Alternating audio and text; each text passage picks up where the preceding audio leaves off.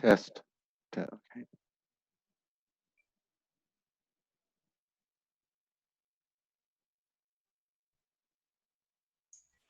Test.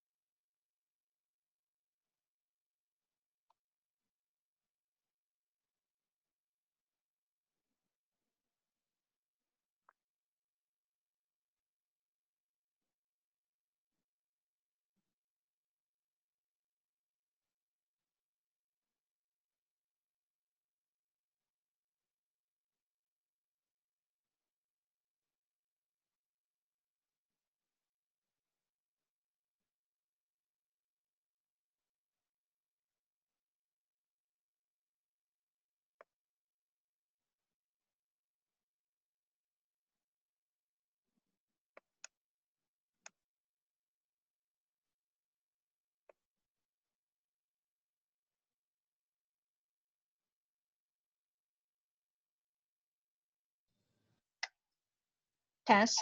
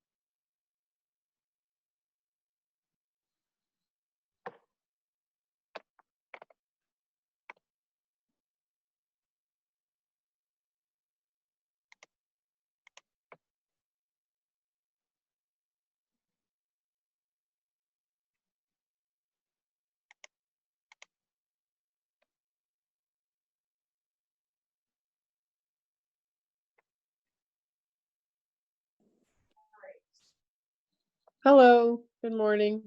Morning. Everything good, Melody? We're good. We're just waiting for the members to come on. The YouTube stream is live. We've got 5 minutes to go. How's it looking on YouTube? Everything looks fine by all reports. Good. One never knows. Anyway, I'll just turn my mic off for now. Okay. And my video. I'll come back on when it's time.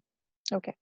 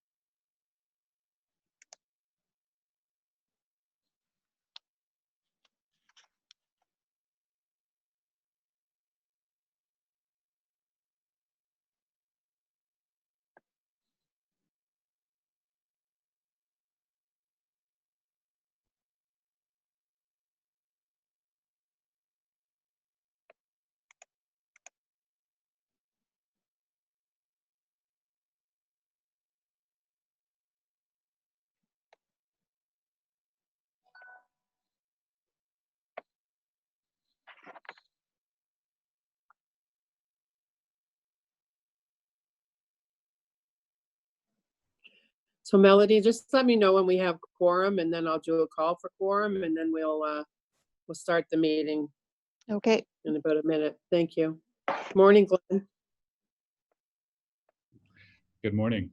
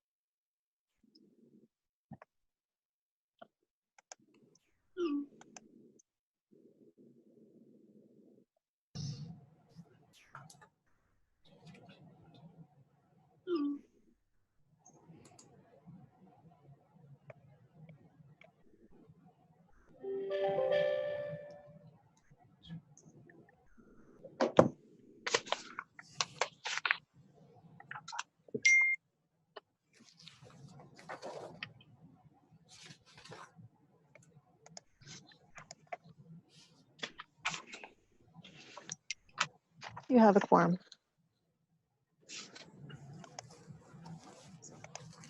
Okay, thank you. Give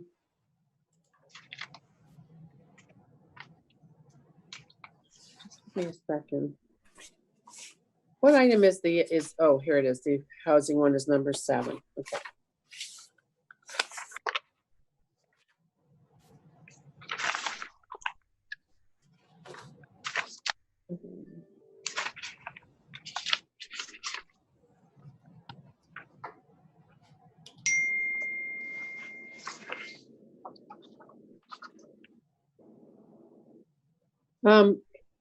Counselor Hubley says that he's having connection problems. Do you see him there anywhere? I don't see him yet. I will keep looking. I'll just send him a quick note.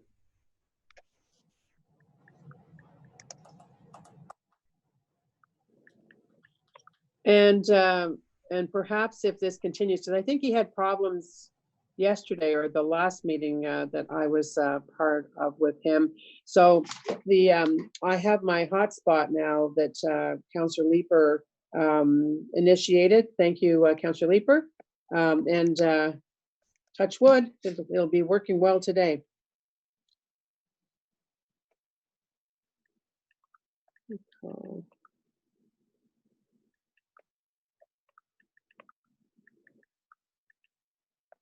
Okay. Well, welcome everyone. We're almost at Canada Day. This is a public meeting to consider the proposed comprehensive official plan and zoning bylaw amendments listed as items 1, 2, 3, 4, 6, 8, 9, 11, and 12 on today's agenda.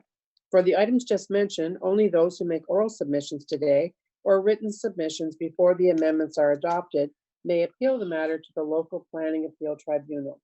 In addition, the applicant may appeal the matter to the local planning appeal tribunal if council does not adopt an amendment within 90 days of receipt of the application for zoning and 120 days for an official plan amendment. To submit written comments on these amendments prior to their consideration by City Council on July the 15th, please email or call the committee or council coordinator. And as always, I just ask councillors if you have any motions that you haven't sent to our committee coordinator as yet. We would appreciate you doing so as soon as you can, so that the delegations, the applicant, and of course the committee members and councillors that are also in the meeting can have a look at them. So thank you. Anyway, we have no regrets noted. Any declarations of interest? Chair, would you like to do a roll call first? Yeah, I will in a minute. I'll do it right after this. Any declarations of interest? None? Okay, so I don't have the list that I normally have, so I'm just going to go around my imaginary table. Councillor Dudas? I'm here. Councillor Tierney? Here. Councillor Leeper?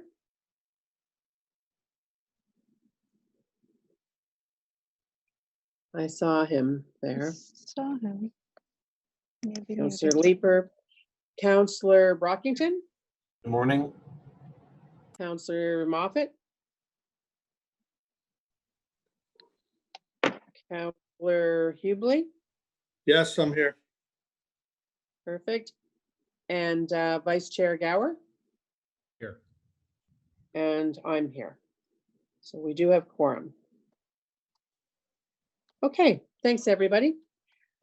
Confirmation of minutes from meeting 25 on June the 11th. Any changes or are they carried? Carried. Great. Thank you. In the communications, we have as presented. And we have, okay, first we have the city representation for Committee of Adjustment during appeals and the field permit details. Then we have zoning changes to regulate residential development in the urban area within the Greenbelt. Chair, sorry to Yes. interrupt. May I just ask that the fill permit details on Kaivan be lifted? Well, we need, as you know, we need 2/3 to support that. So I will do another call, okay? On lifting the fill permit details, Kaivan Lands in South Nepean. Let's see, Councillor Dudas.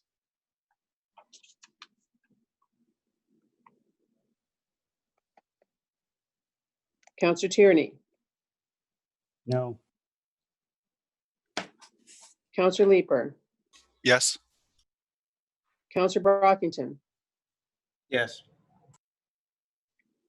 Was that a yes? Yes. Councillor Moffat, No. Councillor Hubley, No. Vice Chair Gower, No. and myself, yes. Sorry, I Chair, don't think we have, I had some technical issues. Can I record my vote, please? sure. No. Okay, so I don't think that passes the 2/3, does it? Mr. Mark, you want to confirm that if you're on, please? Chair, it would be the committee coordinator who keeps track of the count. I wasn't keeping track of the count. We vote Okay, it's 5 to 2/3, so 3 the vote is against, right? against. 5 to 3 against, Mr. Mark. Chair, the process then would be listed for the next agenda for the planning committee meeting in July. As a regular item? Yes, Madam Chair. I guess maybe I should have asked you that in the first place. Madam Chair, as a point of order, I did not realize Yeah. that was the procedural thing.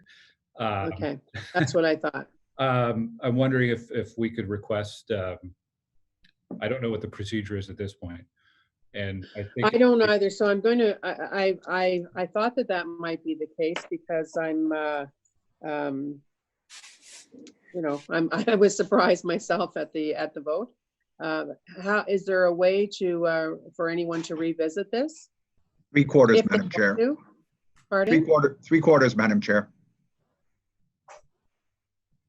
All right, so does someone have to move anything to do this? This is the first time that I've ever been up, you know, in this situation, so I'm just asking. So waive the rules in order to once again consider the matter today. But this time it's 3/4. Okay, so Vice Chair Gower, did you want to waive the rules? And we'll just ask everybody, understanding that if they don't allow or invite conversation today, or you know, meet the request of Councillor Leeper, that it will be on the July 9th agenda, regardless. Chair, may I just say, if it goes on the July 9th agenda, that's also fine by us. No, who's the us you're talking about? Sorry, I know Catherine, Councillor McKenney is also interested in hearing this, so I've been conferring with her. Okay, Them, well, sorry. I think, yeah, but I think no one realized that it would be going on the 9th, just as policy or just, you know, as part of the way that, because as I said, we have not been in this position before. So Vice Chair Gower has moved waiving the rules. Can I ask you whether you carry waiving the rules to have a second shot at this with the new information? Just turn your mics on and say carried if you agree. And if you don't, tell me. Carried. Carried. Okay. All right. So we're going to do the vote again. And this would be so that it can be lifted today. And instead of dealing with it as the first item, I guess, on July the 9th. Councillor Dudas. Yes. Councillor Tierney. Yes. Councillor Leeper. Yes. Councillor Brockington. Yes. Councillor Moffat. Sure. Counselor Hubley, Yes. Vice Chair Gower, Yes. and myself, yes. So that meets the requirements. So now it is lifted and it's going to be the first item up to date. So moving on to, I presume no one wants to lift the city representation for Committee of Adjustment. Hearing nothing. Madam Chair, it's You- did Councillor you want- Fleury. No, Yes. we do have representatives from OCH that are in the waiting room. I wonder if the clerk. I know, Councillor Fleury, I haven't even gone through the consent agenda, but I intend to look at what that consent agenda looks like. And I did receive your request yesterday, so I'm going to do what I can to assist. Appreciate Okay. that. All right, no problem. So item number 1, zoning changes to regulate residential development in the urban area within the Greenbelt, and Vice Chair Gower has a motion to defer. Vice Chair Gower. I do. I have just waiting for a committee coordinator to bring it up. We have not received it yet, but I understand it's a straight motion to defer to the specified date of August 27th. And that there be no further notice given. Yes, that's as I recall too. So, So the motion would be, if I can do it verbally, that I move that yep, that's great. the committee defer this item to our planning committee meeting of August 27th and that no further notice be given. Is that carried? Carried. Any Carried. dissent? Hearing none. Okay, so that will be deferred until the August meeting. Item number 2 is the zoning bylaw amendment, 70 Gloucester Street and 89 and 91 Nepean Street. This was at the May 28th meeting, if you recall. And we do have a motion from Councillor Leeper on behalf of Councillor McKenney. Thank you to all of you who worked on this. I do have somebody who, Sean Barber, I think he wants to speak. And then if necessary, I have the applicant here to join us. But I know that Vice Chair Gower has been in on this good news as well. So Councillor Leeper, why don't we put that motion on the floor, please? Thanks, Chair. I actually don't have a copy of it, so I'll read off the screen. Do you want me just to do the resolved? There's been a compromise struck, which is great. Yeah, and I think you know what it's about. So how about just sum it up and say this is what was looked at, this is what we did, all's good, and this is, and therefore be it resolved. This is what we're going to do. Thanks. The efforts were made since the last planning committee meeting to reduce the amount of parking and increase the amount of bicycle parking. So therefore be it resolved, the document 2 details of recommended zoning of the staff report be amended as follows. With respect to amendment to exception 1811 of section 239, remove a parking garage is limited to a maximum of 250 parking stalls and replace it with a parking garage is limited to a maximum of 125 parking stalls. Add the text in 3 section 111 subsections 8 to 8 does not apply to the subject property. Add text 4 notwithstanding table 111A bicycle parking space rates, bicycle parking for the properties at 70 Gloucester and 8991 Nepean shall be provided at a rate of 0.7 spaces per dwelling unit.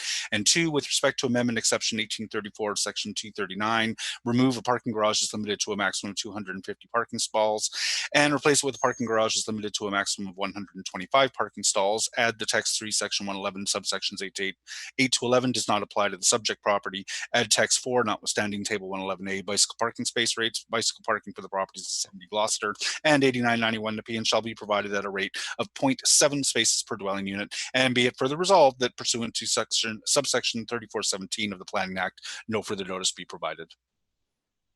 Perfect. So this item is held, but thank you for putting that on the floor. So I would ask, well, I'm holding it, assuming that Mr. Barber still wants to speak. Do you, Mr. Barber? Sean?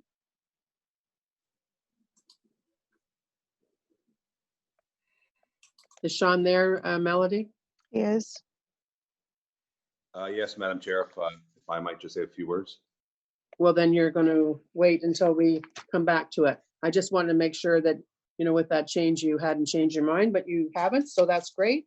So item number 2 is held. Item number 3 is the zoning bylaw amendment, 3232 Jockvale Road, part of 139 Namaste Walk, part of 721 Kashmir Terrace, and part of 630 Hamsa Street.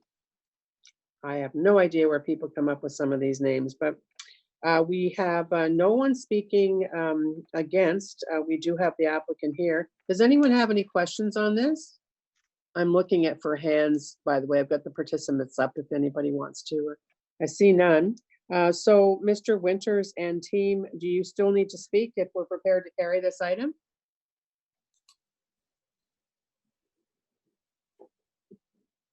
Greg Winters? Sorry, Madam Chair, my microphone was glitching Yeah.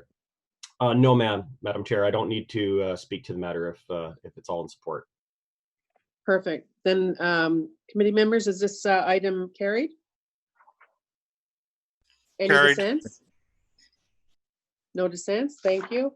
Item number 4 is the zoning bylaw amendment and official plan amendment for 4149 Strandherd Drive in Barrhaven. We have no one speaking in opposition, and we do have the applicant is here to represent the application if you have any questions. Does anyone have any questions? I'm looking for waves or for Councillor Hubley to just tell me. Are you actually on, Councillor Hubley, now like on Zoom, or are you on the phone? No, I've switched over to Zoom. I'm just trying to catch up to where you're at here with the, so Okay. you're on the Okay, forest perfect. locating item?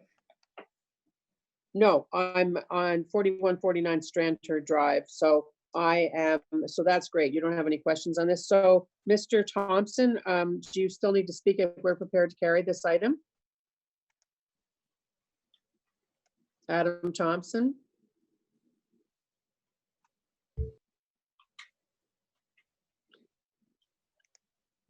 From Novatech, if Adam's not here, is there someone else from Novatech here? This is on the 4149 Strandherd Drive. I guess not. Oh, I guess sorry. they're not here. So, Sorry, technical difficulties. No, I have no issues. If this item can go by consent, that'd be great. okay, so is this item carried? Carried. Carried. Thank you. Any dissents? No, good. Thank you very much, everyone. Thank you. Pardon? Thank you. You're welcome. Items 5 and 6 are going to be dealt with together, and the first one is the application for new construction at 246 Gilmer Street, a property located in the Centertown Heritage Conservation District, designated under Part 5 of the Ontario Heritage Act. We do have a speaker in opposition, so we'll be holding that item, and therefore item 5 and 6 together, we'll hold them because we're dealing with them together. Okay. Item number 7 is the one that Councillor Fleury was speaking about. Councillor Fleury, in his capacity as chair of the Ottawa Community Housing, is before us on this item today, and he's brought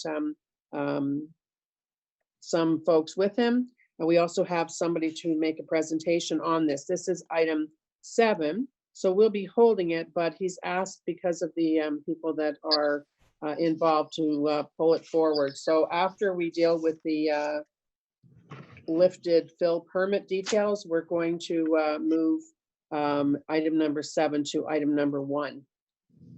And Councillor Fleury, I don't have, the people that you have are not listed anywhere here, so you may want to send a note as to who those people are to Ms. Stephanie, okay? All I have is, I have Trevor Hache who wants to speak on the item. Thank you.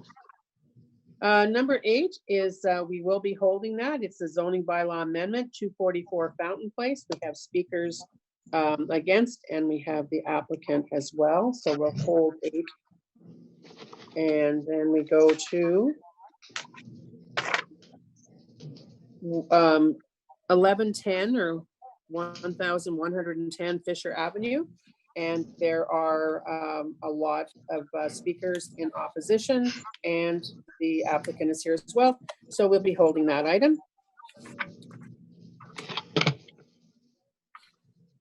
Then we have item number 10 is the site plan control approval, 900 Albert Street and 1035 Somerset Street West. I have no one speaking in opposition, and the applicant is here. Does anyone have any questions on item number 10? No? So to the applicant that's here, Mr. Ling, Mr. Black, and Sunny Sanjari, do you need to speak if we're prepared to carry this site plan? No. Okay, so is this item carried, everyone? Carried. Any dissents?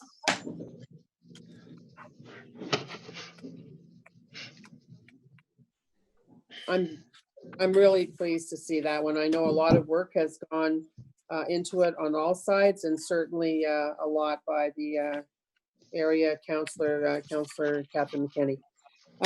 Next one up is the zoning bylaw amendment for 24, 26, 28, and 30 Pretoria Avenue. We did receive correspondence. I don't have anyone registered to speak other than the people in representing the applicant. Does anyone have any need to hold this item? So is this item carried? Carried. Are there any dissents? Thank you. Item number 11 is carried. And the next one is the temporary zoning bylaw amendment, outdoor commercial patios, pop-up retail stores. We do have a motion from Vice Chair Gower to receive and consider the report. Would you like to go ahead with that, Vice Chair Gower? Yep, thank you, Chair. Whereas the report was listed as item 12 of the agenda for the Planning Committee meeting of June 25th, 2020, and whereas the agenda was posted on the city's website on June 15th, but the report itself was not available to be posted to the website until June 22nd, and whereas Section 89.3 of the procedure bylaw states that a report that has not been distributed to the members with the agenda shall not be considered except as otherwise decided by a 2/3 vote of the members of committee, commission, present and voting. Therefore, be it resolved that the Planning Committee received the report and approved that the recommendations within be considered by the committee at today's meeting. Great. We need 2/3 on this one. So we will vote on this motion right now. I'm going to call yays and nays. I think it's just easier than not doing that. Councillor Dudas? Yes. Councillor Tierney? Yes. Councillor Leeper? Yes. Councillor Brockington? Yes. Councillor Moffat? Councillor Hubley? Okay, yes. Vice Yes. Chair Gower? And myself, yes. So we have, we definitely meet the 2/3 requirement. Now, does anyone have any questions on this? Chair, I do have just a couple of quick questions. Does anyone else have any questions? Because I wouldn't mind letting the staff person go if there's only 2 quick questions. Does anyone else have any questions? So I don't have to hold this. Okay, go ahead, Councillor Leeper. Thanks, and it may We be have, it may just be in the order of a comment, but the patios have been opening up and proliferating across the ward in the city, which is great to see. Been very, very popular. It has been a little bit chaotic in terms of notification to residents and to BIAs and to the ward councillor.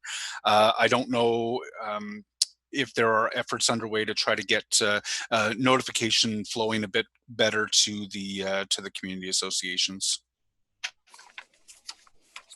Who's best to speak to that? Cord, are you here? I'm here, Chair Harder, Melanie. Okay, sorry, Melanie. That's okay. It's very hard. Uh, Go ahead. Yeah, we have been working at streamlining that process, and I do admit that it was a bit of a scramble at first because nobody was anticipating the provincial announcement when it came out, but we are definitely working very, very hard at streamlining the process and organizing the notifications. Thanks. It is important for the BIAs and the residents, but I would just like to note that Melanie and her team have been doing an astounding job of being nimble about getting these things open and dealing with the small concerns that have been raised. So thank you, Melanie, for that. Thank you, Chair. Great, that's well said. Okay, so is that item carried? Yes? No, any dissents? Any dissents on the temporary zoning bylaw amendment for outdoor commercial patios and pop-up retail stores? Good. Okay, thank you. So we're going back to the fill permit details, and I'm going to, I note that Ms. Snedden has made herself available, so I'm going to go to you first, Ms. Snedden, for comments. Sure. Thanks, Madam Chair, and good morning, members of committee. Thank you very much for allowing me some time on your agenda today. I think the RBCA was well quoted that this file has been complex. And I would just urge members of council that any point in time when we're dealing with these complex files to feel free to reach out, give me a call. I'm always happy to meet. I'm here to help. Often details and facts kind of get missed when we may be speaking with staff who might not be working directly on this file. So I wanted to give a little bit of history, and I will be brief because I know you got a long day today. Back in 2017, the applicant, Mr. Kaivan, and the RVCA and city staff had some preliminary discussions about how they would approach, the applicant would approach moving forward with these lands that are in question. And it was just originally talked about a cut and fill way back when in 2017. However, the RVCA decided that if the flow rates were going to be reduced, that it would probably be more appropriate that other landowners also have the opportunity of being involved. So then there was a discussion about a broader floodplain study. So consultants were hired at that time.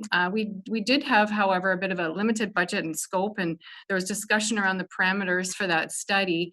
And in the end, there wasn't agreement on how that would move forward. So the RBCA decided that because they did not want any of the flow rates changed from their 2005 study, that a cut and fill was probably more appropriate, being a site-specific adjustment to the floodplain as opposed to a broader change. So Mr. Cairo, I know, is on the line as well, and I know that his consultants could speak to how those changes were made to ensure that there weren't any flow rate changes. However, he could certainly be discussing that.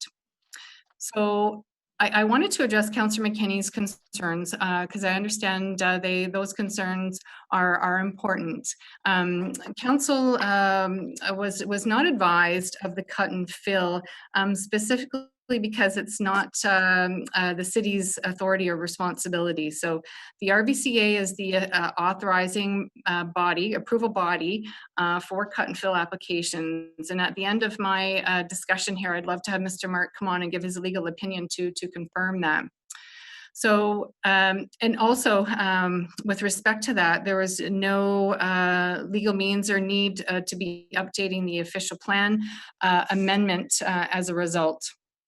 So with respect to any of my authority in the process or writing letters to the RVCA, certainly in my role and my position in the organization, I am a representative. So I've written letters to federal departments, provincial ministries, local agencies and bodies. And in this particular case, the RVCA requested that I write a letter, and it was a bit of a last minute request. They were going forward to their executive board with the technical recommendations to move forward with this cut and fill permit, but they wanted to understand what the city's position was on the planning policy context. And so my letter referenced what is council's policy, which is back in 2018, council unanimously approved OPA 212. And that policy set direction for a change in designation. So the original designation was commercial recreation. So that OPA amendment changed that to residential. Also, council should be aware that those lands were already designated in the city's official plan as general urban. So there should be no surprises here with respect to development taking place here. Often, as we know with land development, sometimes there's obstacles and there's challenges. And one of those obstacles was there is still, was a flood overlay as part of those development lands. So that was up to Mr. Cairo and Kaivan to be able to tackle that obstacle. And I understand through their processes with the cut and fill application, which he can speak more clearly to, is that the flow rates were not going to be changed. And that's why the RVCA approved the cut and fill.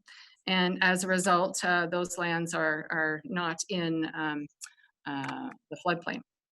So, Mr. Mark, I would like maybe to ask if Madam Chair is willing to allow Mr. Mark to speak, that he could provide a little bit more legal opinion with respect to the OPA and any changes, and the authority being the RVCA in this case. Thank you.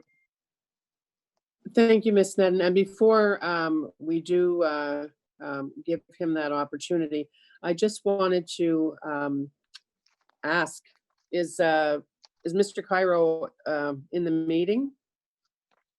Yes. Wait a minute, let me see. Okay. Frank, are you, your mic working and everything? I just want to ask you, did you bring anyone with you? Yes, so everybody knows who to ask questions of. Yes, thank you, Madam Chair. I'm here as well as I have Jean-Francois Sabarin from GF Sabarin Associates here as well. In the event there's any technical questions that come up, JF is the author and engineer of record on the cut fill application with the RVCA. Okay, great. So I think that Mr. Mark, if you do have anything, I know that you're here. So if you do have any comments on what Ms. Sneddon was saying, and then we're going to go, I guess, Councillor Leeper is the person that asked that it be lifted. So, and anyone else that wants to ask questions on this, start waving. Oh, I see Councillor McKenney. Anyone else that wants to ask any questions specific to the fill permit details, to let me know via waving. All right, so Mr. Mark? So, Madam Chair, Ms. Sneddon referred two matters to me. One of them is relatively obvious, but I will answer the question, and that is, it is the conservation authorities that, pursuant to the Conservation Authorities Act, are responsible for floodplain mapping, so I can confirm that. Secondly, in respect of the language of Official Plan Amendment number 212, the legally effective portions of the amendment are Parts B and the schedules attached to the amendment, and neither of those required that the floodplain mapping be done before development proceeds, Madam Chair. Thank you. So let me see. Councillor Leeper, you're not waving, so are you waving then your questions? I'll go after Councillor McKenney, if I may. She's first. She's put her hand up first. Yes, but this is a committee, and so committee members go first, right? So that's all I'm asking. That's just why I'm asking, because I don't see anybody else. Seeing no one else, I'm going to go to Councillor McKenney. Councillor McKenney. Thanks, Chair. And thank you, staff, for being here and for the explanation that you provided in addition to the response to my inquiry. I have just a few follow-up questions as a result of the response that I just wanted some clarification on. The 2017, though, I just want to just one thing that came out of what you said, that was not a cut and fill. That was just a fill. Is that correct? 2017, there wasn't an application to be reviewed. These were just preliminary discussions in 2017 around an approach. Okay. And in the end, what was the full amount of loss of storage as a result of the cut and fill?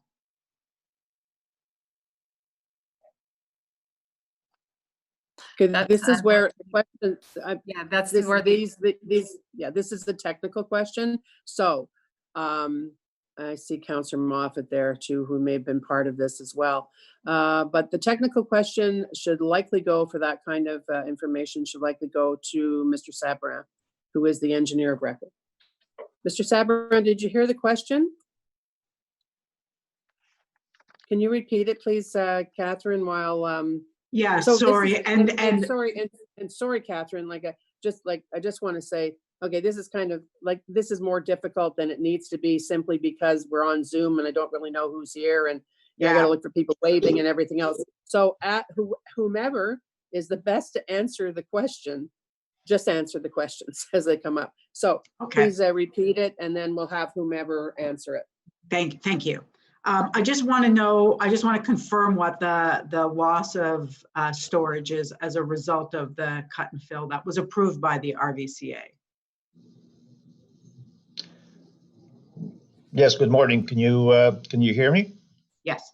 Yes, Hi. we can. I'm J.F. Sabran, and I can answer that question. The order of storage loss is about 300,000 cubic meters. But I have to say that in this particular case, storage is not something that really matters on this particular river. Okay. Storage is not an issue. Okay. I just want to go back to the. Sorry, did you have a follow-up question on that? Yeah, yeah, I do. I have a follow-up.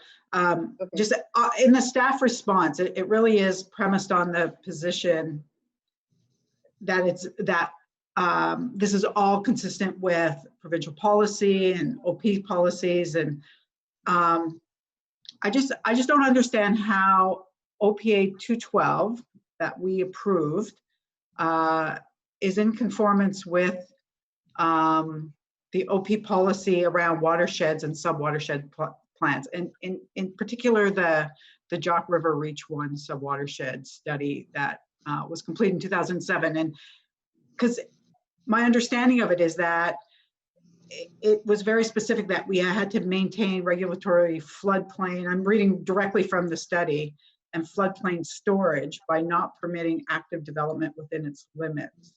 Goes on to talk about some reduced risks being okay, but that, that all of that could only proceed on the basis of a balanced cut and fill subject to RVCA approval. So I just don't, I'm having a hard time understanding how this application is in accordance with that policy, given what it says about maintaining regulatory floodplain and floodplain storage.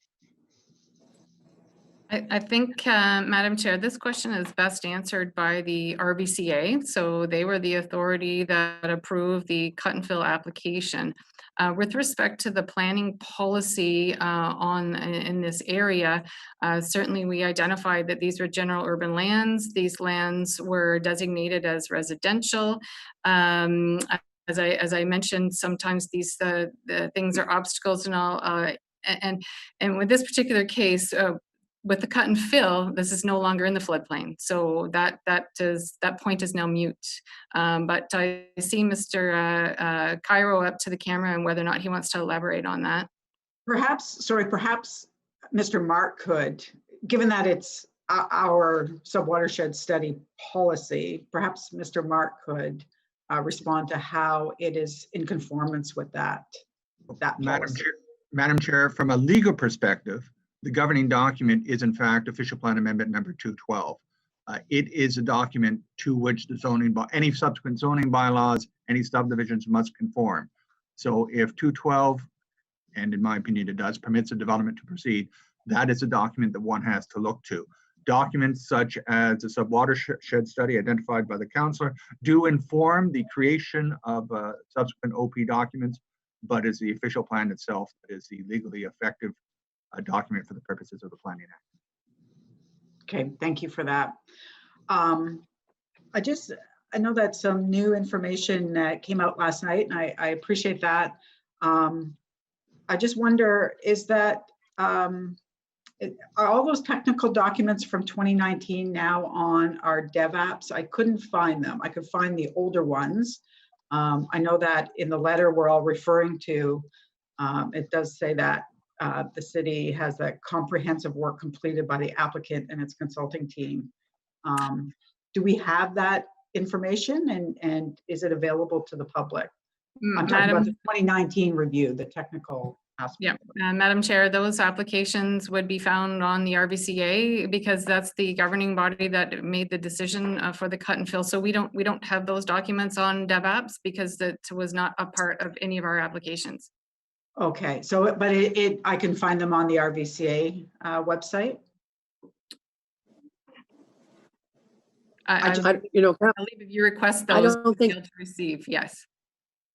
No, it's just that Councillor Moffat, Councillor McKenney, the closest person we have to RVCA in the meeting is Councillor Moffat, who has served on the RVCA since he's been elected, I think. Close to it anyways. Otherwise, I mean, you're going to have to go to the RVCA, but do you know, can you answer this question? I don't want to put you in a bad place, Councillor Moffat, but if you have any intel on it, it would be helpful, I think. I'm not aware that they're on the website, but I would encourage the councillor. We actually discussed this at the last meeting of the Rideau Valley Conservation Authority Board. I think we're open to discussing it at future meetings of the Rideau Valley Conservation Authority Board meeting. If the councillor is interested, they could certainly attend a future meeting, and I'd be happy to get this item on the agenda again for another discussion. And any member of council is more than willing, more than able to attend those meetings to discuss this. And if you have specific reports that you want, you can let me know, and I can make sure to coordinate that for you. Okay, yeah, I just think that they should be public. It's stated that that the city did the comprehensive work, that it was completed by the applicant and the city. So I just think that that should be part of the public document. So I will offline, Councillor Moffat, have a discussion with you about coming to speak at RVCA. And in the meantime, I will check to see if it's on their website. I don't know how much time I have left, if I have to go back under, but I just have a few more quick questions if you don't mind. Go ahead. Okay, thanks. I just want to go back to the floodplain mapping. I'm still not really, it's still not really clear to me why that did not have to come back to council one way or the other. And I know that was explained in the response, but it's still, because that's what we asked for through OPA 212. It was quite clear in that bylaw that it would come back, and I don't know why it hasn't. And I want to understand why we don't have an obligation to see that, or why there's not an obligation to bring that back to us. Madam Chair, there was a discussion in the staff report with that official plan amendment, but it was not within the policy requirement to return. It does identify, and we will be, when the zoning comes forward, making a zoning change with respect to the line in terms of the delineation of the lands now that the cut and fill has been completed. But there was no obligation, and I'll ask Mr. Mark to confirm that with respect to the direction that was in the official plan amendment 212. Mr. Mark? Yes, Madam Chair, that's my interpretation of the document. So even though the bylaw for OPA 212 says very clearly, the City of Ottawa and RVCA will undertake a review of the Jock River floodplain mapping. It was not a requirement in the approval of OPA 212. Okay. I find that surprising, but I'll know for the next time. The staff, and I don't know if there's a staff on the line right now who has some experience around water engineering and watersheds, but do they agree that these applications that involve the loss of flood storage set a precedent, and that impacts can be cumulative and could diminish the resilience of river corridors upstream or downstream? Madam Chair, if I may, every application is reviewed under its own merits, and every application is going to be different. So although I'm not an expert to be able to respond to that question, I can say that every application is reviewed under its own merits. And you know, in the 10 years that I've been in planning, we've never really assumed these kinds of things to be precedent setting, because every piece of property is very unique. Okay, I wonder if Mr. Willis is on the line, that he could answer. I think he's Mr. Willis. I doubt that Mr. Willis would be the person to answer that, but I can see there's a couple of other people. I don't think I know I haven't been timing your questions, and I don't know whether Miss Bethany has, but I do have a couple of other speakers. But I think Miss. I would think that the person that's best to speak to that is JF Sabarin and the relationship of the work with the RBCA, but I don't know. I think that's what Mr. Marcus said. I don't know if there's anybody else that could. I think that to hear it from one of our own planning staff who have, you know, yeah. Anyway, I can follow up on that, and I will with Mr. Willis. Okay. Yeah. Thank you. Or with the staff person, you mean, that has the technical expertise? Yeah. That's Sure. what Yeah. you're Exactly. looking for. I mean, Exactly. So, yeah, case in point of why they're not here today, because we didn't know it was going to be lifted, right? Anybody have anything else to say on that question? And you have, how many more questions do you have? Councillor McKenney, do you have more? No, I can let it go to other questions and come back on if all right, they're not answered. Okay, I don't want to take more. Sure. Then we'll go to Councillor Leeper, please. Thanks, Chair. The struggle that I'm having with the staff response to the initial inquiry that Councillor made is again around reporting back to Council, and I just want to make sure that I understand why that wasn't required. And I do want to understand as well how significant an issue this is. This was, and I need to ask some simple setup questions here. This is a fairly unbalanced cut and fill. My understanding is that a very small amount of cut was made compared to how much fill went in. What is that imbalance? What are the numbers on that? Madam Chair, I'd recommend that Mr. Sabarin respond to that. From a high level in terms of the question, the volume of water doesn't change. So that is a part of the provincial definition of balanced cut and fill, but I will let Mr. Cairo or Mr. Sabarin respond to that from a technical perspective.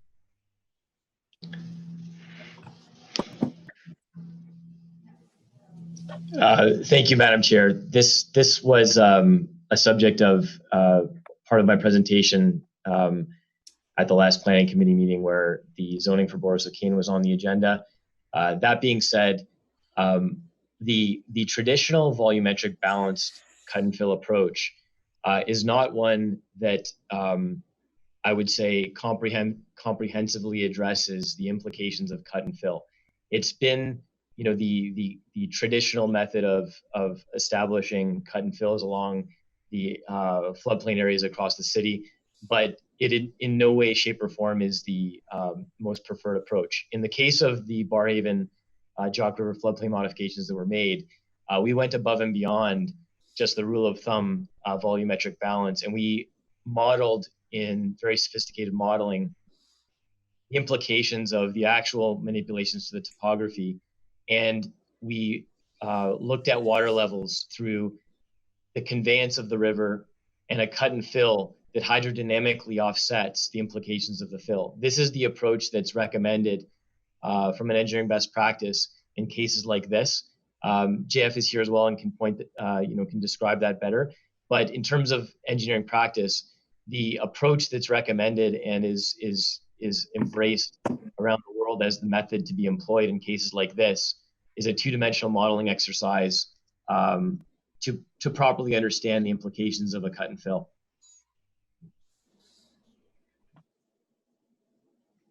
Jeff?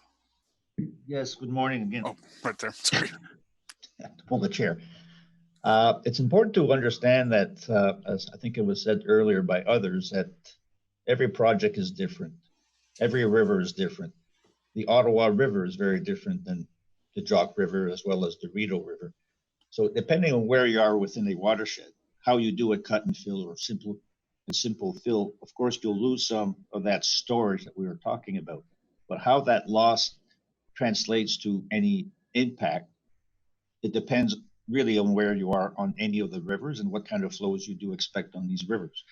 So what we know about the Jock River here, where this site is located, is that the flood flows last not minutes or hours, but they can go for days during the freshet. So the volumes that go by there, the traffic of water that goes by there is very significant. So a small loss or a loss of storage barely makes a dent in the hydrograph or the flow that goes by there. So the impact of that loss of storage at this particular location for this river is insignificant. And the fill and the cut together, the way it's been proposed, offsets any issues that may be created by the, excuse me, the loss of conveyance. Because the conveyance is also important. In fact, here it's more important than the loss of storage. So we have to make sure that the water can still go through the area without increasing water levels. And that's what this modeling has been shown to do, is that what we're proposing, what's being proposed, has no effects and no impacts on the water levels. So what are the, and forgive a layperson's question, but what are the impacts of getting it wrong? In my lay view, if you lose the storage, you have to make sure that the water is able to pass through without flooding out from the riverbanks, because that storage is no longer there. So how does that work in terms of the implications of making sure that we get that right? What happens if we're wrong? Well, if we were wrong, there would be a change in water levels. But the cut that is being proposed is just essentially making sure that the water is not backed up by any fill. It's like traffic on the road. If you back it up because you're putting too many cones in the way, the people behind the cones are all backed up. Here, we're moving some of the cones that are naturally there by the cut, allowing more flow or the same flow to go by, but less obstructed by the natural topography. So the conveyance and the volumes are two important things, and they don't necessarily work together. If the flow was constant without changes in time, then the only thing that you're concerned about is the conveyance, is to make sure that the traffic can go through. The volume is really important when you have a very peaky river, a river that rises very quickly. The flow goes up very quickly within an hour or two and goes back down. The storage for that kind of a response on a river is important. But a river the size of the Jock or the Rideau or even the Ottawa River, the storage is very insignificant because the hydrographs, the high flows that go through these rivers is very constant for a long period of time. Just to give you numbers, the 100-year peak flow that we have been using on the Jock for this analysis is roughly 200 cubic meters per second. If you lose 300,000 cubic meters of storage, and you do a bit of math here, you'll see that this storage is filled up within, I think, about half an hour. The peak flows on the Jock last for hours, and they go up and down over days during a spring freshet. So the storage is filled up. It's useless. It's not adding any benefits to the river because the magnitude of the flow versus what's the storage that we're losing in proportion to each other kind of negates any benefits of the storage. On a smaller river where the flows are different and peakier in shorter time, the storage does matter. But the conveyance is equally important. And this is where the cut that is being proposed is offsetting any restriction in the conveyance caused by the fill. In fact, it's helping. So it's important to make sure that the water is able to get through. The cut that you've made is intended to help the water get through, because if you couldn't get enough water through, then it starts to come out onto over the banks, and that's when you need storage. And so your modeling is showing that the water is able to get through and doesn't have to take advantage of the storage. Well, again, we're mixing here the flow and storage. It's where the water has to go through. So we're filling an area, taking away storage, which in fact was not allowing water to flow very well in that storage that we're losing. If you were in that river during a spring freshet flood and you were walking in that flooded area over the banks, you would probably see no movement of water whatsoever. The water is kind of just parked there. It's not moving. It's not even part of the conveyance of the river. It's just water sitting there. Filling it, we lose the storage. And if we fill, I'll exaggerate. If we fill very close to the river, now we're encroaching in where the river wants to flow and move. So that would have a hydraulic impact. But we're far away from that. But downstream from Boros O'Kane, we are making some cuts, as well as upstream of Boros O'Kane, to help, as you said clearly, to help the water move along that space only during flood periods, because all this earthwork is done above the 2-year return period. So we're still away from the river's banks, but it's helping how water can move through. The storage is unrelated to that. It's more. No, I get that. Yeah. If the water is able to move through this parcel and doesn't require the storage because it's not overflowing because it gets through, what's happening downstream? If more water is able to get through this parcel, downstream isn't a point downstream starting to have to deal with more water arriving more quickly? Well, it's not more water. It's the same flow. It's the same flow getting through. It's just like traffic on the highway. There's so many cars per minute that want to go through. Whether the cones are blocking 2 lanes or not, the same number of cars will go through. You remove the cones, the traffic will move differently, but it's the same amount of cars going through. It's just going, in fact, by opening up some of that space, we're allowing the water to go, the same volume per second will go through, but we'll move less fast because there's more space for the water to move. So in fact, we're probably improving certain conditions with respect to erosion during high flows because we're giving the river more space to move through. We're not increasing the peak flow. It's the same volume going through, but it's got more ease to go through. But in a 100-year flood, that volume going through is starting to use that storage that's now been removed, right? Well, the storage is not being used to convey water. It's more of a parking lot, and the parking lot will be full way before the peak comes through. But that's water that doesn't get downstream until downstream can handle it.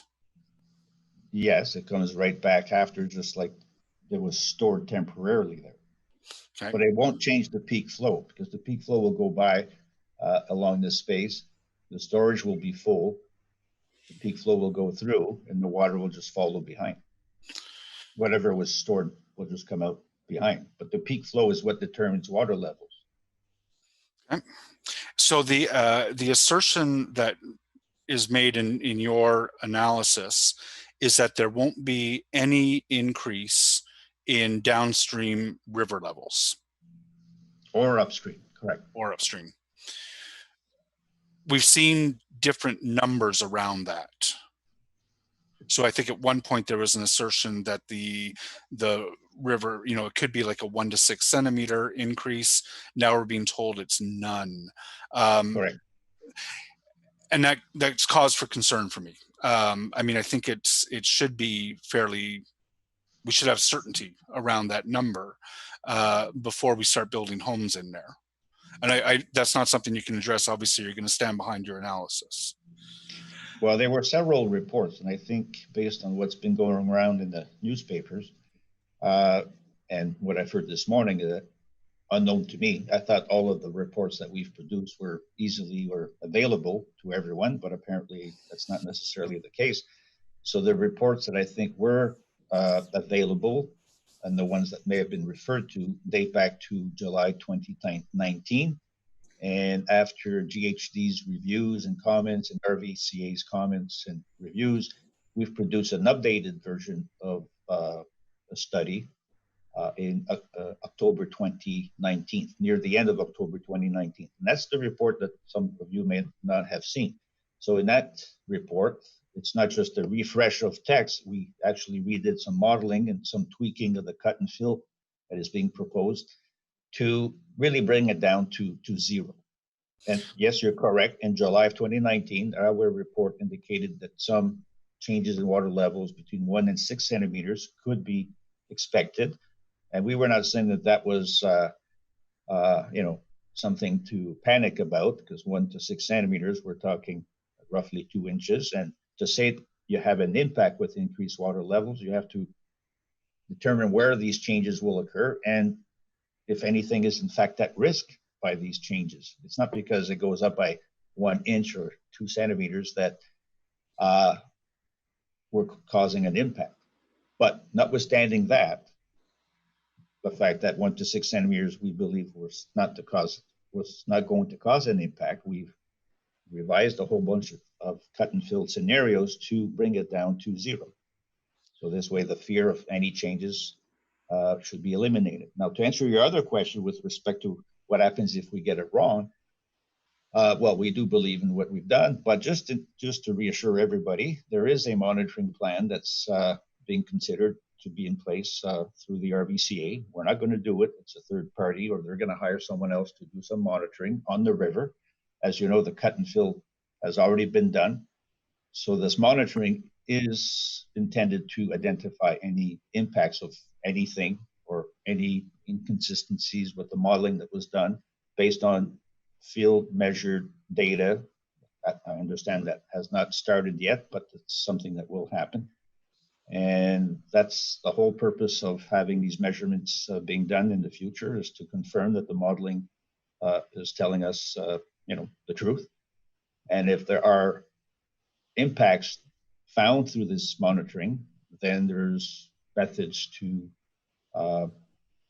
change certain things to bring it back down to zero if anything was to be found in the field. I'm going to come back to the city then. This all sounds very significant to me. There are significant implications to potentially getting this wrong that include rising river levels. Does a property owner have a right to cause any increase in water level at all on an unrelated property owner? Madam Chair, the answer to that would, I do not like to give absolute answers, but the answer to that would generally be no. Okay. So we're seeing a potential rise in water level that could potentially be illegal. What? So Can I'm you going just repeat again? No, I just need you to repeat that because someone's going to have to speak to it. Okay, I don't want you just to say something without anyone speaking to it. Understood, Chair. My concern is that if the analysis is wrong, this could result in an increase in water level to some property owner who is unrelated, either upstream or downstream. Madam Chair, if I could, GHD was the peer reviewer of JF Sabaran's work, and their conclusion in their report, which I finished reading for a second time last night, concludes that the estimates and the work that's been done by JF Sabaran has been very conservative. Okay, and I appreciate that, and obviously there's I assume professional engineers behind that.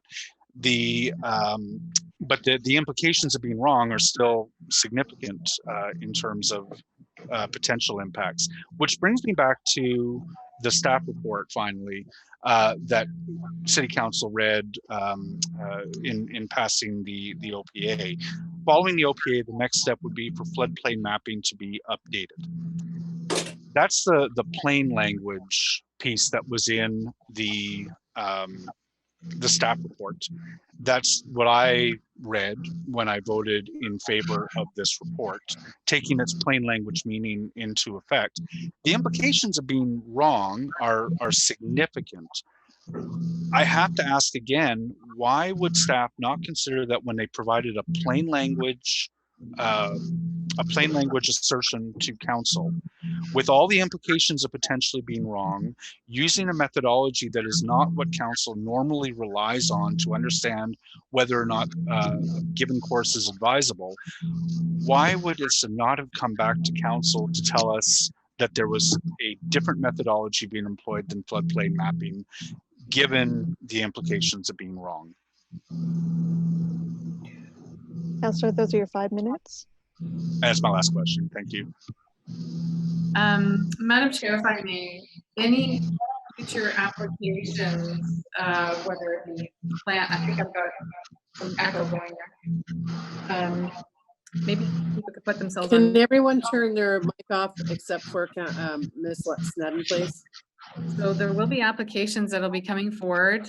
We just had one yesterday at council whereby staff undertake the zoning and plans of subdivision and further studies with respect to the official plan amendment. So the OPA is a high-level policy document which outlines the council's intention for these lands, and then applicants that are going to be coming forward in future will have to complete plans of subdivision, zoning studies. There'll be technical requirements and engineering reviews on every one of those applications. And so to your point, Councillor, we will absolutely be ensuring that all the engineering is signed off, and that's all part of the process when we get into the details of plans of subdivision. And sometimes it takes months and years for some of you that know how challenging it can be to ensure that everything is in place. So I can assure you those things take place as part of the regular application processes that the city is responsible for approving.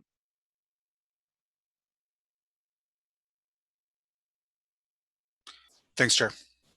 Thanks, Thank you very much. Thank you.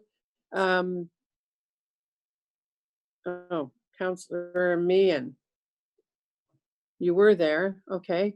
Councillor Meehan, do you still have a question?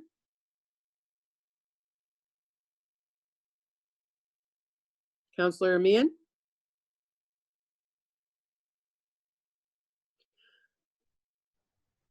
I know sometimes she has problems with the mic out here in Barrhaven, so Councillor Meehan, are you still wanting to speak?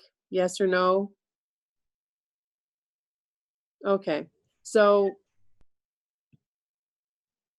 the answer is no. So we have one final speaker on this, unless somebody, yeah, well, no, we don't, because this is, I guess, our last speaker. This is Councillor McKenney's back on the list. Councillor McKenney, for comments or questions, and then I'm going to give Ms. Snedden and Mr. Cairo chance to say the last few words, and maybe Mr. Mark. Go ahead. Yeah, thank you, Chair. Yeah, thank you. Just a few questions that have come up through the discussion. And I imagine they're directed at Mr. Mark. Again, just going back to one of the responses that I got earlier, and I just want to be clear that the Rideau Valley Conservation Authority, any conservation authority, their decisions do have to be consistent with provincial policy statement. Is that correct?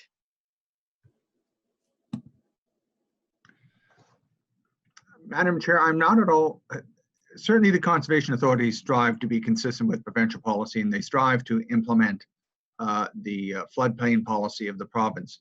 I'll check, but I'm not aware that there's a section in the Conservation Authorities Act that is the same as Section 3 in the Planning Act.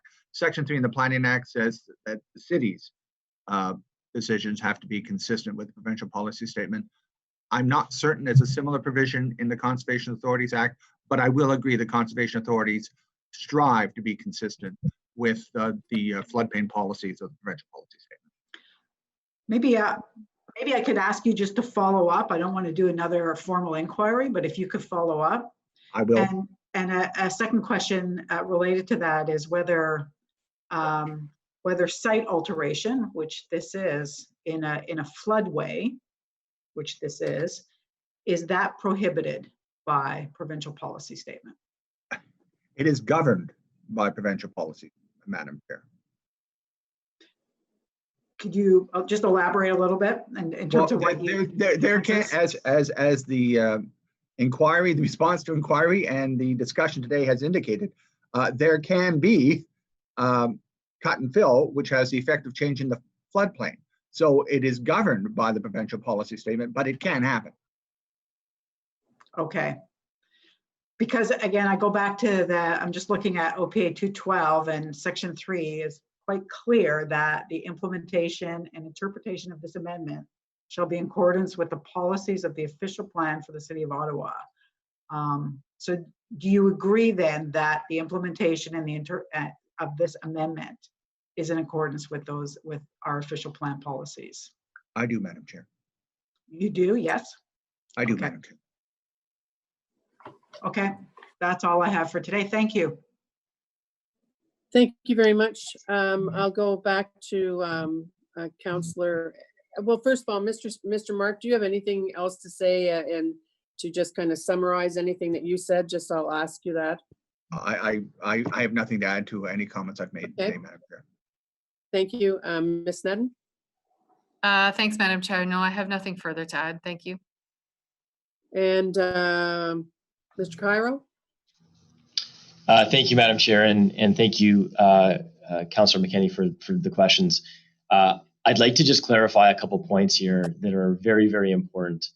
The first is the undertakings that have happened in the cut-fill program is consistent with the provincial policy statement. That was the one of the tests that we were emphatically driven to resolve. The comment you raised with respect to floodway is not being manipulated in the case of the Jock River. Floodway has a definition which is very different under the PPS. It relates to a certain characteristic of area being potentially filled, which is greater than a meter of depth and greater than a meter per second of flow rate. That is not a characteristic of the area that's being filled in Barrhaven for the Jock River.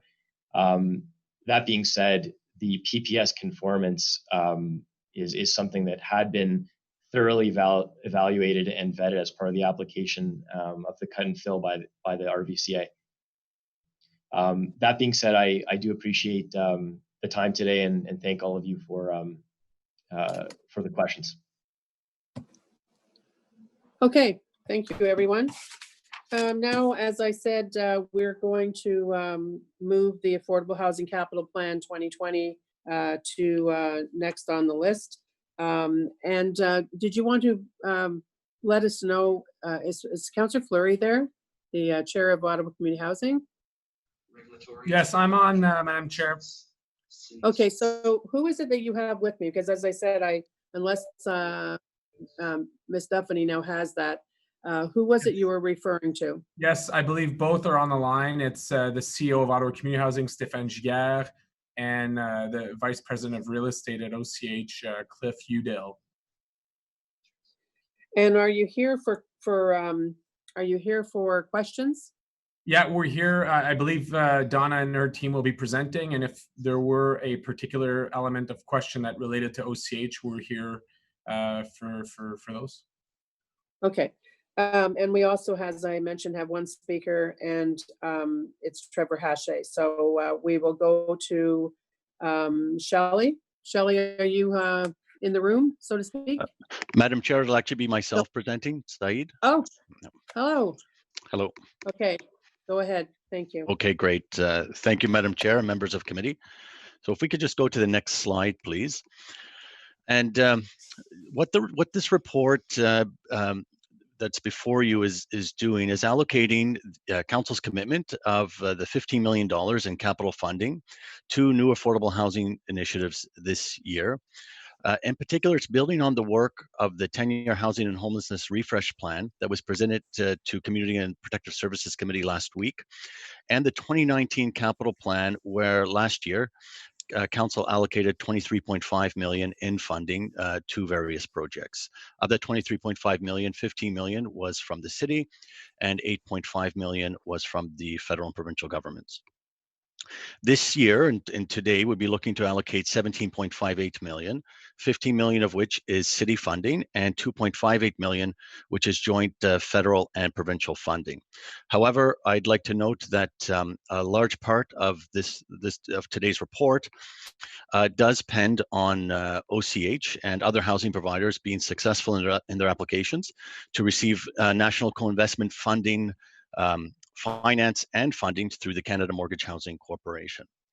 The other parts of this report and kind of a backbone of what we're trying to do through the 10-year plan and the capital investments that we've made to date are to continue to invest in the not-for-profit and charitable housing sectors through what we're calling pre-development funding, so that they can have development-ready projects over the next 4 to 5 years and easily access federal and provincial funding when it becomes available. Because what we found in the past is that a lot of proponents that do have land and good project ideas, they're just a little bit late coming to the game when funding is available, and they don't have their zoning in place or their site plan, and they don't really have the means to put all that in place until they know they're getting capital funding from either the city or other level of government. And this way we can help them move things along as a partner, and again, to ensure that we have a good pipeline of projects that we can sort of keep in the bank between now and 2025. Next slide, please. So just to quickly remind members of committee, we always have lots of things happening in affordable housing. This is just a quick snapshot of the various organizations that the city is funding to build affordable housing and supportive housing. And as you can see, it ranges from groups like Shepherds of Good Hope to CCOC, Deafblind Ontario, and Cumberland Housing Corporation, for example. So we've got always a number of projects under construction throughout the city. Next slide, please. With respect to those pre-development sites, last year from the city's 15 million, we did award funding to 5 agencies. These are the 5. One is the first is the Anglican Diocese, where they're looking to build up to 95 units at 7 Rosalind Avenue. Next is Nepean Housing on Dunbar Court with a 28-unit infill development. We're working with CCOC on up to 3 sites where they're looking to build 3 8-unit stacked apartment buildings. St. Patrick's Home of Ottawa, where they're looking to kind of build a seniors village next to their long-term care home, where they're hoping to build up to 164 apartment units for seniors.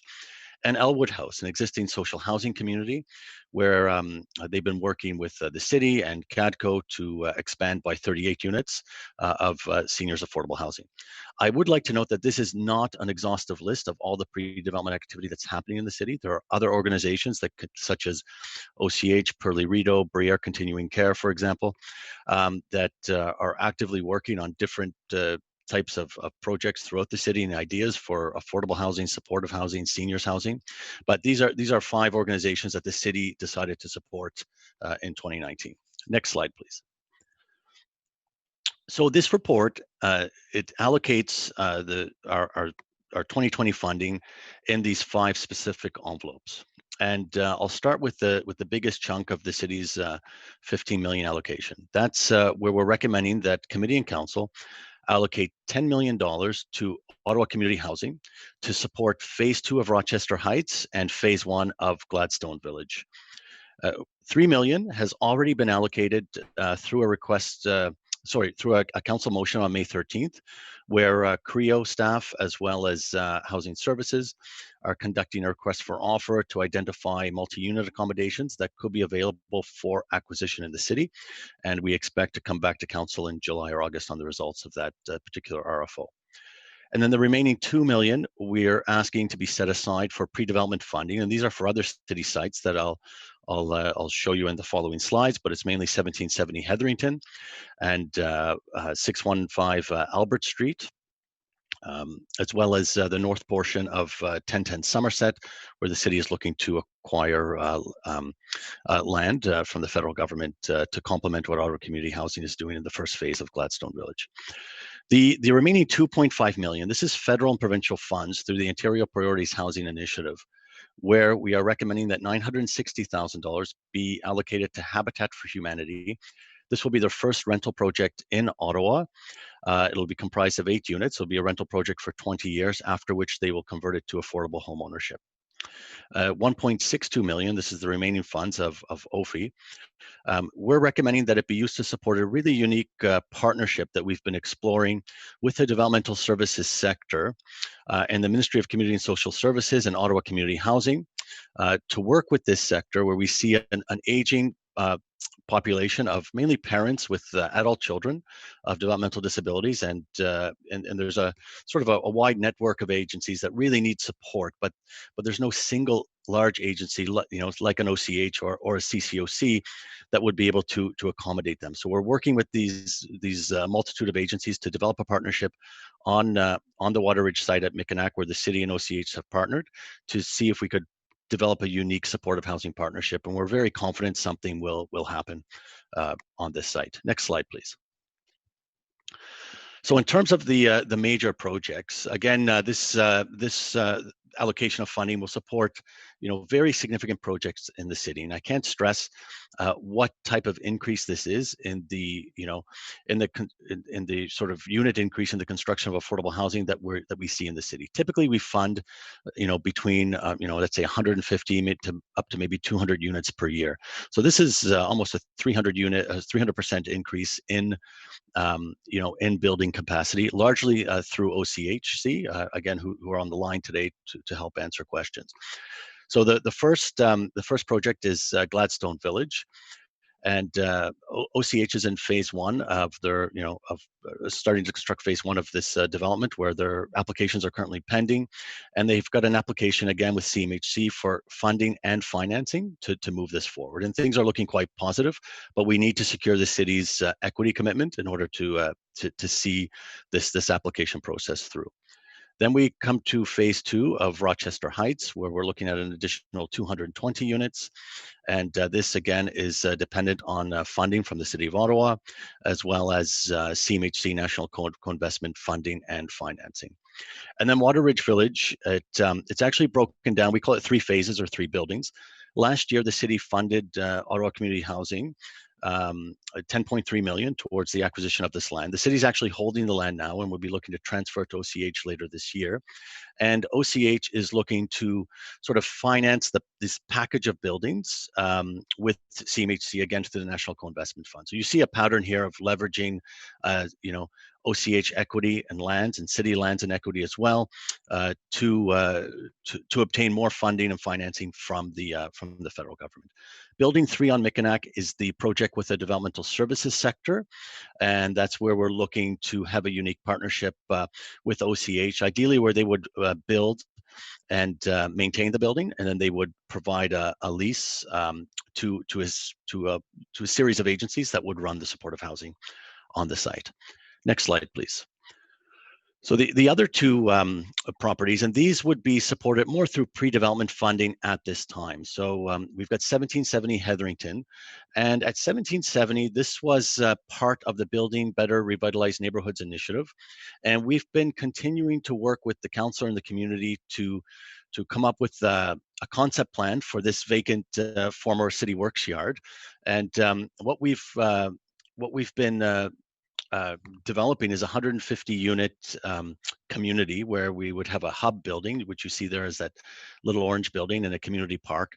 And recently we've been approached by the Boys and Girls Club of Ottawa. So we're seeking committee and council approval to conduct a fair and open process to select a not-for-profit housing provider and a community partner to develop some kind of community hub in this, at that front center portion of the 1770 Hetherington Road site.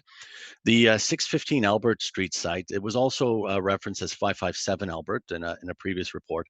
This is the city's portion of land in the LeBreton Flats Library District next to the new public library that's being constructed.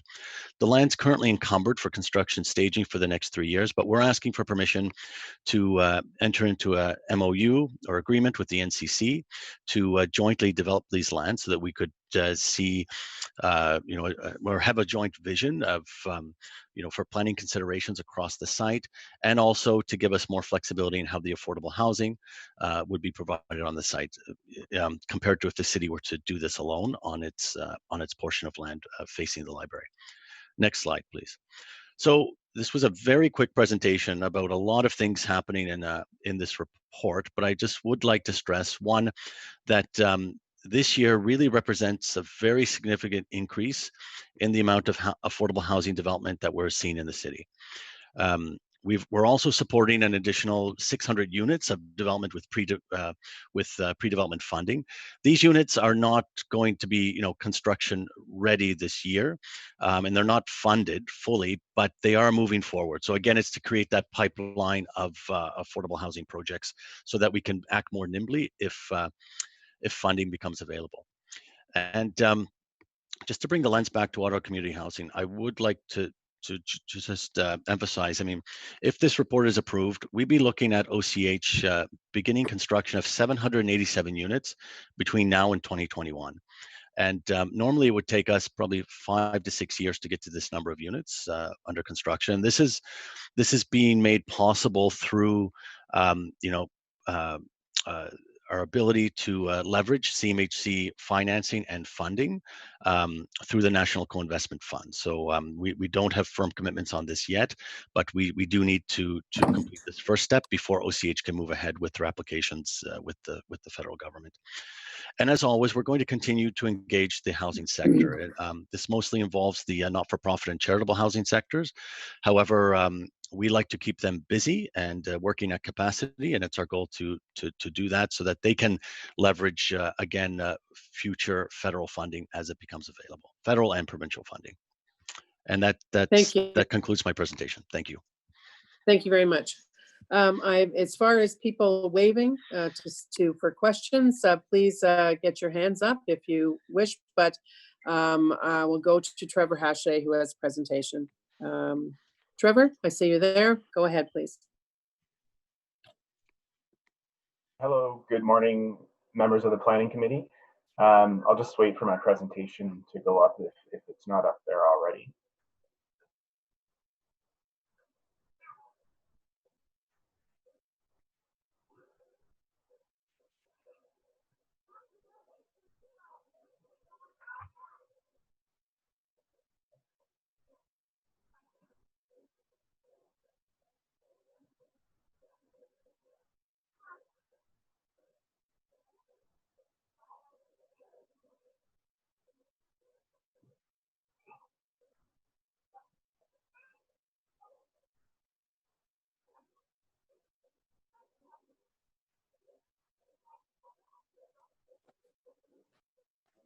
There you go. It's up now, Trevor. Thank you.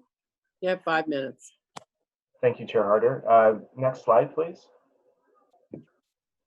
I just want to start by acknowledging that we've actually come a very far positive way in many respects in recent years. In Ottawa, we've seen significant budget allocations in budget 2019 and budget 2020 toward affordable housing, and certainly there's much more progress that's needed to deal in a meaningful way with the housing and homelessness emergency, but we have some recent examples of positive movement that we would like to build on. So I'm just showing a CBC story from September 2017 when we hosted a transportation equity summit at City Hall. And one of the members of the Healthy Transportation Coalition is the Centertown Citizens Ottawa Corporation. You will know they are the second largest social housing provider in the city. And at that time, there was a feeling that the city didn't really have a deliberate plan with regard to prioritizing affordable housing at rapid transit stations. And so this article from 2017 and the quote that's shown sort of just shows you a little bit about how far we've come. And I just wanted to indicate that that's very positive movement that we've seen since then. Next slide, please. Thank you. So what has happened was that Jeff Leeper in January 2018 had an inquiry to staff that urged the city to develop an initial map of city-owned lands and facilities, including land and facilities owned by Ottawa Community Housing and OC Transpo within 1.5 kilometers of current and future LRT and BRT stations.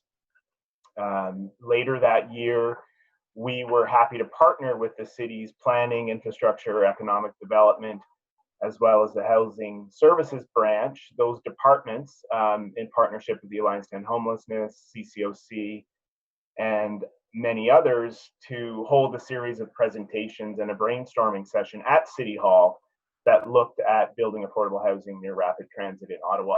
And Mark Taylor, the deputy mayor at the time, spoke very highly of the need to build equitable transit-oriented development in Ottawa. Next slide, please. Now, later that year, in May 2018, Council directed staff to form the Interdepartmental Working Group or Task Force to explore opportunities around rapid transit stations for affordable housing. And then in April 2019, FEDCO received the report from the Interdepartmental Task Force, and this was carried to City Council in April and was passed. And what was identified was 20 sites for potential affordable housing that were evaluated and classified into 3 categories: short, medium, and long-term opportunities for development of affordable housing near rapid transit stations. Next slide, please. So in the report before you today, there is mention of 3 specific sites: Forward Avenue, 933 Gladstone Avenue, 615 Albert Street. So I just want to indicate that we're grateful that this progress is being made. But that given the housing and homelessness emergency and the fact that I'm told we're losing 15 affordable units for every one that's being built through the loss of regular rentals on the market, we're probably actually losing ground despite the positive progress that's being made. So what I'm asking is that every opportunity be taken to ensure deeply affordable housing is achieved at all 20 of those parcels, and that the city continually look at other opportunities in the city, both near rapid transit stations and elsewhere. So I'm thinking of Bayshore. There's a potential for major development there.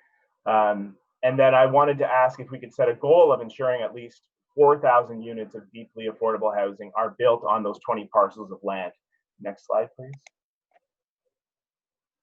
So there are some community priorities that we're asking for, that $20 million of city funding be used in budget 21 to build affordable housing near rapid transit stations, and inclusionary zoning bylaw needs to be brought in. And just with regard to 1770 Hetherington, it's unfortunate that 550 tenants were forced from their homes in 2018, and now the city's planning to build 150 units of affordable housing across the street. So just wanted to ask if the evicted tenants will be able to move back to the neighborhood into some same-sized units at the same rent they were paying before they were unjustly forced to move out of Herongate. So those are some of the questions I'm bringing to the table today. Thank you.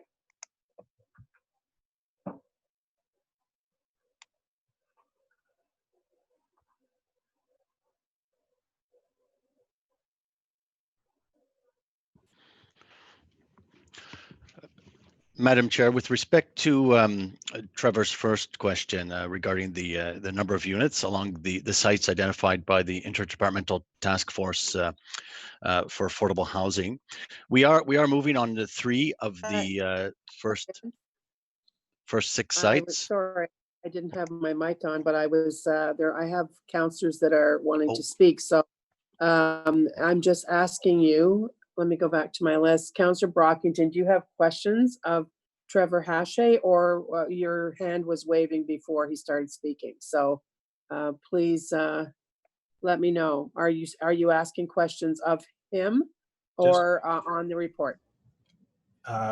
To staff after Mr. Hashay's delegation is complete.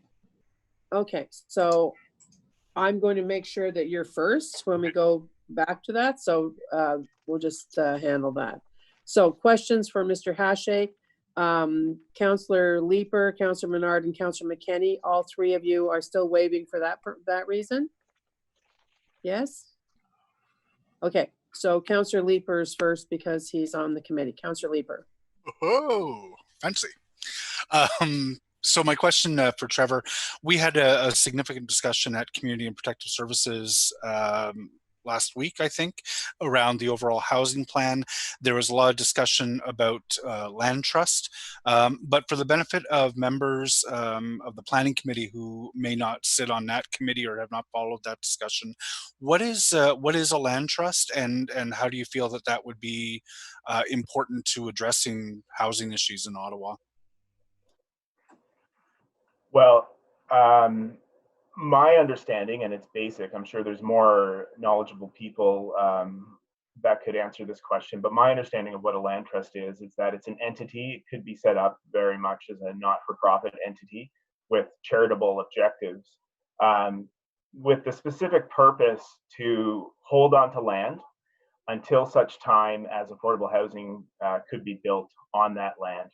It allows that entity to take the value of the land that they would hold and go out and seek funding from perhaps cooperative banks or other lending institutions to build affordable housing on top of the land. So it allows them to basically hold on to an asset, which is the land that has value, and leverage that to get additional funding to achieve additional benefits to the community, such as affordable housing. I think that why that's significant in Ottawa is that while this term of council, it's fair to say, has demonstrated a strong commitment to affordable housing near rapid transit stations, for example, and they've identified through the help of staff and others 20 parcels of land near rapid transit stations that could be held for building affordable housing.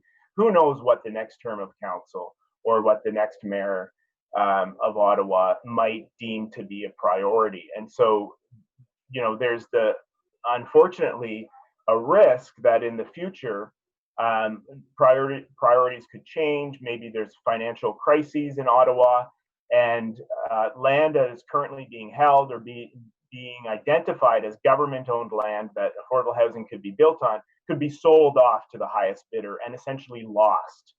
And so what that would mean is that, for example, when you look at phases 1 and 2 of light rail, there's $7 billion of public money being invested in that massive infrastructure project.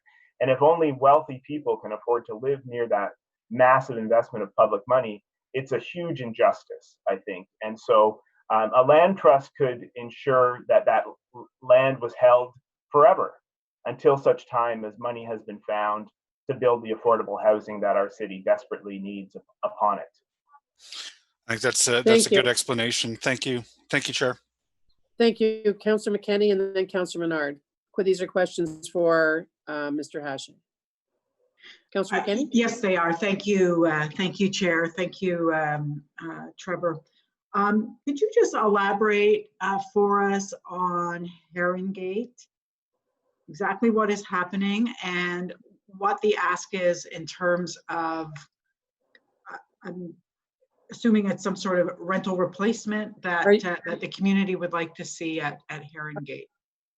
Are you asking Mr. Hashay or Mr. Hashay? Yes. Yeah. I just wanted him to elaborate. I heard him speak to it, and I just want to understand a bit more. Happy to. And I must say that I've been so impressed by the work of the people in that community who have united with the Herringate Tenants Coalition to push for justice in that neighborhood and elsewhere, I think, in the city of Ottawa, but certainly very rooted in the neighborhood of Herringate. And the Healthy Transportation Coalition started working in Herringate with residents there in 2014 to try to identify what changes they wanted to see from a healthy transportation perspective in their neighborhood. And during the 2018 municipal election, we worked with them to help kind of publicize what was going on in their neighborhood. So my understanding is that there are some very powerful financial interests in the form of real estate developers and trusts that basically are very profit driven, that let many hundreds of units deteriorate, and then they moved in with a demo eviction. So what's interesting about the mention of 1770 Hetherington as in this report that's coming to your committee, the planning committee today, is that that's basically right across the street, right across Walkley, from where these 550 tenants were forced from their homes in 2018. And so what I understand that the Herongate Tenants Coalition is calling for or asking of the planning committee, based on the newsletter that they sent out yesterday that I received in my email, they're asking very specifically, will all the evicted tenants be able to move back to the neighborhood into the same size of unit at the same rent they were paying before they were unjustly forced to move out of that area?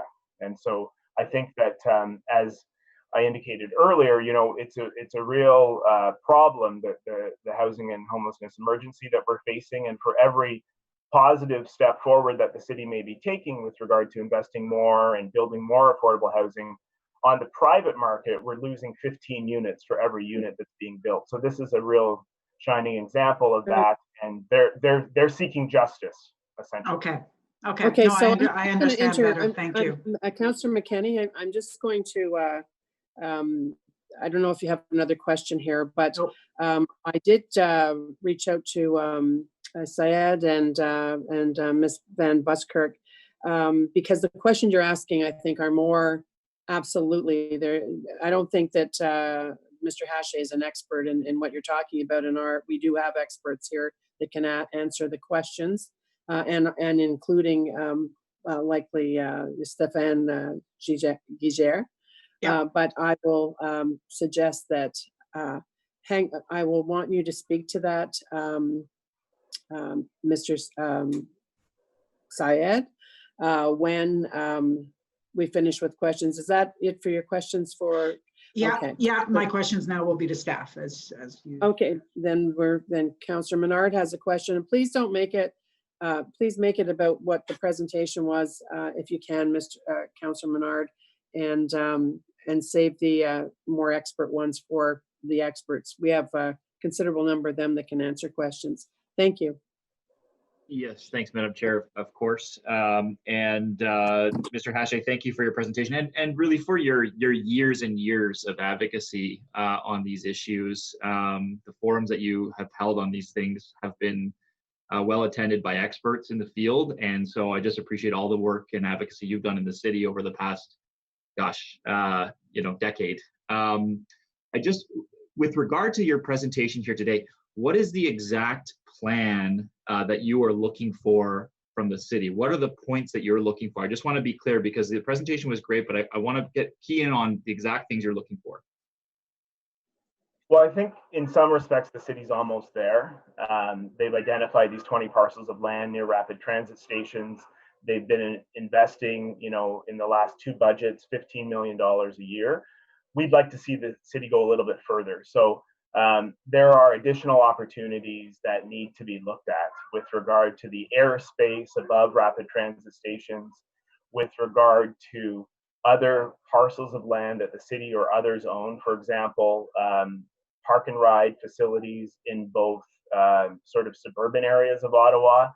That example is one where we could build affordable housing above the park and ride facility. The park and ride facility could still be there and serve people, but we could better use land which is right beside a rapid transit station. So, we have some specific ideas on how the city could do better and build on the progress it's already made. There are private owners of land that have significant amounts of land near rapid transit stations. So that's when the importance of the inclusionary zoning bylaw would really come in. And the province has made a change requiring the inclusionary zoning bylaw to be specifically around transit areas. So I'm thinking of Bayshore, for example. I understand there's a massive development planned there, and inclusionary zoning could require affordable housing to be included in that massive development.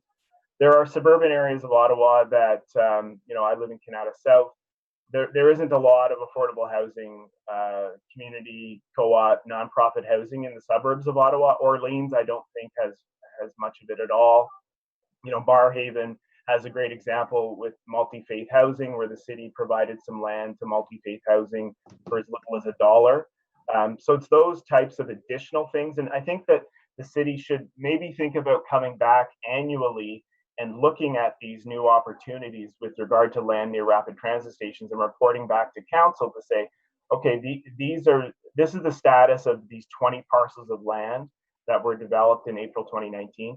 These are some additional parcels that we would like to bring into our priority list of parcels of land where affordable housing could be built, because we know, and this was information that came out as part of the official plan, the housing discussion paper, that when you add the cost of transportation and housing together, it becomes quite significant for people. And so it's really important that people who are most in need of affordable public transit can live very close to high order public transit. So the rapid transit. So Trevor, I just want to get to the specifics though. Are you looking for a 20% target on inclusionary zoning? Are you looking for an above investment from the city of $10, $15 million, $20 million for affordable housing? What are the metrics that you're asking for? I just want to, if we can key in on those pieces.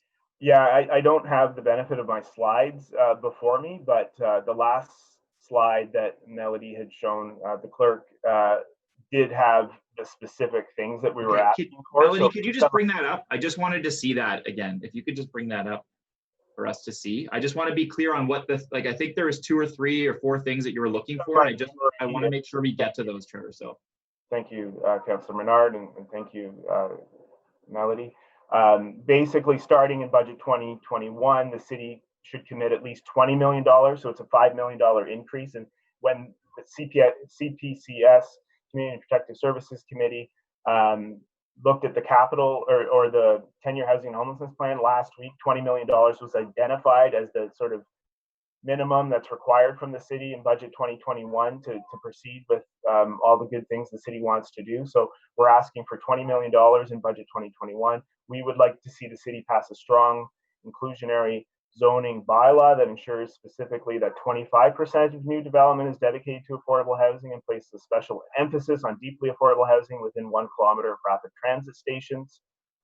And that finally, that all government-owned land within 1 kilometer of current and future rapid transit stations, both in the suburbs and within the Greenbelt, is used for nonprofit and co-op housing, and that the city provide land to the newly established land trust in Ottawa specifically for affordable housing near rapid transit. So I hope that is clear.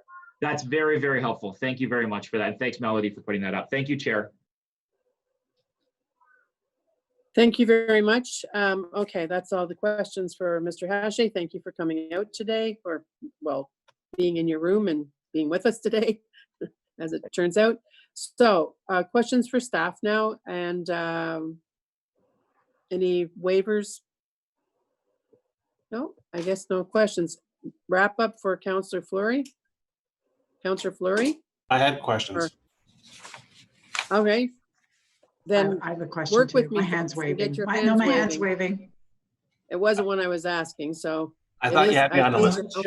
Oh, yes, and Councillor Brockington is first regardless. So Councillor Brockington, questions. Thank you, Madam Chair. I have 2 questions for staff. Saeed, thank you very much. Always a pleasure to work with you in the past, and a very good presentation today, giving us a pretty good idea of the capital plan for this year and going forward. 2 questions. One is Hetherington. You had mentioned the Better Neighborhoods plan that Councillor Deans was so involved in. That plan, and you can correct me if I'm wrong, talks about the need for diversity within neighborhoods that have a high concentration, in this case, of social housing. So how is what is being proposed aligning with the need for a more diverse housing type. We look for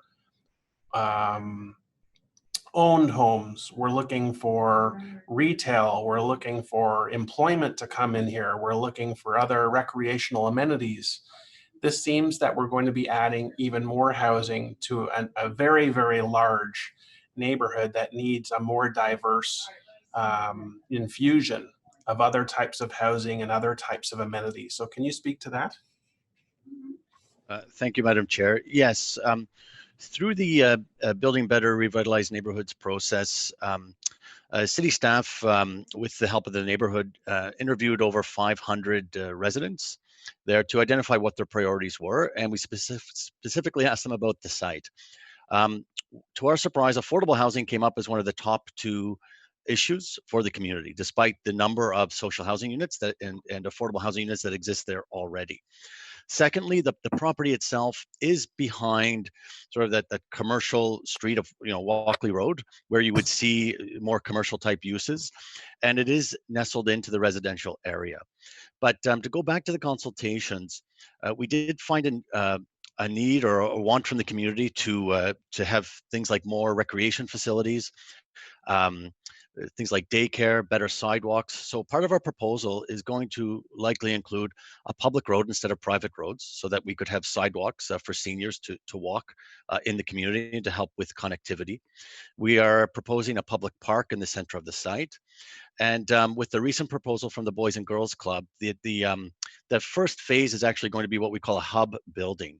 And we'll be looking for a housing provider to assist us with this, and with an agency, maybe the Boys and Girls Club, but we need to conduct a fair and open process before we could select them, to come up with a sort of a multi-use property next to the public park, where we can have some of those activities that the community was looking for. And just to reiterate, through all phases of these concepts, we have been going back to the community and getting feedback from them on the plan, and we seem to have quite a bit of support from residents in the neighborhood. And just one other note, actually, that I forgot to mention, in terms of affordability, not all the 150 units are planned to be affordable rental housing. Some will be home ownership, and some will be rental. So we will have a mix of incomes and types of demographics in this new community on the site. Thank you. I mean, I'm not speaking against this proposal. If the community, though, asked for more social housing, to me, that does not align with the general merits or goals of trying to get a community which is very large with, more diverse options and opportunities. And that's what I'm looking for coming out of the study, is to bring in components that don't exist now. Employment centers, retail, commercial. I'm glad to hear about the park, but those types of things to really help add a greater mixture and diversity in these communities. My other question I'll just pivot to is Albert Street. And I just want to make sure I saw a very quick slide in your presentation, but that's basically the triangle between the new library and the Good Companions Center, and we're going to maximize an opportunity on that unique piece of land. Madam Chair, yes, I don't think it's. We've got the NCC lands on the other side in the library center. Yeah, and we're looking to, if we were to develop that site on our own, we estimate that we could build approximately 100 units on the site, given the the allowable height and zoning limitations across from the library. But we are looking for authority to enter into negotiations and bring back an agreement to FEDCO and council on a joint proposal with the city and the NCC to develop the site more fully, including the 100 units of affordable housing. But the triangle itself is owned by whom? It's owned by the city of Ottawa. This, okay. Yes, yes. And can you just remind me why we have to talk to the NCC? We actually don't have to talk to the NCC, but currently we think that there's some joint benefits if we do partner with the NCC, just given the nature of the infrastructure that's on the site, ingress and egress from the site. So we think there could be some benefits to partner with them. We don't have an agreement with the NCC yet. We just want to explore this opportunity and come back to council. What's their what are they going to put in this game? What's their contribution? We currently haven't got to a commitment on their part. So that would be when we come back with the second report, we would identify what contribution, if any, they would be providing. Okay, thank you very much. Thank you, Madam Chair.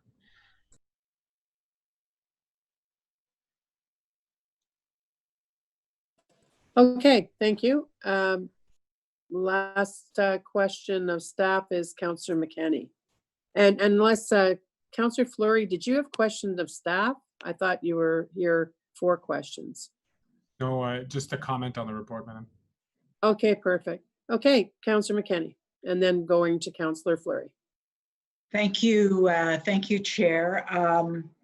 This is, this is exciting to have this money available to us. That is, city funds, and we're able to be more nimble with it, able to respond to needs, very local needs in our community. So it is really a benefit to have that 50 million. Hoping also to see it see 20 million in the next budget. So I just want to confirm, Chair, if you're going to ask about the issue around Hetherington and the neighbors being able to move back in, or if that was up to questions from us, because I do have a question to staff on how that could be facilitated. Should I just go ahead and ask it?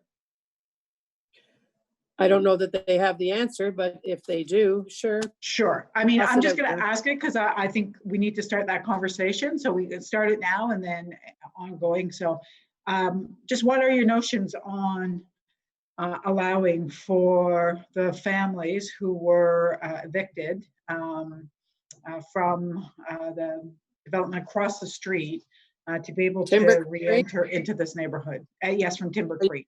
Yeah. And just before you do that, Mr. James, are you on the line?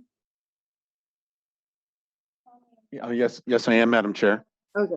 So when do we expect to see Timber Creek come back? Because that might be the more appropriate time to have the discussion. But I'm happy to hear if they have an answer today. Yeah. Any Madam idea? Yeah, Madam Chair, that won't be, there's still discussions about how to, with the councillor about how to do a needed public meeting. So it won't be, Timber Creek wouldn't be coming back until sometime in the fall. Anyway, we don't have a specific date, but it won't be till at least then. All right, so that likely is the better time to have that conversation. But go ahead. Okay, I just wonder from staff, and maybe you can answer this, but with 1770 Hetherington, is there any planning tool that we have to be able to allow residents that lost their housing through the Timber Creek expropriation, renoviction, whatever you want to call it, to be able to allow them back into this community? Within family units and at a rent that's equal to what they were paying. Madam Chair, hi. So I'm not aware of any particular planning tool that would allow that. Certainly, I think, when we got to the point that we were taking in, filling up that particular building, we'd want to encourage anybody who would like to move back into the neighborhood to get on the different wait lists at the social housing registry, certainly the below market rent wait list. And also, if we do go in and we layer in any subsidies, whether it was a rent supplement or housing allowance, we do have to, follow the rules of the centralized wait list and who we do offer that to. Okay, so I understand that. So I may just ask a formal inquiry at the end of the meeting on a planning rationale just around Timber Creek in particular, but I'll just put that aside for now.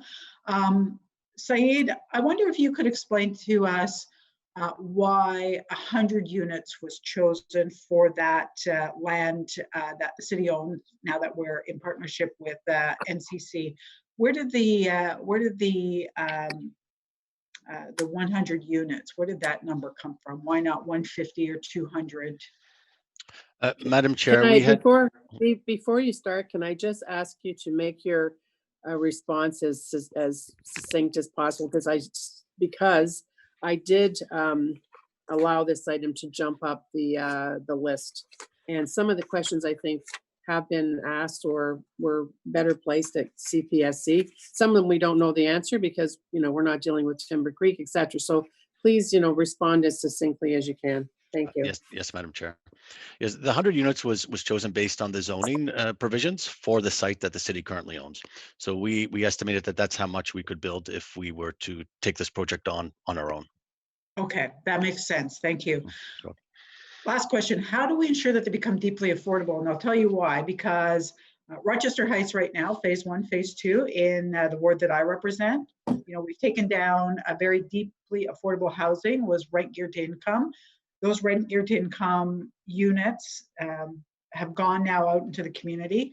But when we're building with the co-investment fund from the federal government through the National Housing Strategy, just be really careful. That's not deeply affordable. That does not provide for deeply affordable units. That provides for units that are at market rent or 20% below market rent. So those same families today will not be able to come back into Rochester Heights without rent supplements, housing allowances, which we don't have very many of. We only got about 1% of what we need. So moving forward, how do we ensure that what we're building through this co-investment fund, which is fine, I mean, it's good, it builds units, it builds stock, but it doesn't allow for that deep affordability. And I know I asked this at CPSC, but it is top of mind for me. I think that we have to really ensure that we are making it known that we don't have the capacity to make these units deeply affordable. Thank you, Madam Chair. The easiest way to do that, Councillor, is to add rent supplements or housing allowances to, make them available to tenants or to the landlord to increase the affordability. If we increase our capital contributions, we could also drive down affordability, but that ends up being fairly difficult to do. However, I would say that, usually when we negotiate with OCH and other housing providers, we try to get some of the units to be deeply affordable. And when we talk about below market rent units, 20% of the average market rent, they tend to be very affordable, I would say, but not quite to those low income households that you're referring to on the centralized waiting list. So we would need to increase our housing benefits or rent supplements, layer those on to make it work. Yeah. Okay, so I just want to point that out to Shelley, who I've had this conversation with many times. She knows, and we agree that there just is not enough funding from the federal government right now, not even close to what we need as we are building affordable communities, that we don't have the necessary funds from the federal government to make at least a portion of them deeply affordable. I'll leave it at that for now. I will always reiterate that, but it's something that we have to continually think about and ensure that families on that very low spectrum are able to move back into their own community. Thank you. Thank you. Councillor Fleury for questions and wrap up, please. Yes, to me, Madam Chair, and thank you for this. This is simply a wrap up. I want to thank Donna, Shelley, Said, and their entire team for bringing this forward. Just to remind committee and council how important this is. This is continued capital investment in housing. And obviously, as chair of OCH, what you can see is how we can leverage that dollar. Look at, and it's not to point to Habitat for Humanity, because I think they do great work, but if you start looking at the per unit cost, you see what it really means to invest in OCH, how we can, with $10 million, mortgage a property to bring 300 units in the near future. So want to thank everyone, want you to know that OCH is a keen partner to continue to work with the team on being part of the housing solution, and looking forward to Donna Gray's and Shelley's effort on the long-term financial planning report that's coming forward later this year. Thank you very much. I'm excited by this. I think that it's it may not be the number that we would like if what's the old saying, if wishes were horses, beggars would ride.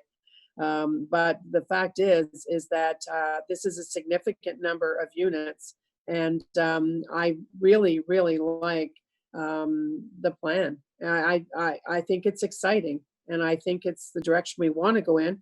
Really pleased when the mayor took on the initiative of challenging staff with identifying all of the key locations that the city owns that would be possible for such purpose, in particular at transit nodes, hubs, one of them being in Barrhaven. Somebody mentioned the multi-faith, but other land that is in the corridor, the Southwest Transit Corridor, as really being great places that would be of great benefit for people for many reasons. I look at the opportunity when we redo the Tom Brown Arena, and going on that, on top of it. Just imagine the quality of life that gives to people. And I think that there's lots of opportunities, and I'm very happy to see it moving forward. So thank you. Thank you for that, Madam Chair. I'm sorry, I should have also thanked Stéphane, Cliff, and Nathalie from OCH, who are our partners in all of this. So just thank you for the quick interruption here.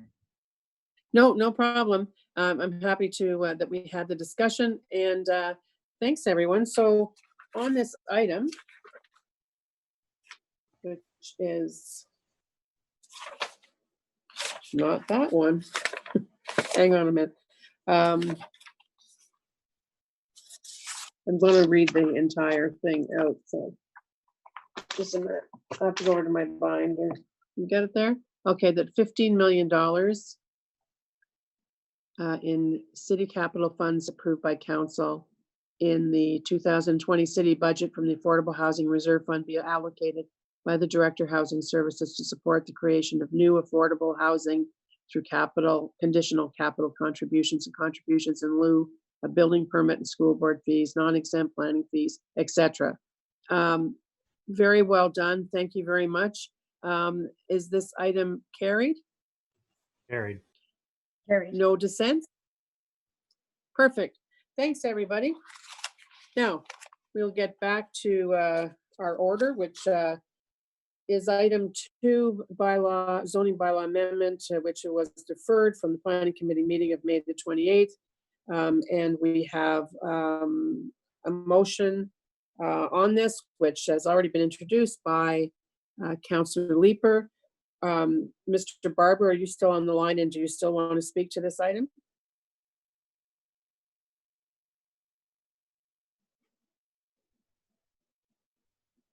Sorry, Yes, Melody. I'm here, Madam Chair. I'm here. Okay, go ahead. Go ahead. You have 5 minutes. Thank you, Madam Chair. I'll try to be brief this morning. First of all, I'd like to thank Councillor McKenney for hosting the meeting with the developer and city officials, where we discussed this issue a couple weeks ago. At that time, I presented a deck that you see on the screen now, which presented some alternative uses for the space in the parking garage at 70 Gloucester. I must say, Claridge was open to looking at some of these, and I think overall they showed a lot of flexibility in the approach to this issue, as did we. I think the compromise that we reached, as Councillor Leeper outlined it earlier, was to cut in half the number of commercial parking spaces from 250 to 125, increase bike parking from 0.5 spaces to 0.7 spaces. Claridge also importantly pledged 20 car charging stations. I think this is part of their CMHC agreement as well, and that will be a very important addition to electric vehicle support infrastructure in the downtown core. And they also pledged to make available some car sharing spaces as part of this arrangement as well. So overall, not exactly what we wanted, but a deal that we can, I think, live with.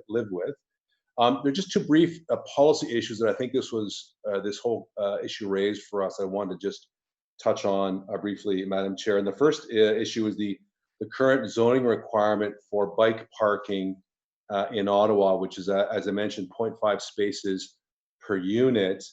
2016, the 2016 StatsCan Census Household Survey showed that Ottawa leads the country with the highest percentage of residents who are active cyclists. That's across the city. At the same time, in order to accommodate those cyclists, we are investing, as you know, tens of millions of dollars in expanding our bike infrastructure across the city.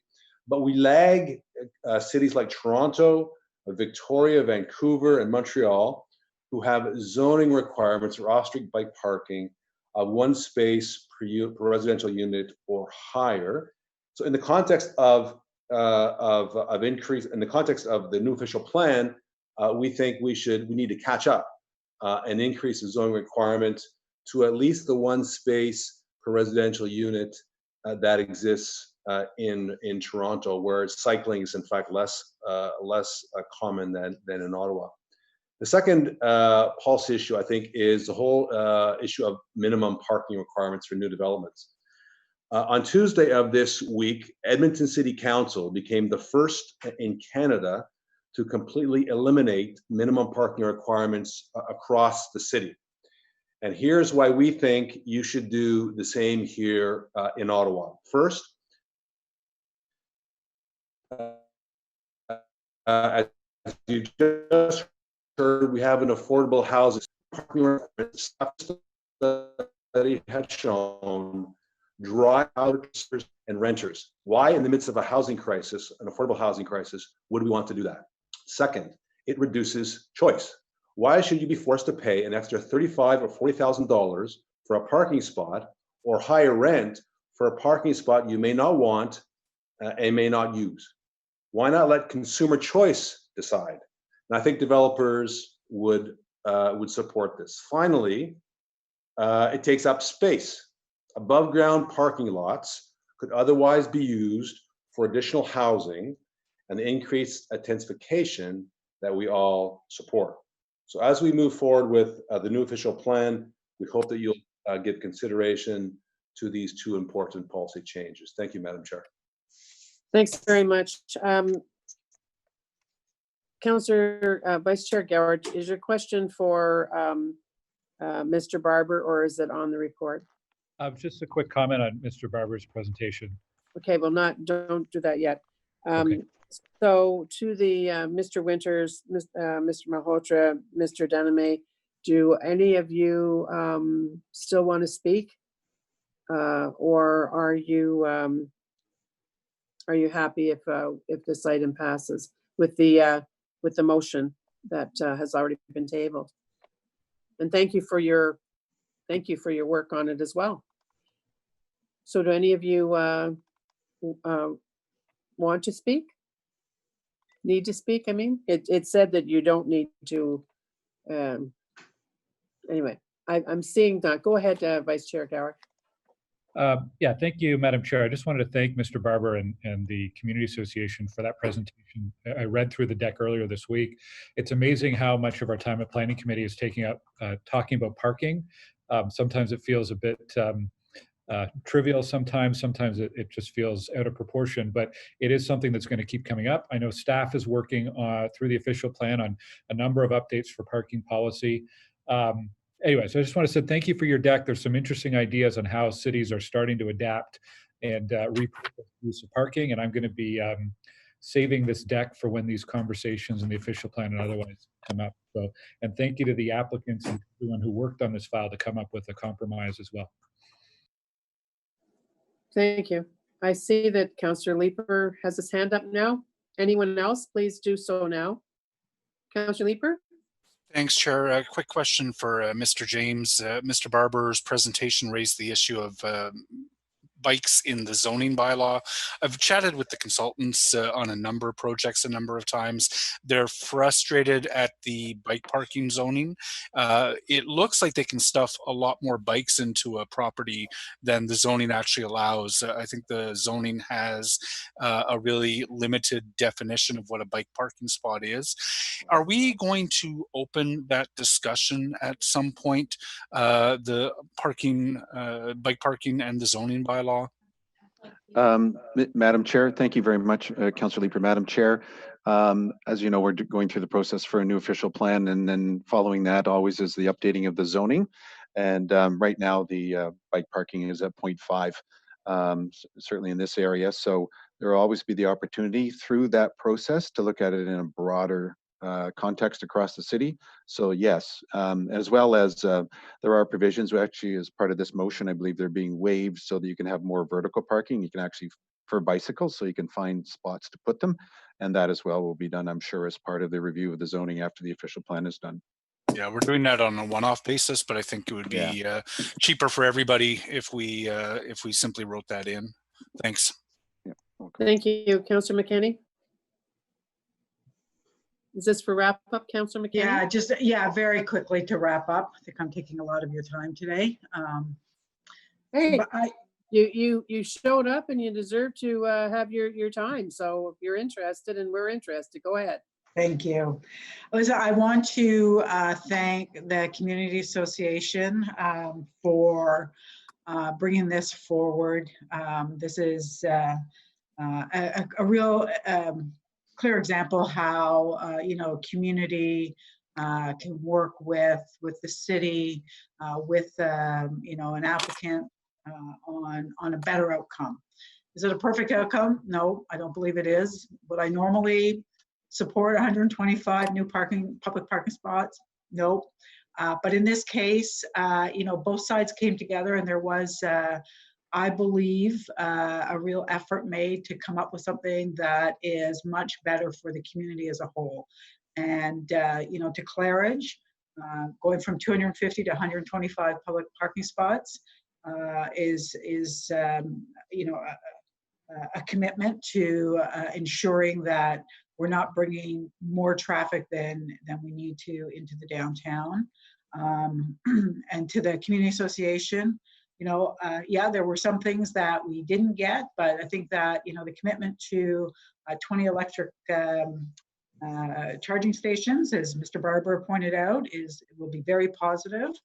There is a commitment by Claridge to ensure that there is an adequate amount of car share. That's up to the company, but certainly they're open to it. Talked about things like ensuring that there's parking for support workers, personal support workers, those sorts of things. And moving forward, looking at how we can ensure that the allotment for bike parking is made easier. So all in all, I thank the committee for your indulgence, for putting this off, for allowing us to go back and have those conversations, and for coming up with something that I feel is certainly much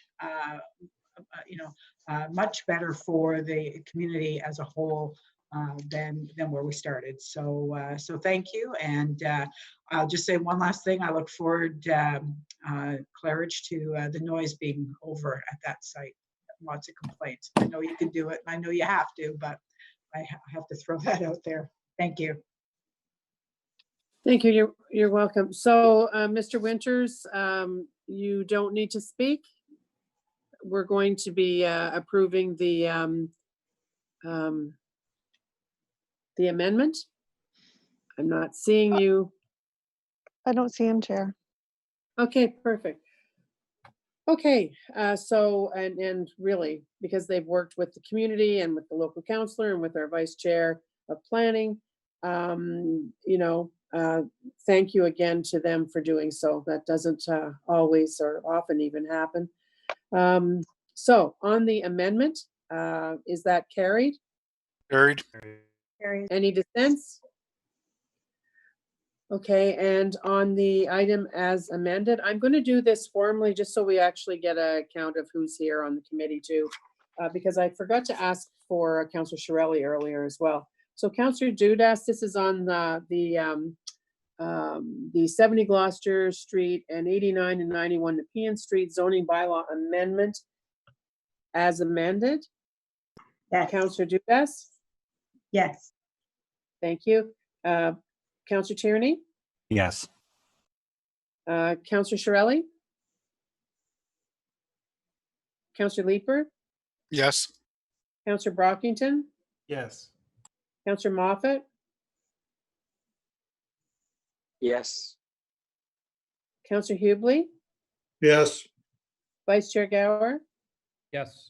And myself, yes. Thanks, everyone. Okay, the next item we're dealing with them together. We have one speaker. I'm going to go right to the speaker. This is the application for new construction at 246 Gilmore Street, a property located in the Centertown Heritage Conservation District, designated under Part 5 of the Ontario Heritage Act, and the zoning bylaw amendment at 246 Gilmore Street. We have both of our planners here available for questions. We have one speaker who is Spiro Papoulias. Spiro, you have 5 minutes. Are you there? It's just coming on. Okay. Hello? Hi. Yes, you're on. We can hear you, Spiro. Thank you. And thanks for taking And the time. Murray, Oh. Murray, you're here as well. I don't know if you want to speak or not, but you would be next. So Spiro, go ahead. You have 5 minutes, sir. Very well. So I am the property owner on the west side of this proposed development. We've gone through this before. Now, historically, my building was built, I guess, in the 20s, in the 1920s. So it does encroach, perhaps, or not have the setbacks that we have today.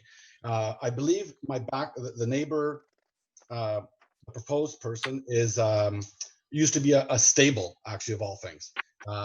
It was a horse stable back then, originally. It turned into a home, which is fine. And now well, this is just a picture. I'll get to that in a sec. So the proposed, okay, so I'll go step by step. Sorry, I'm not used to public speaking like all of you. I apologize. If we get to the side yard setback, this side yard now, the house that used to be there was at about 2.8 meters from the property line.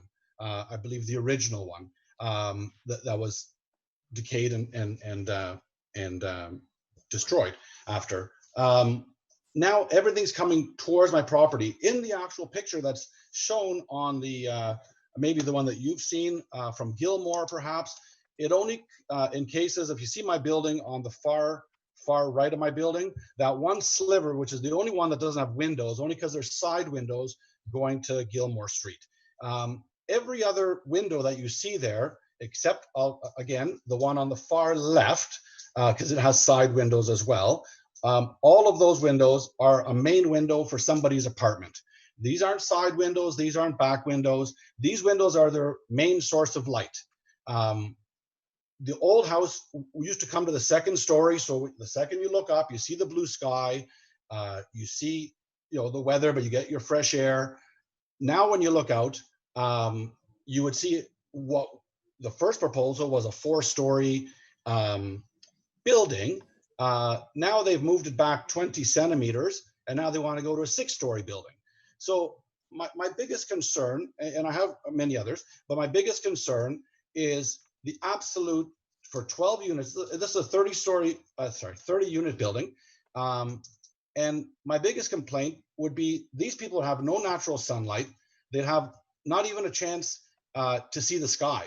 Never mind like to get the sun coming in, but they'd never see the blue sky ever. Once you go up 6 stories at that closeness, you would never be able to get a glimpse. The second thing, just as far as the building of these buildings, and if you appreciate older architecture, now the back needs a paint job. I just had it repointed and everything. So, but if you appreciate the older buildings, they were built very much with, if you see the alleyways that go through, for wind to pass through.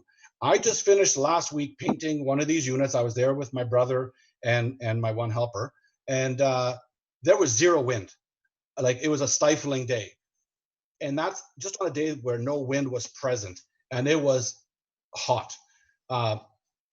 Once the wind starts blowing, it does clear right through. It goes from the back rooms, because they're in those alleyways, there's windows, and it vents all the air through the windows that you see.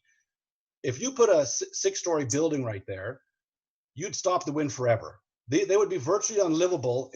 First of all, you'd never get any daylight, and it would be a sweltering hothouse in the summertime. So that's the proximity, and that's the height. My other concern or complaint, when you talk, or when you consider what the Heritage Committee might be. Minute.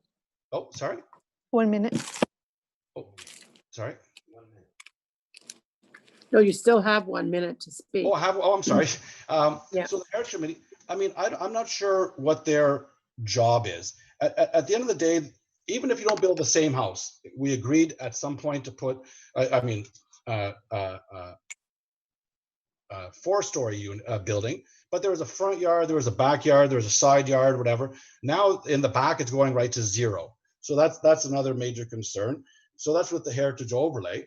And 0 parking spots. There's 0 parking on Gilmore already. And Lewis only has about 5 spots because of the Nigerian embassy beside and the school next door. There's 0 street parking. So now going to 0 parking spots, and the one shared, with all due respect, would be probably for a superintendent. So I don't know.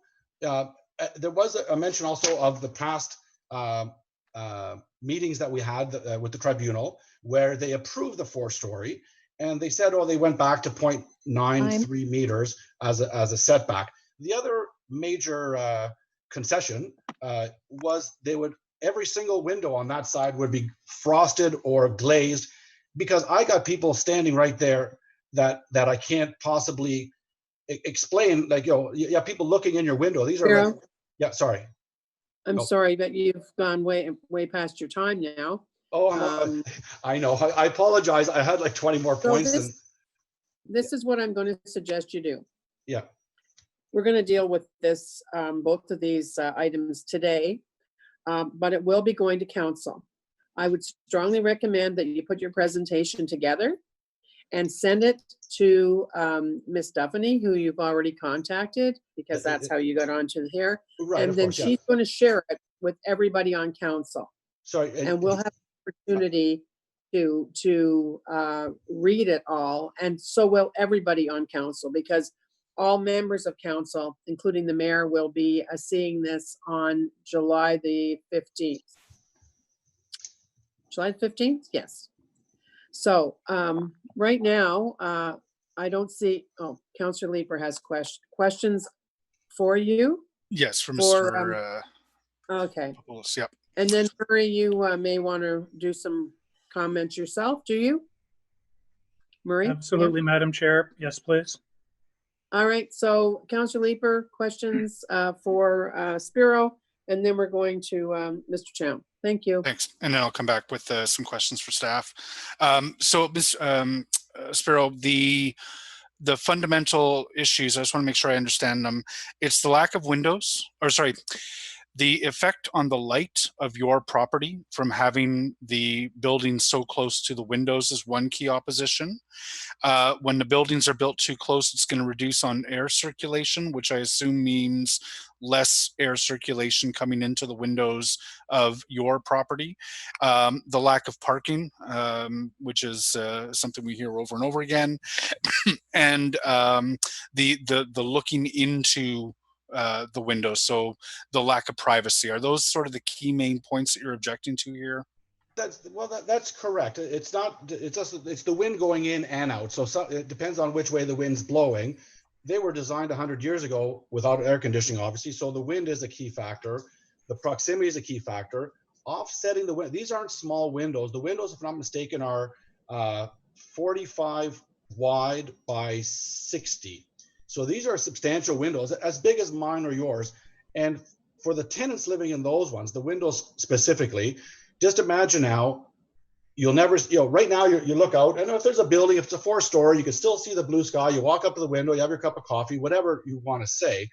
But there is an enjoyment to light, to the sky.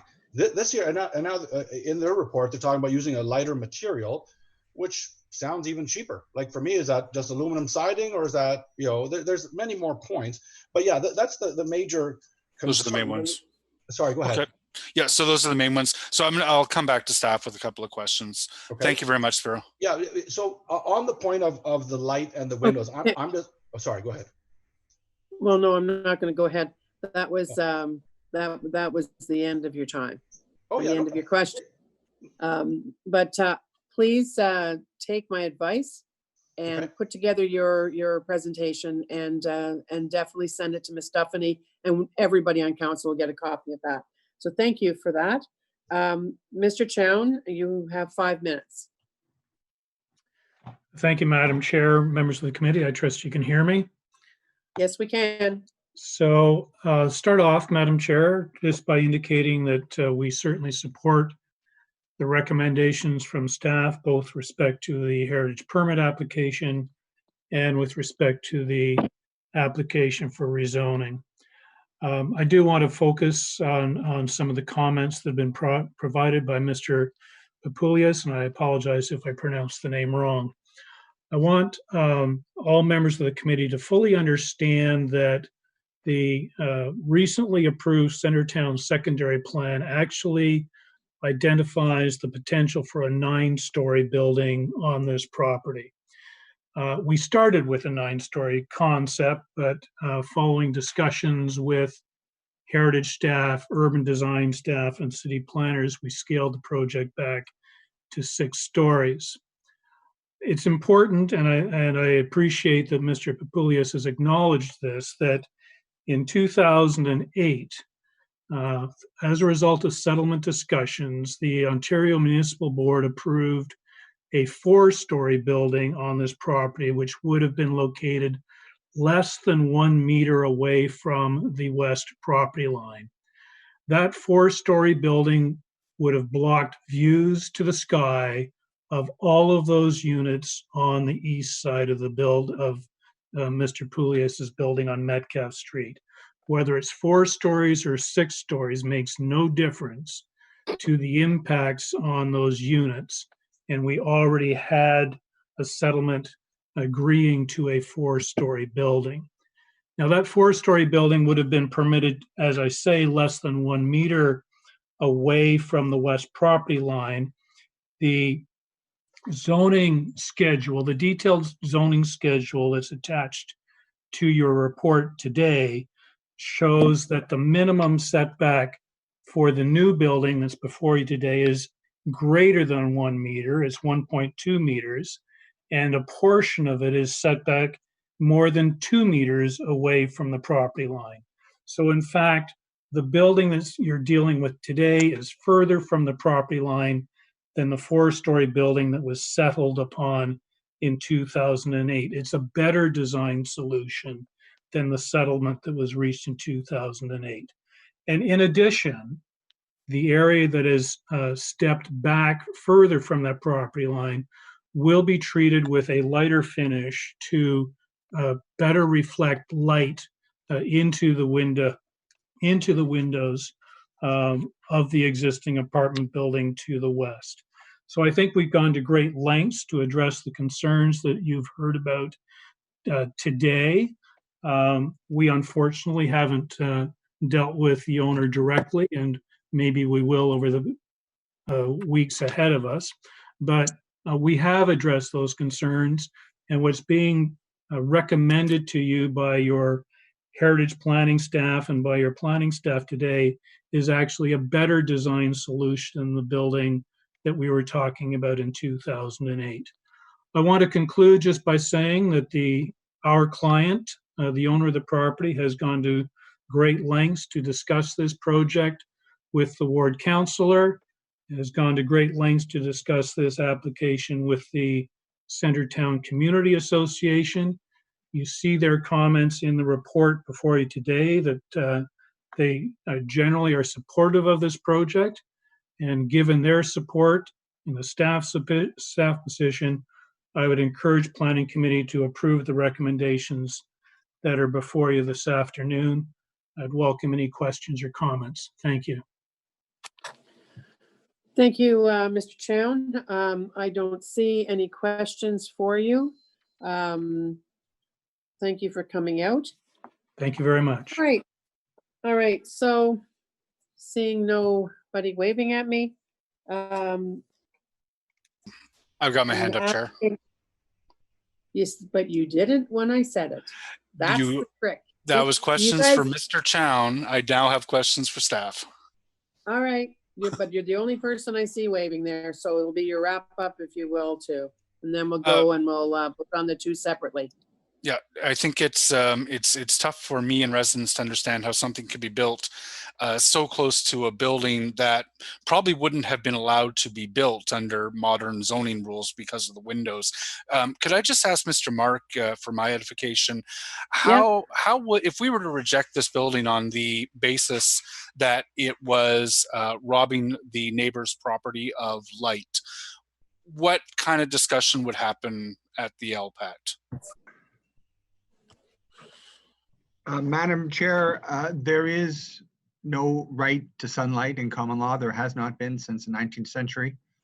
So it is a difficult case for someone to make. Thank you.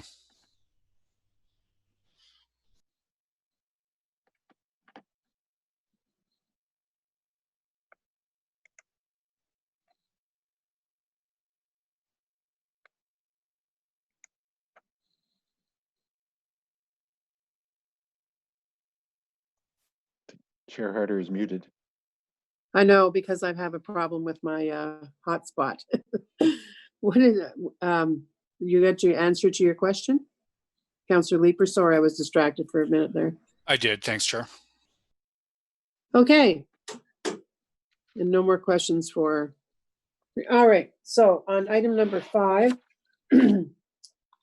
which is the application for new construction at 246 Gilmore Street, a property located in the Centertown Heritage Conservation District designated under Part 5 of the Ontario Heritage Act. Is that item carried? Carried. Anybody dissenting? And then item number 6 is the zoning bylaw amendment for 246 Gilmore Street. Is that item carried? Carried. Carried. No dissents? Thank you. All right. Thank you, everybody, to get to this point. Now,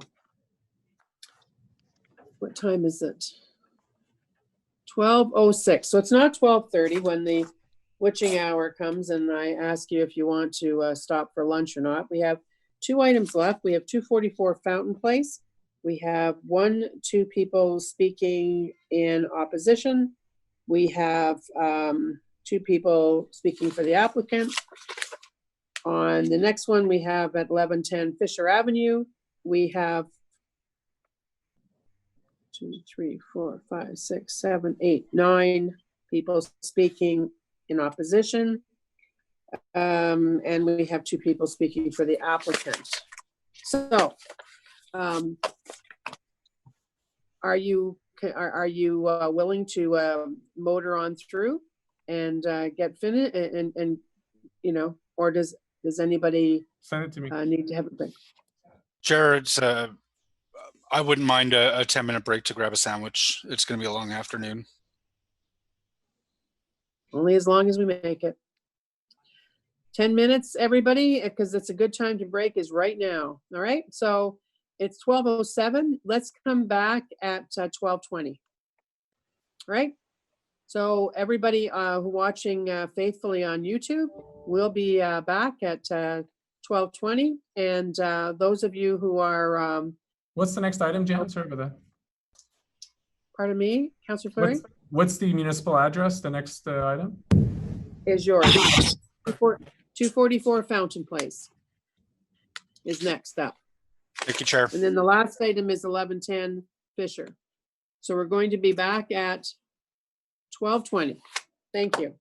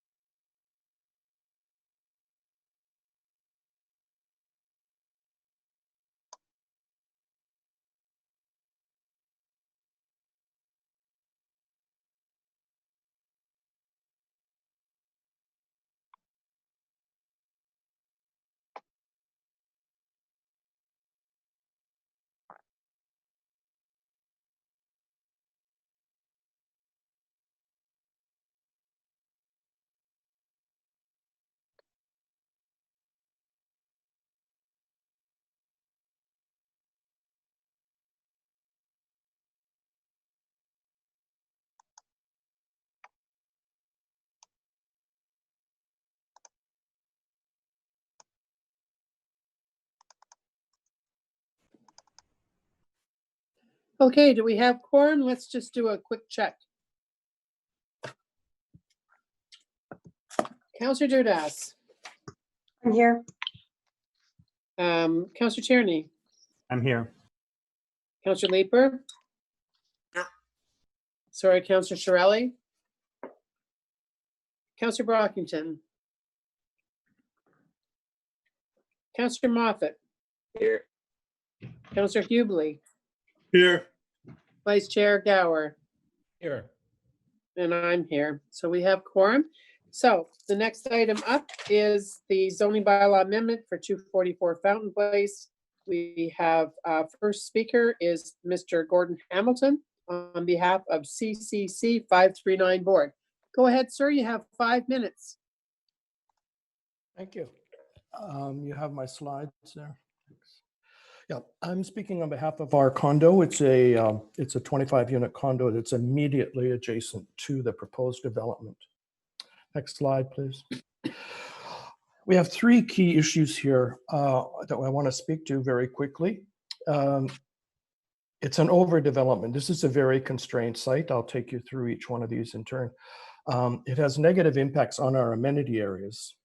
And of course, during construction and afterwards, there's a massive cut to be undertaken for this development, and it creates risks for our development.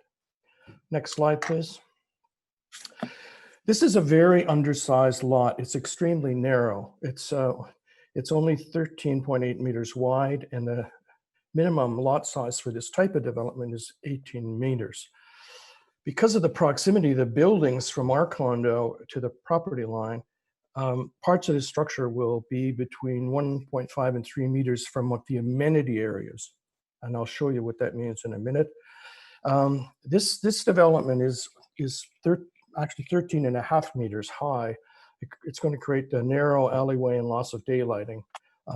I know you're familiar with this topic because I just listened to the last presentation. Next slide, please. This proposed development has more zoning variations than actual. If you go down, this is from the planning documents that were submitted by the developer. If you look down the right-hand side, you'll see more variations than actual compliance. The key ones are that the lot width is far too narrow for this development. It's extremely high. It's higher than the standard that was used in this document, in this planning document.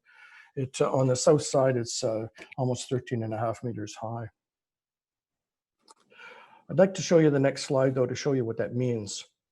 In the top left drawing, you'll see 250 Fountain Place with quite a zigzaggy wall. Well, that zigzag in the wall is to create our patios. So our patios face directly onto this new development at a distance that varies from about 2 meters to sometimes a little bit more, depending on the depth of the patio. So I know you're quite familiar with dealing with buildings that are close together, but I don't think you quite often see a situation where it's the amenity areas that will be up against this new development. The new development also has windows that will be directly overlooking these patios, windows on the south side as shown in the drawing on the lower right. Next slide, please. Okay, just to illustrate this, on the left-hand drawing, you'll see a yellow tape. That is the edge of the walkway or the alleyway for the new development. It runs exactly along our window wells and the edge of our patios. Then there's a sort of a meter setback from that to the wall. So you'll see it's extremely narrow. The drawing on the left is looking east. You see a patio there, a window well, but just beyond it, a patio. The drawing on the right is facing west, and you'll see the patios that will be facing this new development. Next slide, please. The other issue is this retaining wall and cut for this development. There's a quite high, 7-meter high retaining wall to make this development fit in this very small property, which creates risks for everyone in the surrounding area. A 1992 study of this location indicated that the slope is marginally stable, subject to superficial creep and having differential water tables and low factors of safety. Many risks during construction and following construction of damage to not only our units, but to A minute remaining. units at the top of the hill. So overall, what we're saying here is this site is not suitable for a development of this size. It's been developments similar to this have been refused twice before by the city. And the reasons were that the proposed buildings will result in unacceptable adverse impacts on the adjacent properties. We're not trying to say nothing should be built on this land. We're just saying this is an inappropriate size development. Next slide, please. So what we're asking for is you to reject this proposed development and suggest that it be scaled back to enable a reasonable setback, to make a building that's an appropriate size for this extremely narrow property. And in doing so, move it to the east end of the lot so that we can avoid such extensive excavation and high retaining walls. And secondly, if you do approve it, to increase the liability insurance that are required for this development to 15 million. Thank you. Thank you very much. I don't see anyone asking questions, but I have one.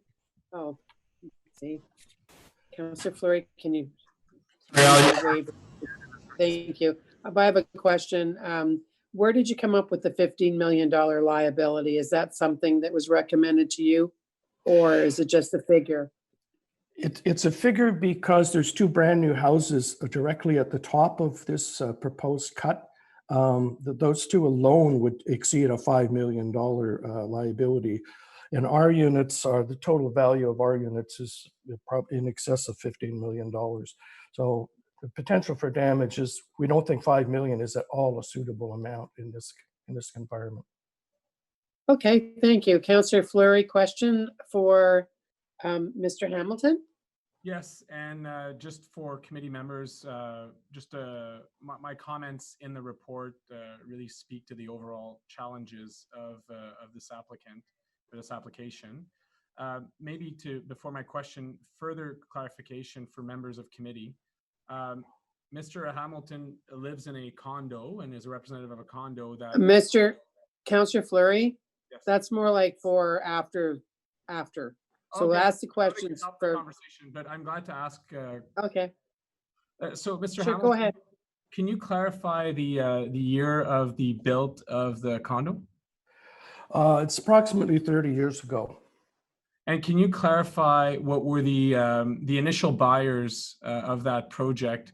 What was the full scope of the plan? Well, the original condo was intended to fill not only 250, but 244.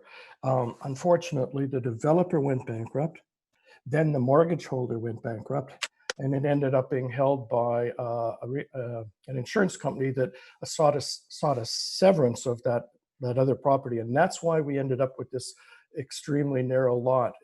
Everyone was just trying to minimize their costs. Madam Chair, I have questions to staff on the proximity as the description of Mr. Hamilton is accurate around the exterior amenity patios and the privacy. Would it be appropriate to ask at this time? Well, do you have any more questions for Mr. Hamilton? No, I think he was very clear in his presentation on the concerns. So thank you, Mr. Hamilton. We do have another speaker, Michael Barnes, but while we're getting Mr. Barnes up, you can ask, do you just have one question to staff, or do you want to have Mr. Barnes come up and then ask more questions? I believe Mr. Barnes will have concerns around the park and Besserer, which is very different than this one. So I would love to— Okay, go ahead. Go ahead then and ask your questions. Yeah, so my question really relates to the lot condition. So we have an incomplete initial development as described by Mr. Hamilton, and concerns around now. Obviously there's a new applicant, a new buyer, and that has implication on privacy and amenity space for the existing building. So I would love to understand staff's perspective on that and what we're doing to mitigate. Ms. O'Connor, I see that you're here. Yes, Madam Chair. Sorry, I can't figure out how to turn on my video here, but I'd be happy to answer that question.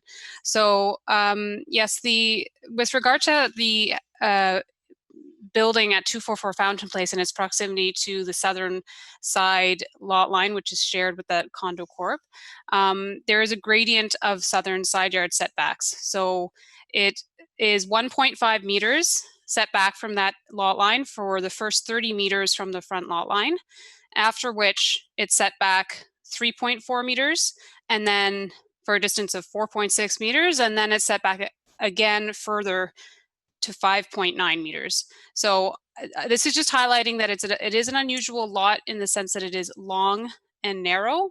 And this is what the applicant has done to accommodate more light as the building goes further and deeper into the lot.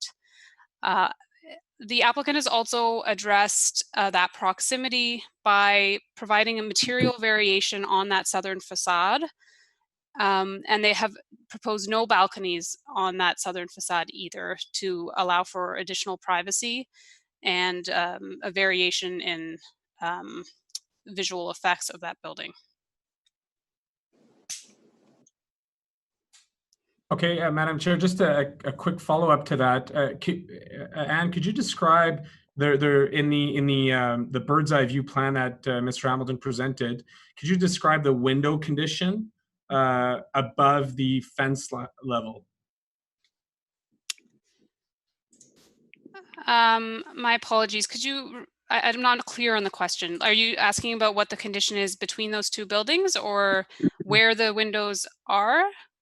Correct. The windows in reference to those patios and exterior amenities above the fence level.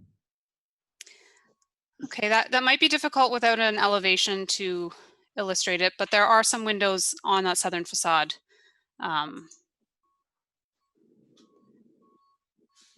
Yeah, so you don't really see it. It'd be the bottom left in this visual, I think. Yeah, so the top right in this visual illustrates the condo corporation is the brick building on the left, and then the proposed building at 244 Fountain is the building on the right.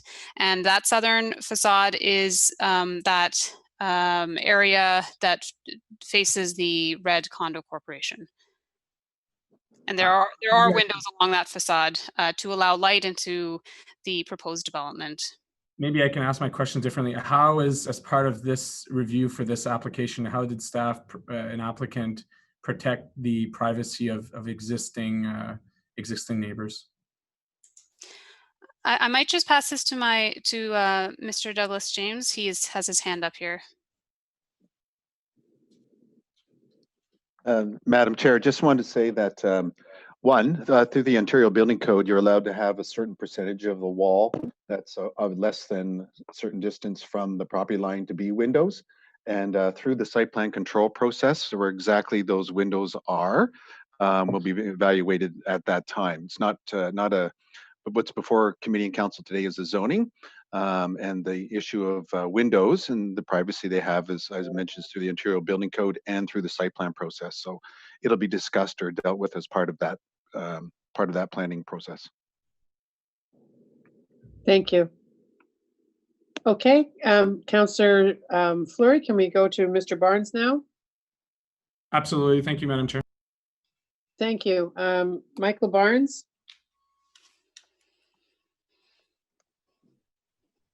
Hello? Hello, we can hear you. Thank you. Okay, thanks very much, Madam Chair, members of the committee. My focus today is the effect that allowing this proposal will have on Besserer Park, Sandy Hill residents, and the overall heritage conservation district for Besserer-Wurttemberg. In particular, I'd like to mention that the 3 parking lot spaces that are requested that would access Besserer Park and in fact extend Besserer Street will come at a considerable disadvantage to residents, park users, and the overall ambience of the park. The proposal is a 4-floor walk-up building. The second floor will have an exit entrance from the parking lot area.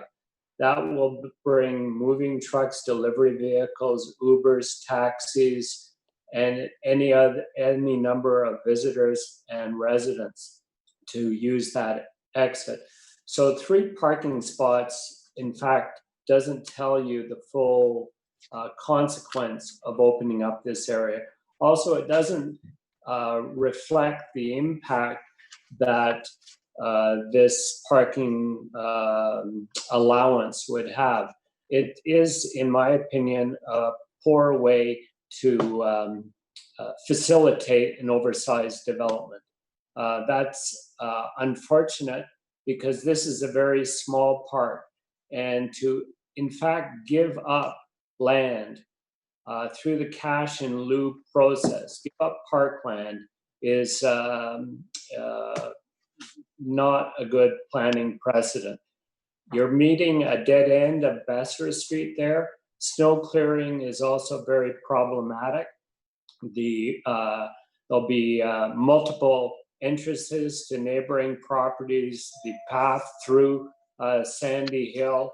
It's a difficult place to deal with, yet the city seems to be willing to take this on. Also, not that it's very visible, but behind me is the fire insurance map for May 1912. It shows Besserer Street ends at the entrance of the park. It also shows that there were 4 other houses that are now demolished and or removed from the park area. They were 648, 650, 652, and 654 Rideau Street. Their remains, to some degree, sit on the park. This is not stable land. I believe the city has dealt with a long legal matter that involved the late Dr. June Rogers and her difficulties with her house shifting with respect to the development at 250 Fountain Place. It's important that the city understand and in fact factor in the cost of this potential litigation going forward. And I think it's only fair to say that TCU, unfortunately, over the years, has not ingratiated itself in Sandy Hill. We now have a heritage conservation district for Besserer-Württemberg Street. They contend that they don't fall into that area. So we have, even on their western elevation, we have brick and siding.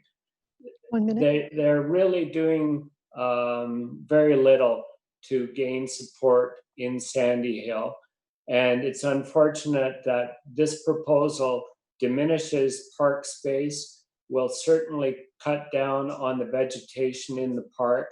The slope has to become more unstable because you're going to lose all the tree rootings that are cut.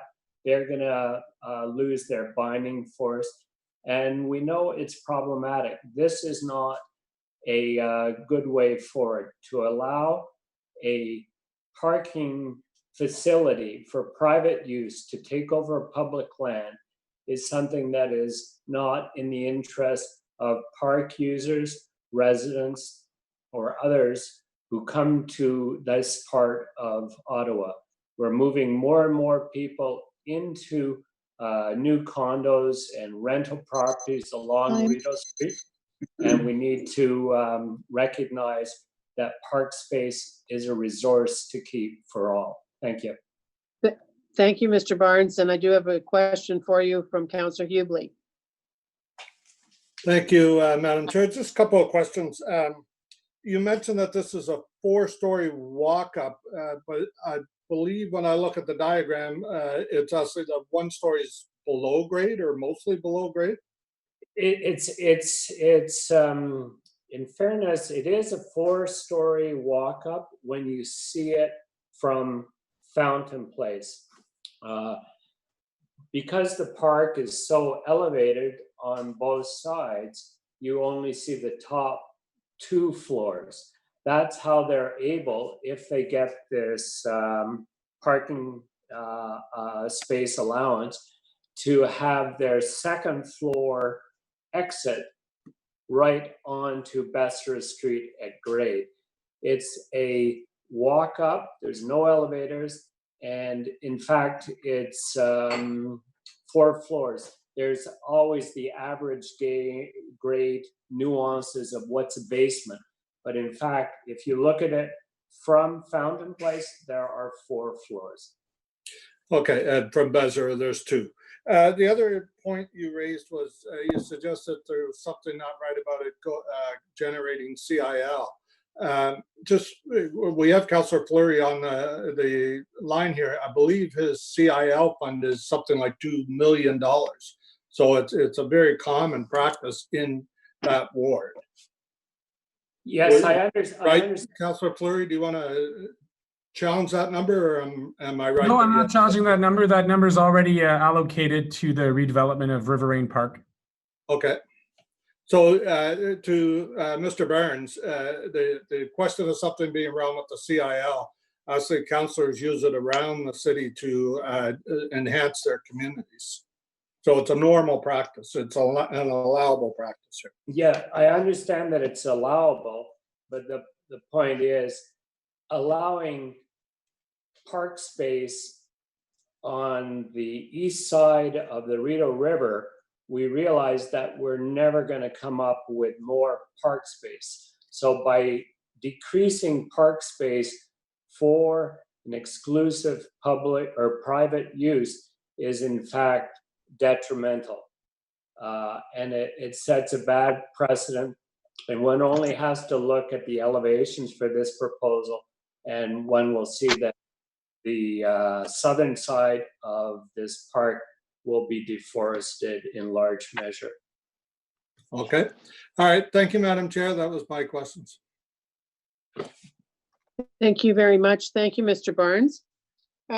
Next up, we have the people speaking for the applicant. We have Kirsten Niche and Brian Casagrande. They're going to present together for 5 minutes. Are you there?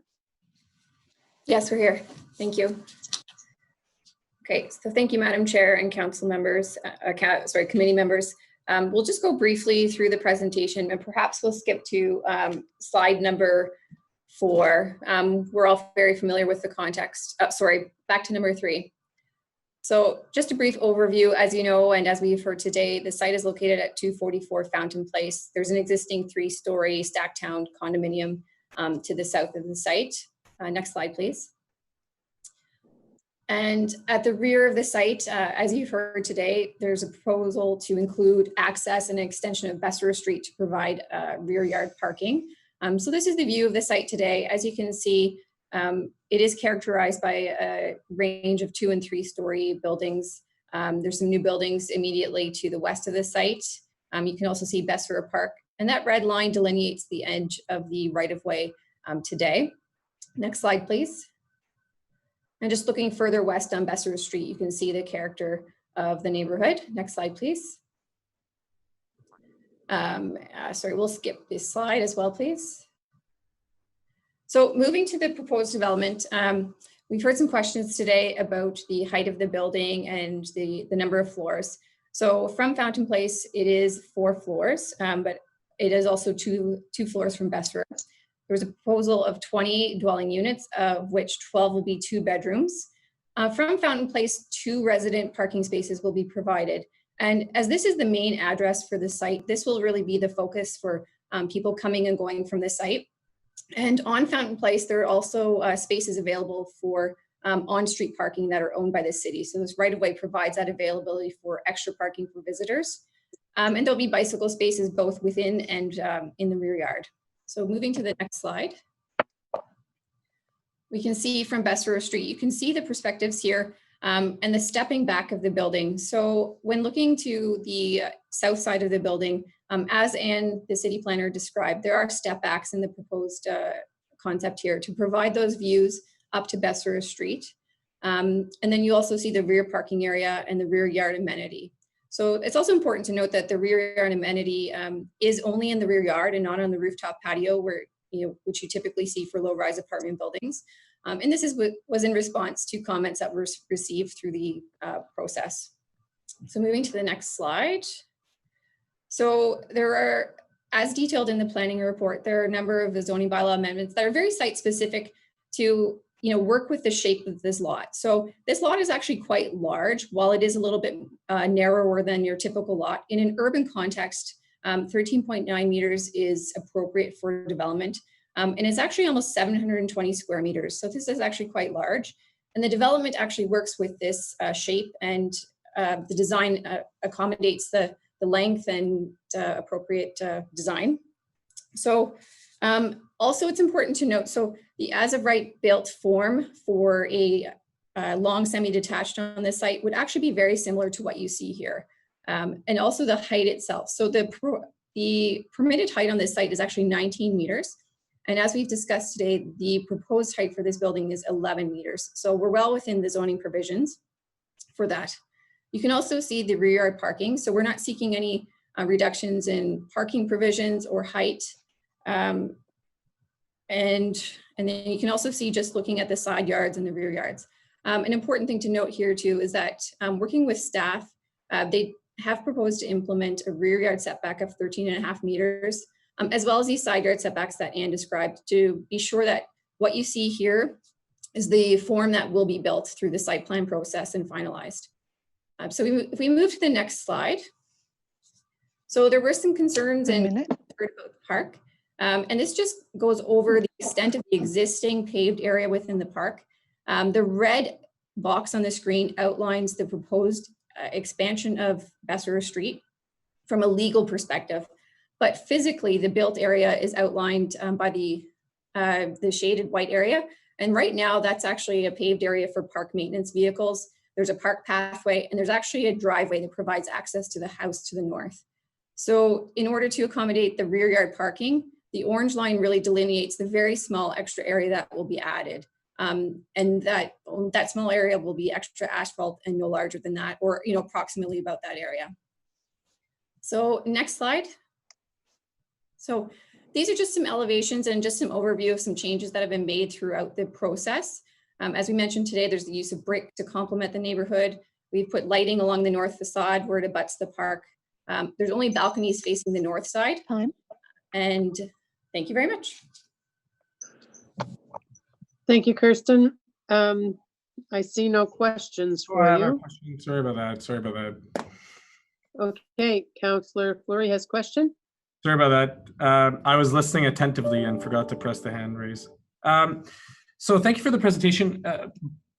Questions for you. So I recognize that there is a garbage room internal, which is the common goal in Sandy Hill, and has been a good change in approach.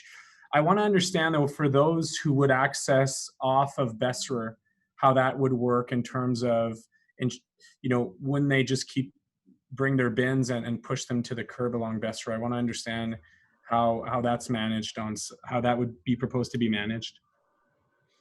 I think this is something we're still exploring with city staff through the site plan process. The preference is, obviously for residents to put their garbage within the garbage room. And then property management would take care of that through that main door, and to centralize that instead of having those two accesses. But of course, we'll work with city staff on their preference for that. Okay, recognizing it's also site plan elements, and I do have questions for staff, but could you maybe comment on the snow removal on the Besserer segment, and then how construction would proceed in respect of not encroaching on the park, and then the specific swale. I recognize they're all site plan, but for record, I'd love for them to be made clear at this meeting. I think speaking to the park and the swale, currently the owner and city staff, infrastructure staff, are working together to work together on a solution to the swale. As you know, the swale benefits both the property owner and the park. Currently, the park land is draining over the property, So this is actually a win-win for both parties to get water directly to the streets. So because of that, they are working together to create that solution. So that's ongoing. And for snow removal, of course, yes, as you mentioned, that will be site plan. Those 3 parking spots are that's the main area that's proposed. So I imagine that property management will be looking at using regular snow removal service. And of course, these types of requirements can be embedded within the site plan control application and agreement as well. And then, sorry, I think your third question was about construction. The line of the park and this building are very close. How do you build a retaining wall without impacting the park remains a big mystery to me. I'm not a construction expert, but of course, the developer and their contractor would work with park staff. I'd imagine they'd be on site to delineate, the boundary and looking at if there is going to be any encroachment or working out what that would be. Parks is very, they have high requirements for any impacts on their park or use of their park for construction. So that will be an ongoing conversation about how that's managed. Okay. Thank you. I have one more speaker who is Melissa Duplessis.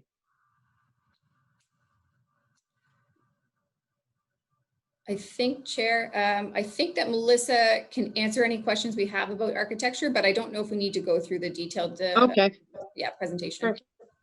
Okay, does anyone have any questions about architecture? No? Okay, anyone have any comments to make? Oh, is that for Melissa? No, Matt or just to speak? Questions of staff? Okay, questions of staff. Councillor Fleury. Thank you, Melissa. Wait, just let me make sure she knows she doesn't have. So thank you, Melissa. We're going to go to questions of staff. Thank you. Thank you. Merci, Madame la Présidente. So want to go to the last community delegation and want to hear from the city on how much of the park is lost as part of this development. There seems to be a lot of elements that are unclear in terms of the road opening component and also about the retaining wall that abuts the park. So could we clarify how many meters are encroached on in the park as part of this development? Yes, Madam Chair, I'd be happy to answer that question. So regarding the road opening in the park, both planning staff, Parks and Recreation, and Forestry Services have been involved and reviewed this throughout the process, and we are satisfied that it will have minimal impact on the park. The road opening takes a small amount of existing parkland that is currently partially informally being used by cars and formally designates it roadway to allow the development to provide adequate parking on site. So to provide some context, Bessemer Park is about 2,870 square meters in area. And of this total park area, approximately 283 square meters is proposed to be converted into the roadway. This is less than 10% of the area of the park. The area proposed to be converted from parkland to road, as I mentioned earlier, is also partially paved and formally being used as a roadway today, as well as a walkway and an entrance to another property on Besserer. So the application has gone through several redesigns, one of which did not provide any on-site parking. The community expressed their lack of parking, so in order to provide the minimum required amount of parking spaces on site, this road opening was proposed. It should also be noted that a condition within the associated road opening agreement that is tied to the holding provision proposed, the owner will be required to provide our Parks Department with compensation for the loss of parkland within Bessemer Park. And any retaining walls will be on the private property. Okay. Could you clarify in our exchanges of emails in reviewing this application, staff are speaking about a holding provision. Can you maybe speak to what that entails and what staff are planning to review ahead of releasing that holding provision? Absolutely. So Madam Chair, the the holding symbol essentially ensures that no development will take place until the owner meets certain requirements. One of which is that the owner receive council approval for the road opening bylaw, and that the road opening agreement is registered. So, and I've already elaborated on the impact of that road opening. The holding zone also prohibits development from taking place until a site plan control application is approved. And through that site plan control. Stick it on my purse or something. Jan, your mic. Oh, sorry. I'm being interrupted at my ward office. But, you know, work. Sorry to interrupt. No worries. So the site plan control application will have conditions tied to its approval. And through those conditions, we will require the owner to provide a tree conservation report, as well as a landscape plan that clearly outlines any impact to the city-owned trees in Besserer Park. And the planning has discussed with Forestry Services about these impacts, and Forestry has made it clear that they will, in terms of compensation, what they'll be looking for is for any trees that will be impacted or removed, that they will be asking for planting of new trees in Besserer Park. Also tied to trees, there are some butternut trees within the park, and the owner will be required to submit a butternut health assessment to the province to assess any impact to those trees. Lastly, the holding zone also requires the owner to construct a swale on the southern edge of the park, and this swale addresses, as the applicant mentioned, the existing slope whereby the water drains from the city land, the park, into the private property at 244 Fountain. So it will address that drainage to make sure there's no drainage concerns on either 244 Fountain or 250 Fountain moving forward. So essentially, the holding zone ensures that what minimal impacts the proposal has on the park will be managed in the future through that holding provision. Okay. Just two more quick questions, Madam Chair. The current city winter operations, the upper side of Besserer is a dead end. It leads to the park, and the way they treat it is like a cul-de-sac. They just push all the snow up as if it's and then take it away all at once. What is the plan on the operations to amend that approach so that we don't keep encroaching additionally now on the park if this development were to go forward? Madam Chair, so through the road opening application, Planning Services circulated things like roads operations and such, and we will continue to work with them through that process. So this application does not approve the road opening. It simply puts a hold on the property to ensure that that road opening is addressed in the future. So those kind of maintenance and snow removal questions will be addressed through that process. You know, as you mentioned, it is currently a dead end street, and to avoid any additional impact to the park, I believe won't be like a turning circle or anything proposed. So it will simply extend that existing situation eastward by about 15 meters. But like I said, we will continue to evaluate that through that road opening application. Yeah, we don't want to recreate a re-encroachment onto the park. We want to stop that encroachment overall. Can you maybe speak, you just spoke about the compensation element. Will there be a park landscaping plan in terms of what's there now, and then what the applicant will be required to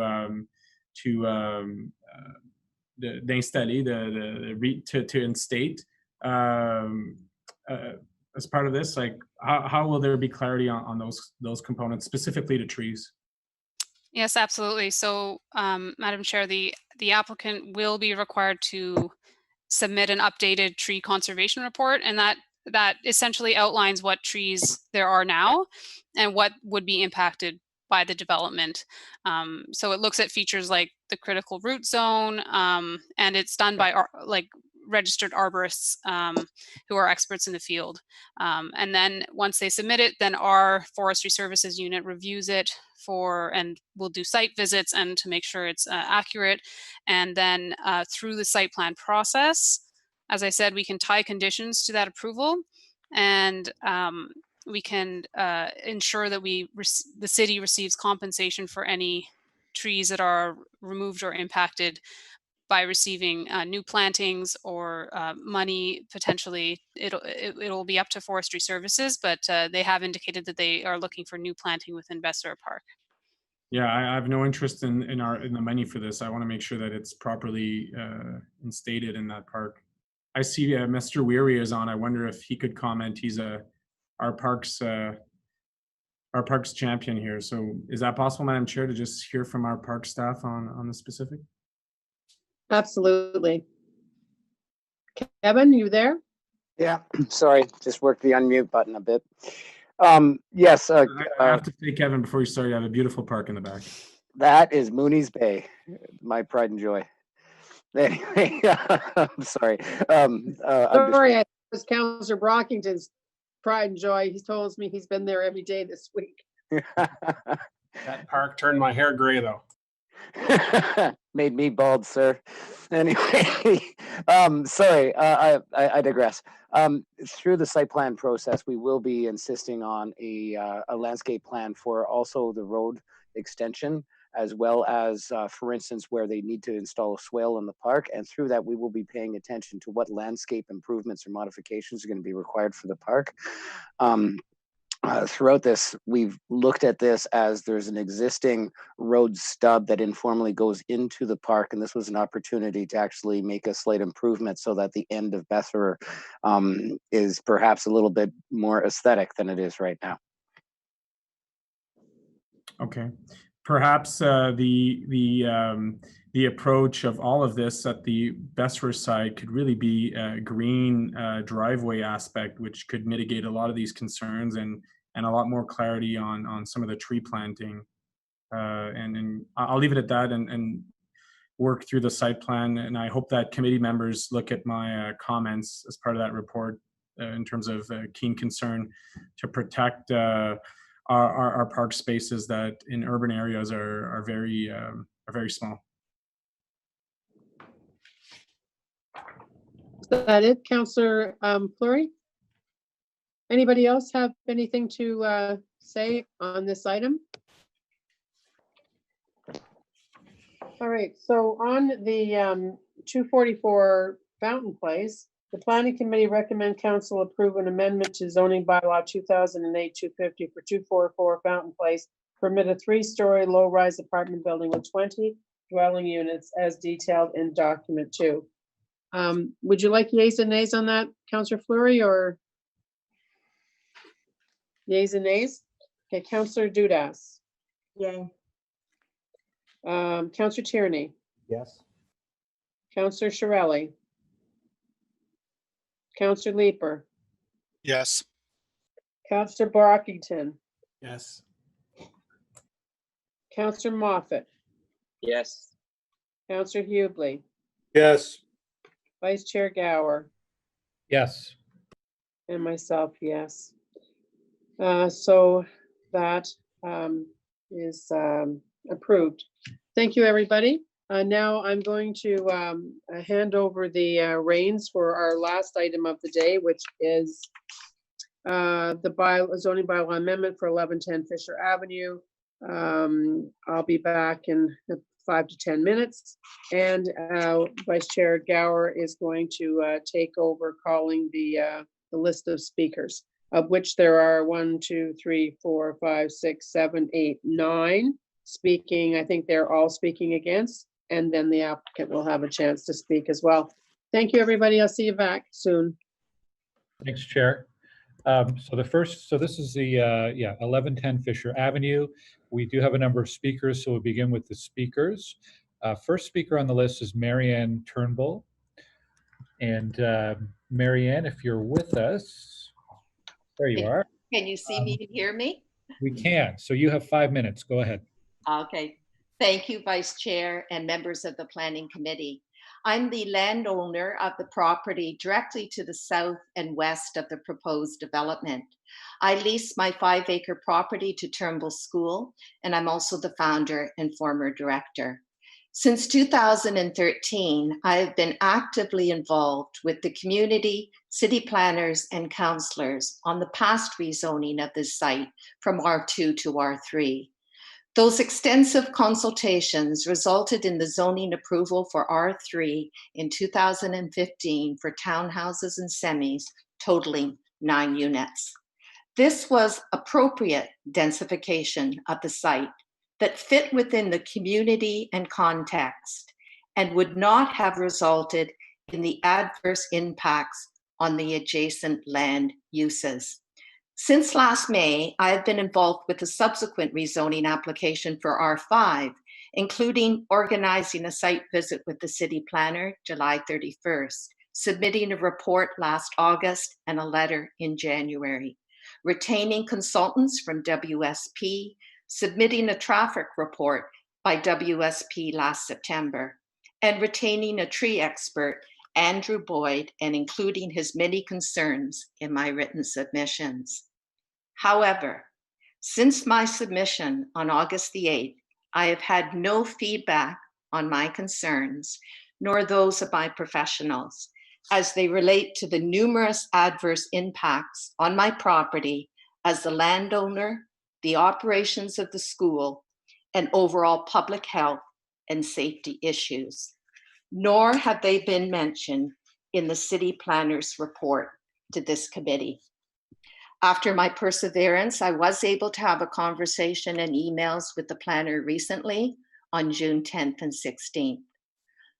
A lack of response to the numerous concerns raised on this development application is not community engagement.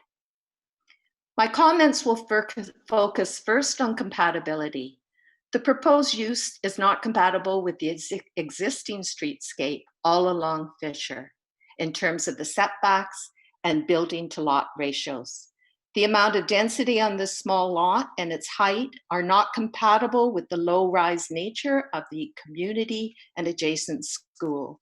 Indeed, no other properties from Turnbull School north to Carling, nor within the adjacent residential area, are zoned to be higher than 4 stories.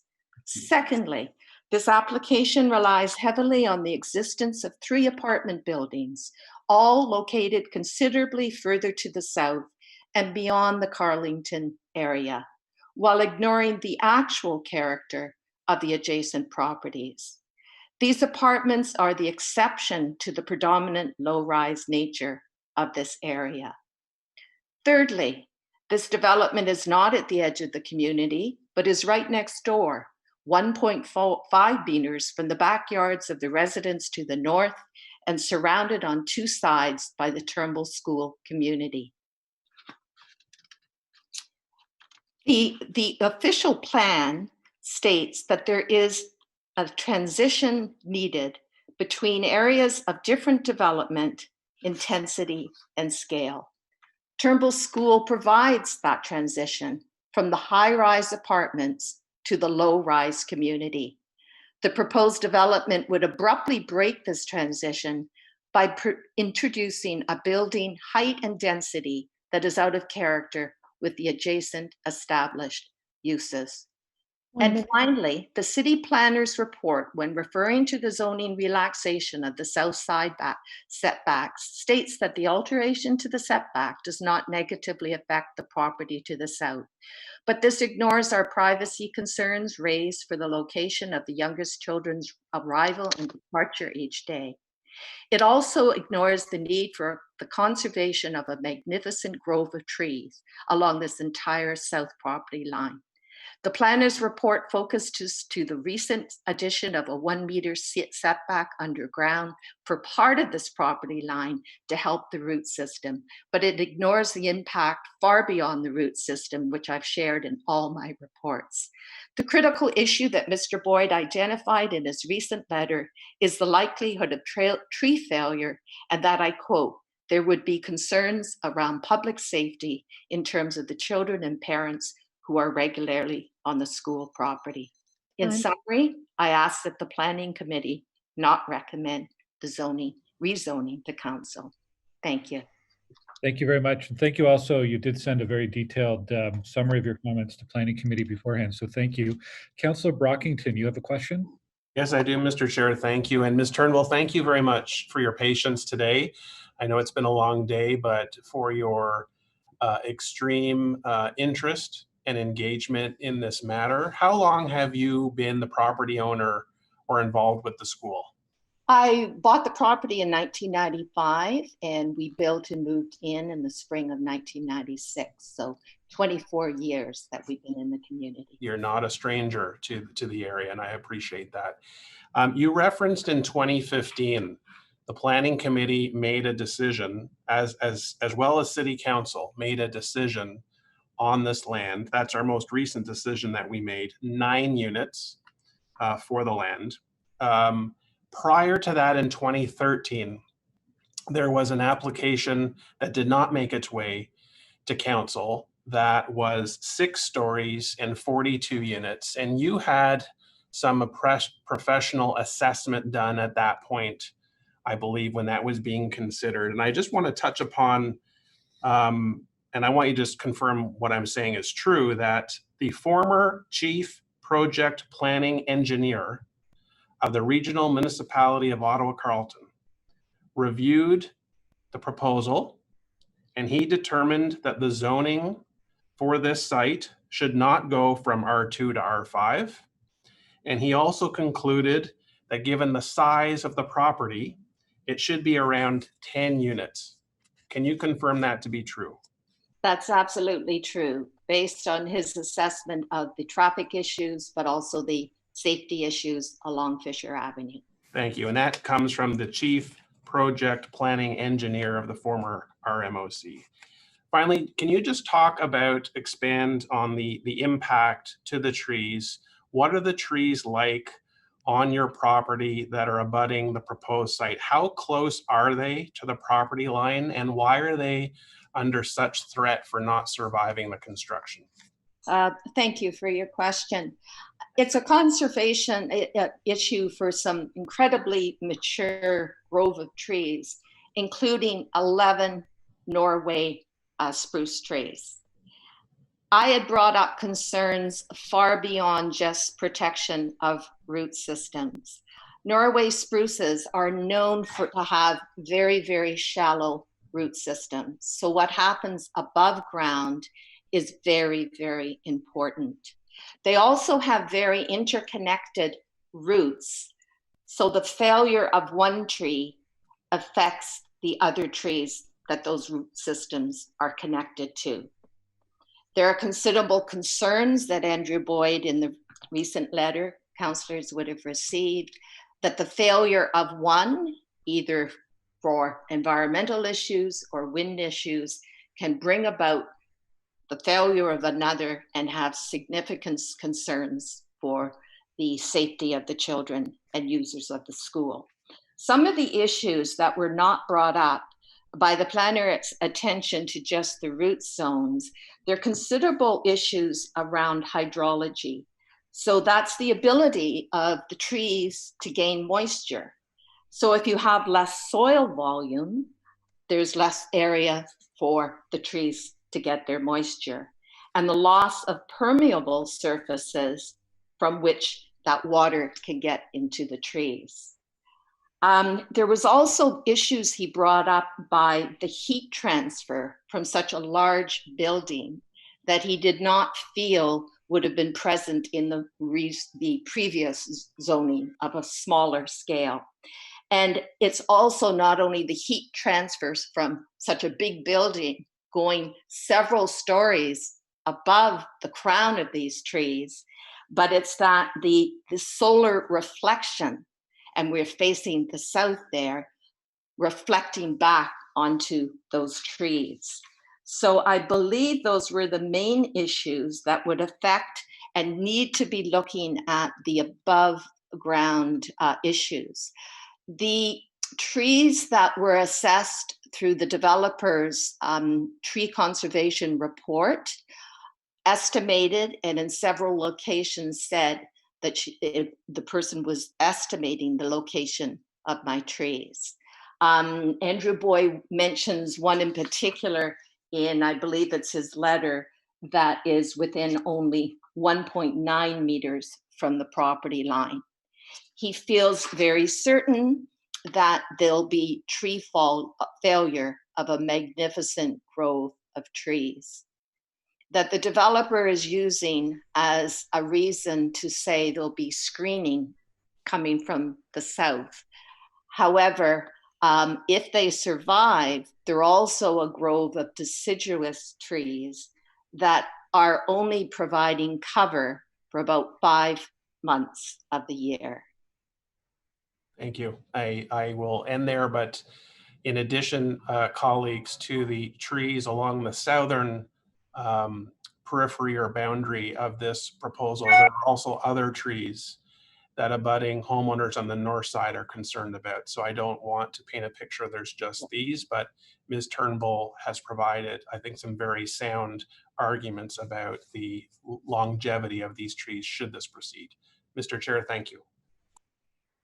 Thank you. And I don't see any other questions. So thank you, Marianne. We'll move on to our next speaker.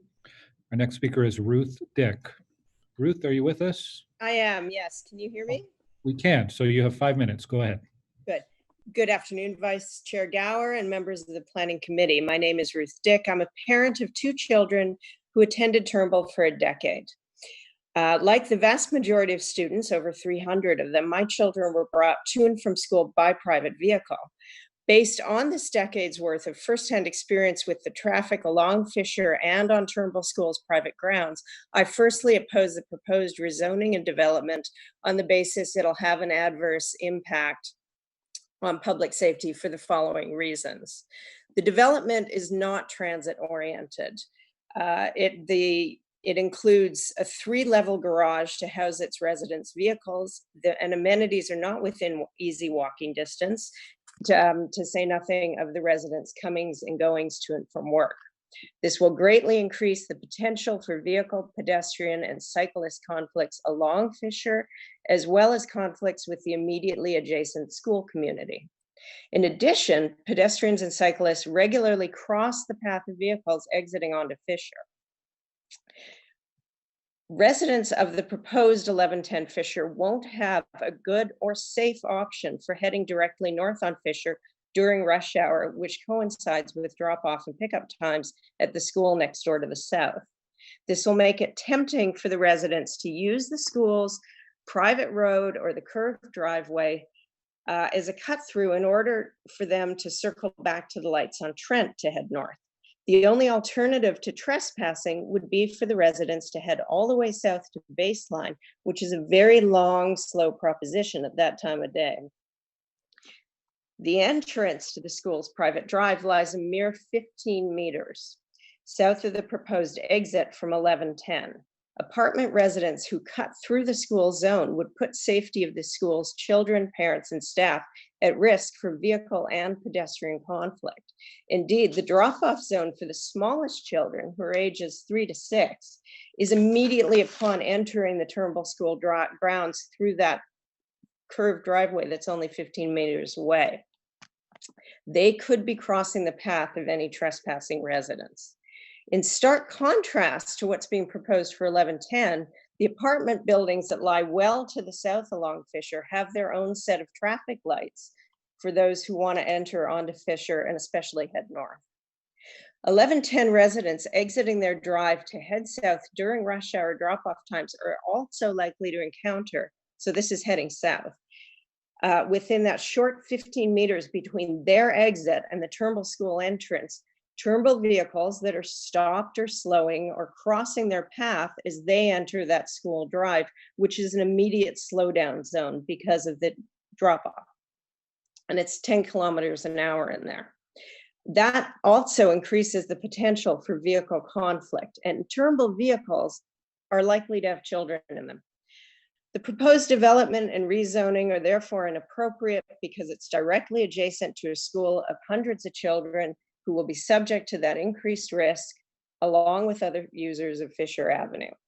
It will adversely impact the school's ability to carry out its mandate of keeping the children safe within the school grounds. The second basis for my opposition is that the proposed development will have an adverse impact on the school's ability to preserve the children's privacy. Because they range in age from 3-year-olds to young teens, privacy is a key component of student security and safety. The security and safety of the children underpins all the other school activities and uses of the school's property. As it stands now, the school's design with regard to protecting that privacy is exemplary. 1 minute. However, the addition of a 9-story apartment building with balconies immediately adjacent to, in fact, looming above the kindergarten yard, as well as the primary grade child's play structure and entrance to their classrooms, will not only cast a shadow over the yard during morning arrival and playtime, but will have a hugely adverse, deleterious impact on the children's privacy. Rising well above the screening trees, and evidently, as we've just heard, posing a threat to the health of those, its balconies are de facto child observation decks overlooking the entirety of the school's fields and playgrounds, and from which children might be observed at leisure and without recourse. The children's privacy will without question be adversely impacted by allowing this, and indeed will be destroyed by permitting the rezoning and development. In conclusion, I'm opposed to the rezoning. Thank you. Thank you, Ruth. I don't see any hands up from our committee members. Okay. Okay, so thank you for your presentation. Thank you. Our next speaker is Craig Dunn, who is a school principal with the Turnbull School. Craig, are you with us? Craig, you may need to unmute. Sorry about that. Hello, can you hear me? Yes, we can. So you have 5 minutes. Go ahead. Thank you, Vice Chair. I am the senior school principal and co-owner at Turnbull School. And the school's primary mandate is to provide a safe learning environment, overseeing the physical safety of our students and the whole Turnbull School community. Our student population is over 360 students ranging from kindergarten to grade 8, of which the vast majority of over 320 students are brought to school by parents or by public transit. It is our opinion that the scale of the proposed development, which is not transit supportive, will have an adverse impact to the function of the school's vehicular circulation flow. It will lead to unwelcome traffic on our driveway and parking lot, increasing the potential for collisions and pedestrian accidents. It is our opinion the residents of this new building, as well as their visitors or service vehicles, will become frustrated with the delays turning north on Fisher Avenue and choose to turn right and enter the school's entrance, which, as mentioned, is only 15 meters away. They can then more conveniently cut through the school's large double-lane circular driveway and exit onto Fisher from our 2-lane exit further south, where the break-in traffic is easier. This is in direct conflict with our youngest students' drop-off and pickup area. Alternatively, there is a school's private road from the front through our property to the school's exit onto Chevrier Street, where residents would have a very convenient choice of either heading west toward Maryville or turning east to access the lights at Trent to more easily travel north. Both options would be impossible to patrol and is where many of our students are dropped off. We have been advised that the solution to our concerns about potential cut through onto the school's property for any scale of development is that it would be handled through education of the apartment residents. However, there's a very large difference between the 9 units of the previously accepted applications and the 62 units now. Furthermore, education does not work unless there is supervision and enforcement. It is an unreasonable and an impossible expectation that the school could oversee, enforce, and in the case of overflow or guest service vehicle parking, to ticket or tow away such trespassers. It is our opinion that in the addition to the increase in potential safety concerns mentioned above, the proposed building will have an adverse impact on its adjacent land use, being the school. When the school is burdened with managing, educating, and policing the unwelcome traffic, it takes time away from the normal conduct of the school's function and our responsibility to manage the school. It creates an adversarial relationship with our neighbors, which is not consistent with the relationship we have worked hard to develop over the past 2 decades. In addition, we also rent out our school facilities in the evenings and on weekends. The overflow of traffic and unwelcome parking due to the proposed apartment having no above ground visitor parking and their inconvenience of accessing the parking garage will have an adverse impact on our renters, which will negatively impact the school relationship with them and their rights to use the school properly. In summary, the proposed rezoning will have negative impacts on the school's ability to ensure the safety of its children and parents as outlined above. Therefore, we do not support the proposed development of 1110 Fisher Avenue, and we ask the city's planning committee not to recommend approval to council. Thank you. Thank you, Craig. Again, I don't see any hands up from our committee members. So thank you very much for your presentation. Well, thank you for hearing me. Next, we have Robert Brinker with the Carleton Community Association. Robert, are you there? Yes, I'm here. I hope you can hear me. We can. So you have 5 minutes as well. You can go ahead when you're ready. Perfect. Thank you. Good afternoon, Vice Chair Gower and councillors. The Carleton community supports compatible intensification as evidenced through our work with our councillor, developers, consultants, city staff and neighbors to integrate new development into the neighborhood. We have actively contributed to the Merrill North Community Design Plan, Westgate Secondary Plan, Travel Lodge redevelopment, and many others. We have also held workshops for the city's new official plan and expressed our desire to accommodate intensification with high-rise development along Carling Avenue, mid-rise along Merrill Road, and maintaining the existing low-rise character along corridors like Fisher Avenue. The proposed development is uncharacteristic and incompatible with the Carleton community. The Carleton Community Association was involved in the developer's previous rezoning from the original R2 to the current R3 zoning for the site. At that time, the developer described the proposed development of 9 townhouses and semi-detached units as a complementary development with moderate increase in density compared to the surrounding area. The current proposed 9-story, 62-unit development is grossly out of character and scale with the Carleton community and represents nearly 7 times more density than the previously approved R3 zoning for 9 low-rise residential units. If the zoning is approved, the proposed development has the potential to adversely impact the character of this mature, stable neighborhood. It will be precedent setting for future developments along Fisher Avenue, undermining the good work already achieved to maintain the community character, scale, and compatibility to build form while maintaining and respecting the cultural heritage landscape of the Central Experimental Farm. The subject site is located immediately adjacent to the low-rise Turnbull School property, which is zoned institutional, and low-rise residential dwellings along Trent Avenue, which are zoned R2F. The immediate area and the broader Carleton community is characterized by low-rise residential dwellings with maximum building heights ranging from 8 to 15 meters, depending on the dwelling type. The only R5 zoning in the Carleton community is west of Merrill, the west side of Merrill Road, which is designated as a traditional main street and transit priority corridor. Merrill Road also contains a mix of commercial and residential uses and has 2 lanes in each direction, all characteristics which support increased density and intensification.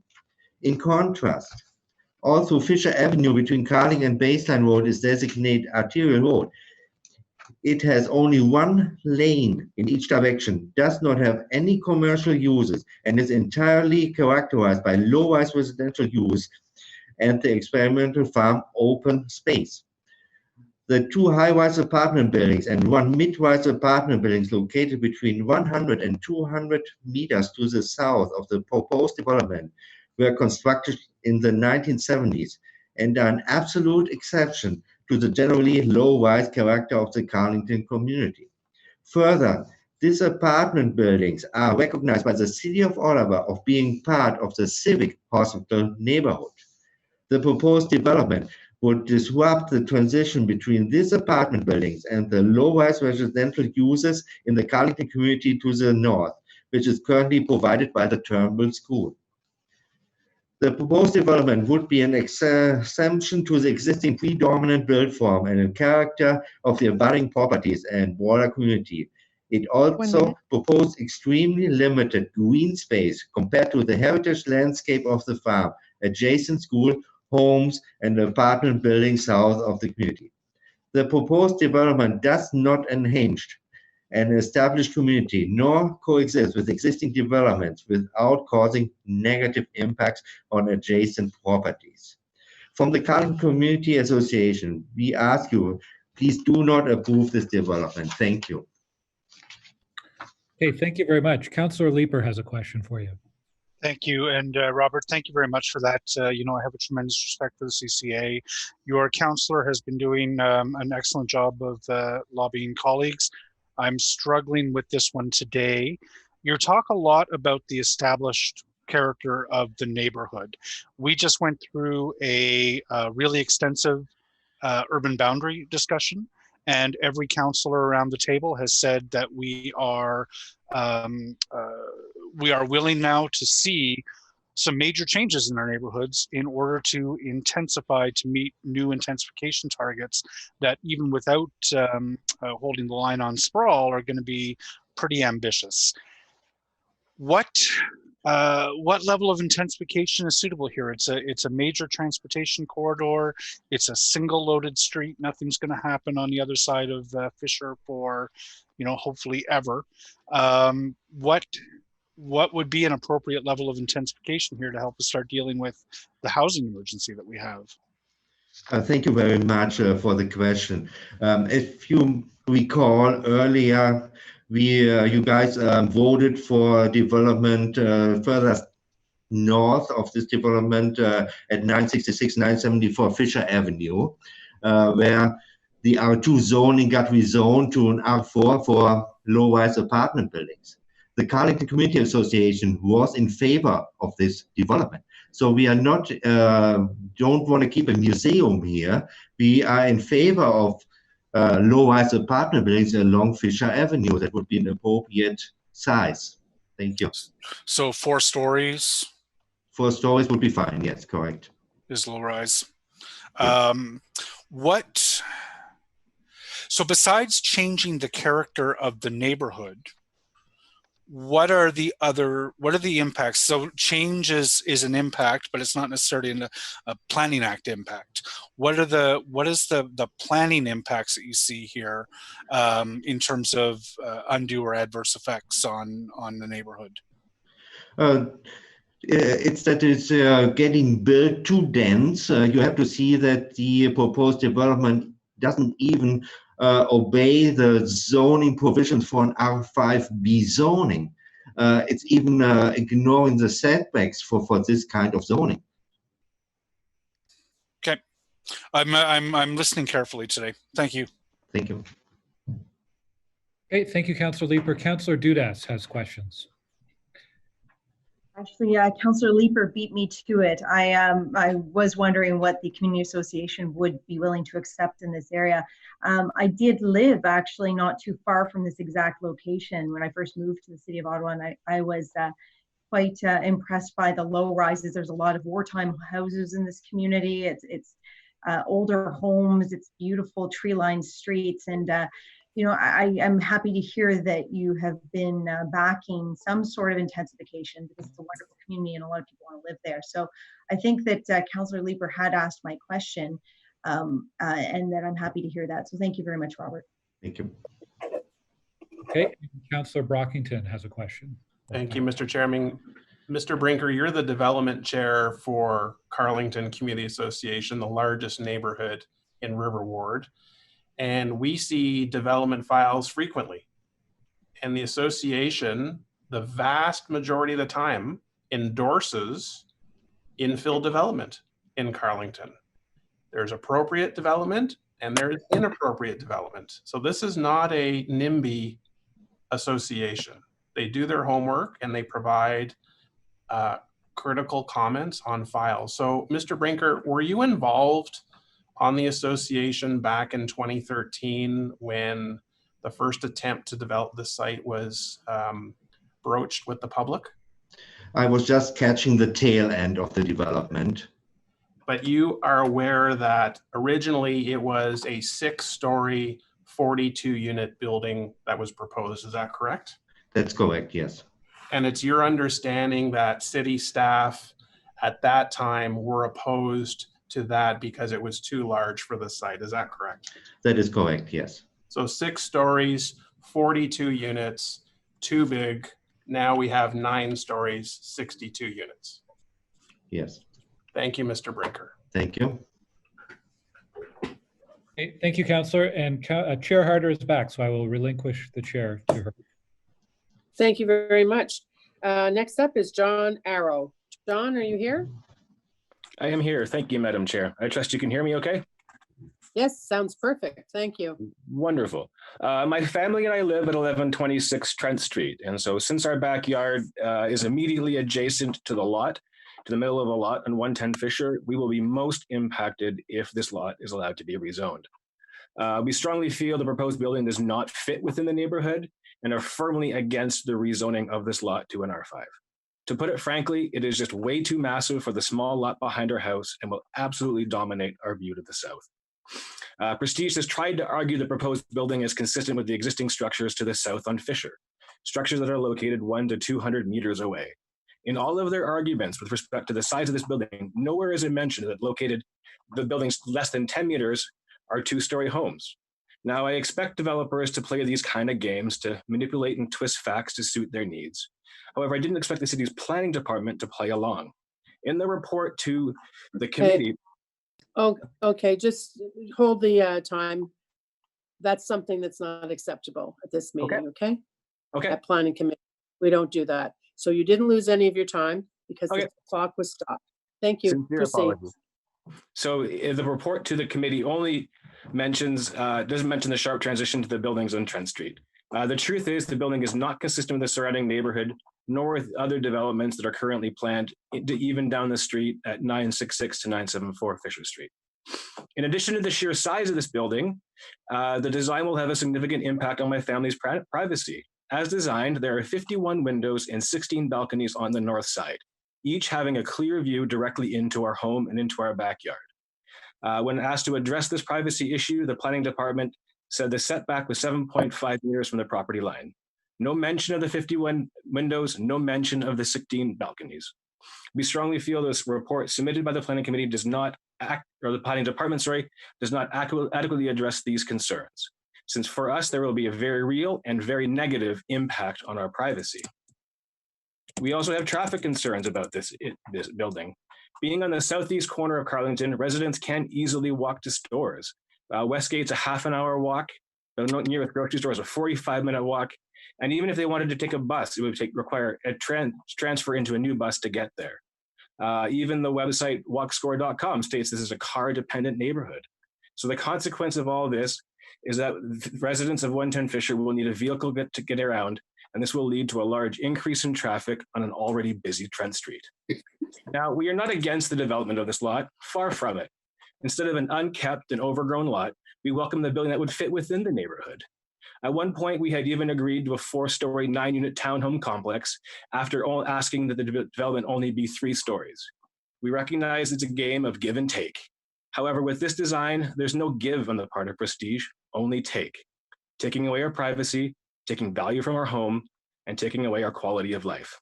So thank you for your time. Thank you very much. And Miss Stephanie, I just have a text from Councillor Brockington asking to be let back into the room. I told him I'm not in charge of that, you are. So do you see him there? Can you let him back in? Yeah? Yeah, he's coming back in now. Thank you. I was booted out, but I did hear the presentation. Good. Thank you. Next up is Murray Peacock. Murray, I see you there. Ready to go? You have 5 minutes, sir. Thank you very much. I appreciate you allowing me to speak today. My name is Murray Peacock. My wife and I, we live on 1122 Trent Street, right on the northern property line of this development. To say that we're concerned about this project is an understatement of the year.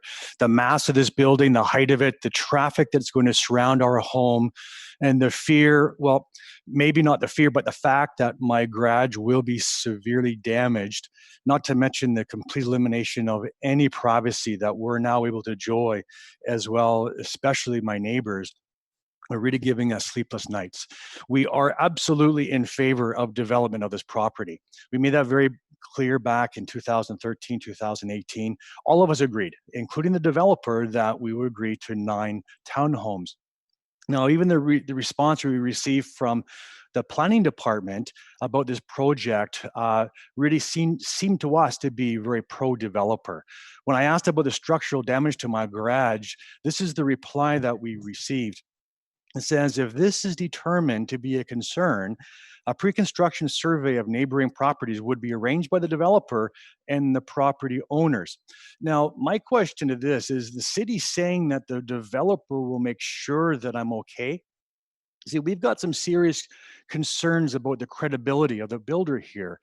See, he promised that he would leave the trees intact, but under his watch, all the trees along our entire property line are gone. So with this building, the southern trees don't have a chance to survive, as was already mentioned. He also promised us that this building would not have any balconies overlooking our backyards. This project, they're filled, as was mentioned. He promised to build with a respectable setback, now at 0. You see, we haven't seen him show any concern for us as neighbors. Now he's going to dig and blast a 40-foot hole right in the edge of my old garage. Now, the city says, just leave it in the hands of the developer to take care of your garage, but that makes me honestly very scared. I've seen really no evidence that if any damage does occur, that the developer just will ignore us. And it seems that the city, I don't know if they'll take responsibility or what. That, I guess you will decide on that one. But I feel that I'm just collateral damage in this massive project. Besides us and our neighbors who are losing sunlight and trees and privacy, they all have children playing in their backyards. My home now is going to have a driveway leading into the building directly behind me. Now it's going to create a traffic pattern from the north, east, and now from the south. So our house is going to become an island to traffic. And with 62 units, with all their guests, it will be noisy. So my question is, where will the contractors who are going to service this building park? They're going to park on Trent Street. Where will the guests and tenants park? They're going to park on Trent Street. So this massive building is going to completely surround us. It's not fair. My son witnessed his schoolmate get killed by a car on Booth Street in Eccles when he was in grade 4. At that time, we were asking for lights or crossing guards, but the city didn't think it was necessary. Within a matter of weeks after Brittany got killed, guess what? They had lights installed. The traffic chaos that this building is going to create on our corner is going to be very serious. The developer and his people all act like it's nothing, but one thing, if I might ask, will someone have to get hurt or killed for us to say, yeah, maybe we should have considered this before? Please, this project is just too big. It doesn't fit in with our neighborhood at all. City Council already said that a 6-story mid-rise was too massive. So how on earth can planning department honestly tell us that a building 30% bigger is going to be more appropriate? All I ask is please approve an appropriate size building here, not this building. Please don't bury us with this building, and please don't let them ruin my property and completely change the flavor of our community. Thank you. Thank you. Councillor Brockington? Mr. Peacock, thank you as well for your written submissions, your presentation today, and your engagement as well over the years. I met you shortly after I got elected. We met as a community to discuss the plan for 9 units, which the community had just been through the trauma of a 6-story, 42-unit proposal, and now we were gathering to meet something less. And I just want to read you something that was in the proposal for 9 units and get you to comment on this. So when the current developer was proposing 9 units, as part of his planning rationale, he said, quote, "The proposal maintains compatibility with the surrounding area by proposing a minor increase in density." This is for the 9 units. "The intensification acknowledges that this location is suitable for increased development," which we agree, "while still appreciating the generally lower density form in the neighborhood." Do we get that now with 9 stories and 62 units? No, not at all. Oh, I'm sorry. Yeah. No, it's okay. I've just wondering, just want to make sure he was asking you. That's fine. Thank you. Thank you.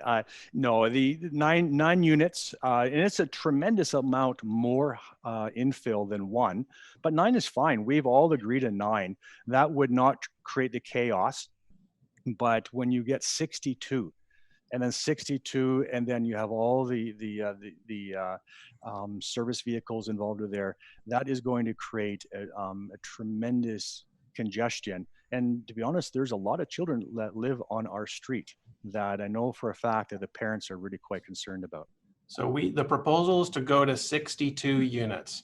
How many homes were on the parcel of land we're talking about now? 1. 1. So we're going from 1 to 62. Thank you, Mr. Peacock. Thank you. Thank you. Next up is Ruby Pooney. I think that's how I say your name, Ruby. Did I pronounce your name? How do you pronounce your name? My name is Ruby Pooney. That's correct. Okay, thank you. You have 5 minutes. All right. Thank you, Madam Chair and councillors, for this opportunity. My name is Ruby Pooney. My family and I are homeowners on 1128 Trent Street, directly adjacent to 1110 Fisher. We have reviewed the current application and the departmental recommendation, and we have very serious concerns leading us to oppose the application. As you know, 1110 Fisher used to have a single detached dwelling and was zoned R2 like all of the adjacent residential properties. In 2016, City Council approved rezoning to go from R2 to R3. This gives the owner permission to build multiple townhome units and at a height higher than neighboring homes like ours. This was accepted by the community and the city and the developer as appropriate residential intensification. The current application is a significant departure from the previous decision. It is much greater in scale, mass, and height. It does not fit in with the existing community, and it will have huge adverse impacts on the community and neighboring residents. I will speak to some of the issues. Firstly, context. It is mentioned 7 times in the city staff report that 1110 Fisher is on an arterial road. This fact, along with the existence of apartment buildings further south on Fisher Avenue, appears to be the main reason for the staff's positive recommendation. In my opinion, little locational context is provided in the report. Fisher Avenue is not a typical arterial road. Between Baseline Carling, it has single-lane traffic in each direction and is surrounded predominantly by low-rise residential dwellings and the experimental farm. There are indeed 3 apartment buildings in one cluster at the south end, but these do not characterize this area, as the general urban area policies require for permitting new, taller buildings. These buildings are an exception. They are set on huge lots with generous setbacks, parking, and green space. They are surrounded on 3 sides by the farm. They are more than 150 meters away from the low-rise neighborhood. Conversely, 1110 Fisher is surrounded by R2 zoning, directly adjacent to 5 residential dwellings and a school. It sits squarely within the community. This property is not on the periphery. That is a mischaracterization. The word compatibility is only unfortunately mentioned 1 time in the staff report. The official plan requires the applications be against design and compatibility criteria set out in section 251 and section 411. However, I note that both these sections are not referenced in the staff report. The report states that, quote, the design is generally sensitive to adjacent low-rise dwellings, but it hardly addresses those dwellings, such as my home, instead relying heavily on the existence of Windfields apartments. I believe the proposed development does not respect the character of the neighborhood. The design offers no integration with the surrounding dwellings in context. It feels like this massive tall building is being squeezed onto this relatively small lot and insert it into the neighborhood with no transition. It doesn't fit, and it will cause undue adverse impacts. Briefly, here are some. Privacy. The setbacks of the proposed development are not in compliance with the city's requirements. These setbacks, plus the proposed increase in density from R3 to R5, from 9 to 62 units, will result in a complete loss of privacy for my family and for my immediate neighbors. It is very distressing to imagine having a 9-story building with numerous windows and balconies adjacent to us, directly overlooking our backyard and our home, with countless people being able to look into our space and into our child's bedroom. Pollution. I am very concerned by the pollution and fumes that will be generated by the building and the 3 levels of underground parking. Where will the vents and exhaust pipes be? The setbacks are very small. There are families and children all around. Nobody wants the pollution directed towards them. 1 minute. This development will worsen the traffic and safety issues on Fisher and Trent, which I know others have elaborated on. Trent Street will be used for parking for this building. This poses serious safety risks. Trent has no sidewalk, and the street is heavily used by the whole city to access Fisher, bus stops, and paths in the farm by foot, bike, and stroller. I am worried for the safety of my family. Finally, the staff report that many issues will be dealt with at the site plan control stage, such as ventilation, noise, traffic, trees, impact on neighboring structures. But these issues are relevant now to compatibility and design and should be considered as per section 411. The fact that there are so many problematic issues should give us all pause at this stage about the suitability of the proposed development for this site and the surrounding community. In conclusion, I would like to state I'm not against any development at 1110 Fisher. An acceptable option for moderate intensification already exists. In my opinion, the current proposal does not meet the policies of the official plan, particularly section 3614 and section 411. And I believe it will cause undue adverse impacts that should not be ignored. Thank you very much. Thank you, Ruby. Appreciate you coming out today. Our next speaker is Sarah McDonald. Sarah, you're here. I am, Madam Chair. Thank you. Thank you. You have 5 minutes. Thank you. Thank you, Madam Chair and members of committee. My name is Sarah McDonald, and I am a licensed professional engineer and project manager with WSP's Transportation Planning Group here in Ottawa. WSP was retained by JD Turnbull Development Incorporated to review and provide a professional opinion on the proposed rezoning at 1110 Fisher Avenue. Ms. Turnbull, who spoke earlier, is our client. My presentation focuses on the transportation impacts resulting from the proposed rezoning. The first being the increase in development-generated person trips, moving from the existing R3 zoning to what would be allowed by the proposed R5 zoning. Applying the city's preferred methodology for residential trip generation, we estimate that the existing R3 zoning could generate 20 person trips during the combined AM and PM peak hours, and that the proposed R5 zoning would allow for up to 117 person trips during the combined peak hours. This is a 6 times increase in the number of trips that would be allowed by the proposed rezoning. Concerning parking provision for the site, research shows that the number of trips people take is fairly consistent. What changes depending on circumstance is the mode selected, modes being walking, cycling, transit, or auto. The mode selected, or mode choice, is influenced by vehicle ownership, and vehicle ownership relates directly to availability of home parking. While the planning rationale describes the development as promoting transit use, the provision of 65 parking spaces, 57 of which are for residents, for 62 dwelling units, supports a choice of selecting that auto mode. In the same vein, the transportation impact assessment submitted for this file identifies a 25% transit mode share. While local transit does exist along Fisher Avenue, the nearest service is considered frequent, is located outside of the 10-minute walking bubble, or 800 meters that is generally considered the distance that people are willing to walk to access rapid transit. And in considering the statement, it includes the proposed Baseline bus rapid transit station at the intersection of Baseline and Fisher. So the walking distance to frequent transit routes, combined with the provision of nearly 1 parking space per dwelling unit, further suggests that the auto mode will be favored by residents over transit. And finally, I wanted to add a few supporting points to the traffic impacts to Turnbull School and and the community that were described by a few of the previous speakers. So Fisher Avenue is an arterial road, and right now it is operating at or near lane capacity during the peak hours. It is also designated as a cycling spine route and has bike lanes on each side of the roadway.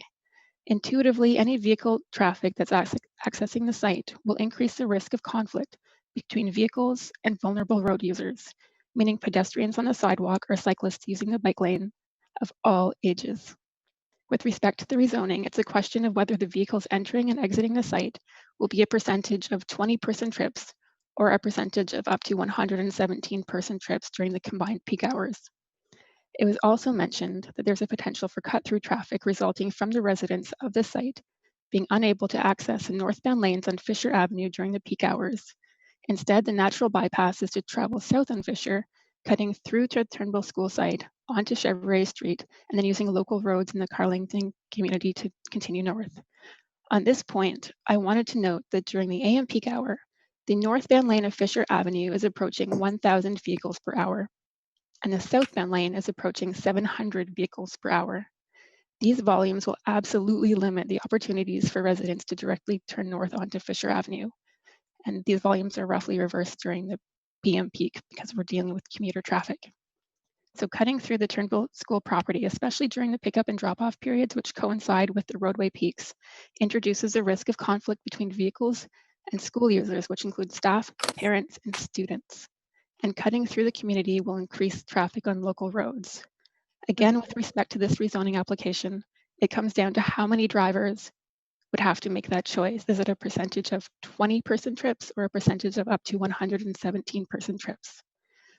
So in summary, the rezoning of 1110 Fisher Avenue from R3 to R5 will have an adverse impact on the surrounding transportation network by allowing for up to a 6 times increase in development-generated person trips, encouraging the auto mode through the oversupply of 57 parking spaces for 62 residential units, increasing the conflict at the access between vehicles and vulnerable road users on Fisher Avenue by allowing for a larger generator of traffic than the current zoning, specifically referencing the 62 units, and increasing the potential for cut-through traffic through the Turnbull School property and the Carlington community.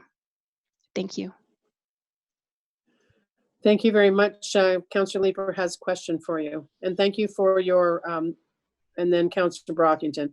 Thank you for your email that you sent previously. Councillor Leeper? Thanks. Ms. McDonald, it's you're making a compelling case.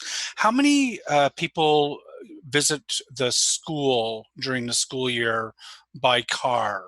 And then how many people who live out of area use the local roads in order to get north from the location because they have a difficulty getting out on Fisher? Okay. So during the school year, so I'm just pulling up my notes.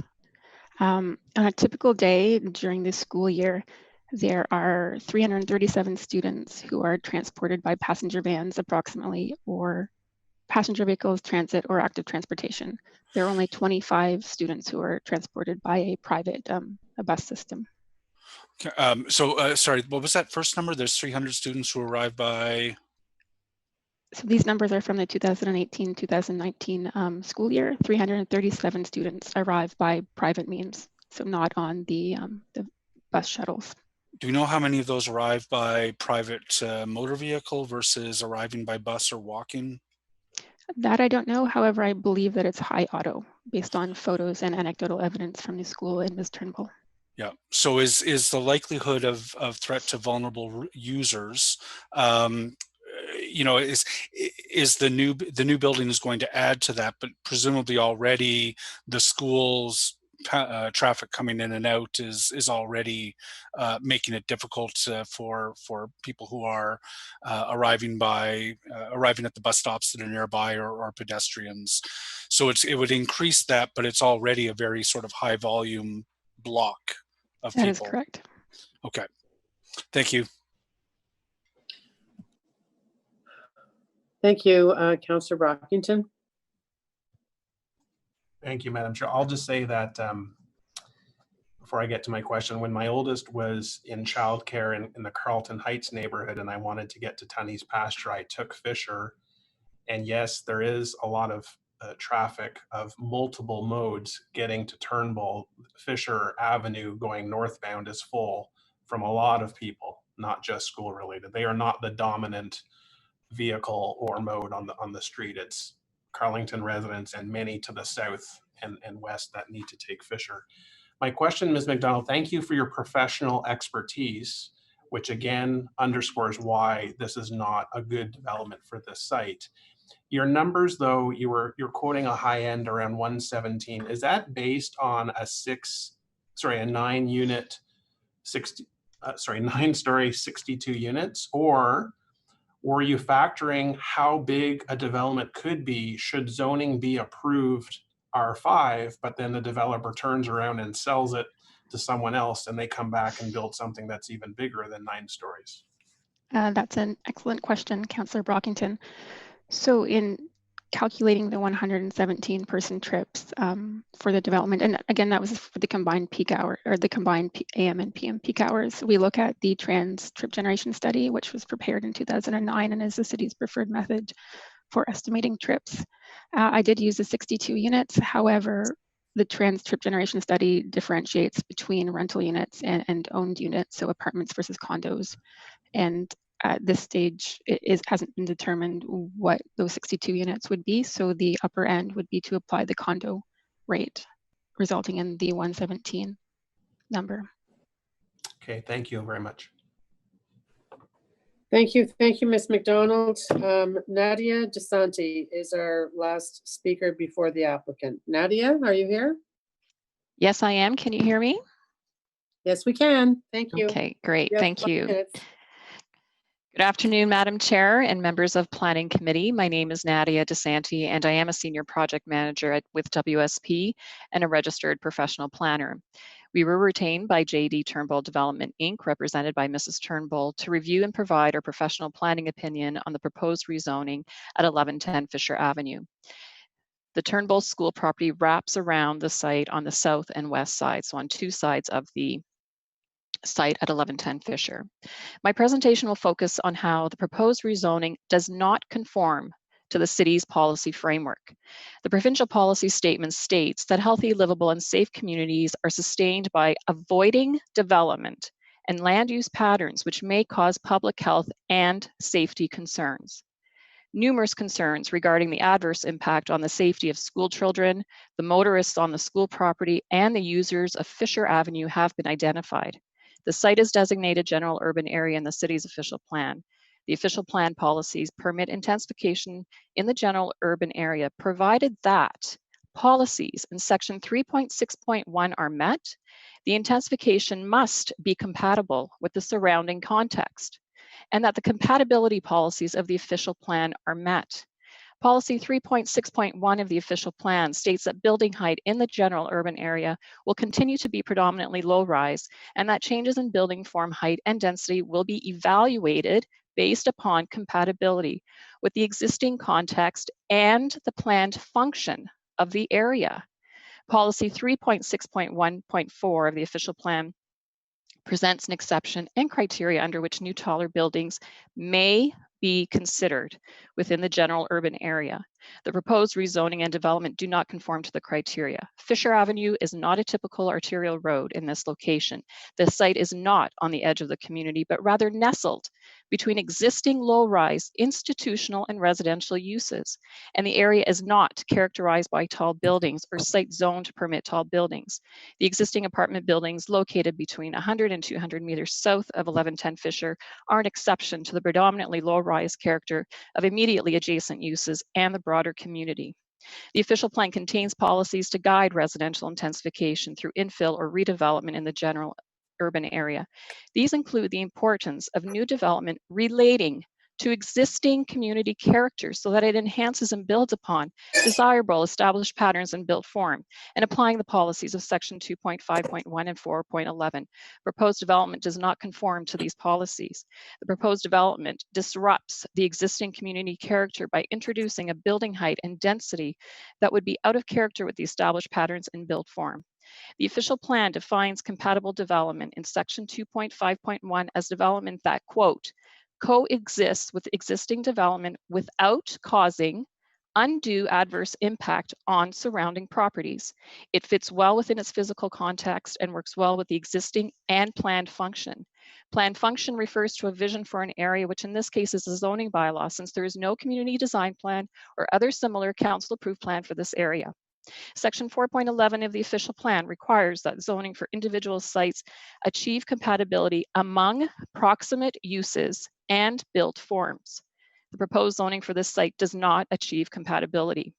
The official plan states that, quote, at the scale of neighborhoods or individual properties, issues such as accommodation of parking and access, and it goes on, are prominent considerations when assessing the relationships between new and existing development. This was one of numerous concerns Mrs. Turnbull raised almost a year ago, which have not been addressed. Massing and scale and outdoor amenity area are critical compatibility criteria in the evaluation of the proposed rezoning. The official plan states that massing and scale describe the form of building, how tall it is, how much of the lot it occupies, and how it is positioned to the street and surrounding buildings. Proposed 9-story apartment building would occupy almost 50% of the lot. The proposed density would be 408 units per hectare. That's 7 times the density that would be permitted under the existing zoning.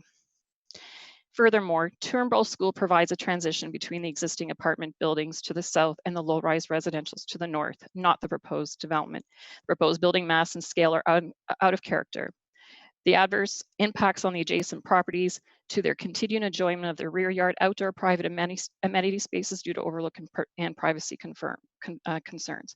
In summary, it is my professional planning opinion that the proposed rezoning and development is inconsistent with the provincial policy statement, does not conform to the City of Ottawa official plan, and does not meet the general intent and purpose of the city's zoning bylaw, represents incompatible development, does not represent good planning or is in the public interest, and will result in numerous adverse impacts. Thank you very much.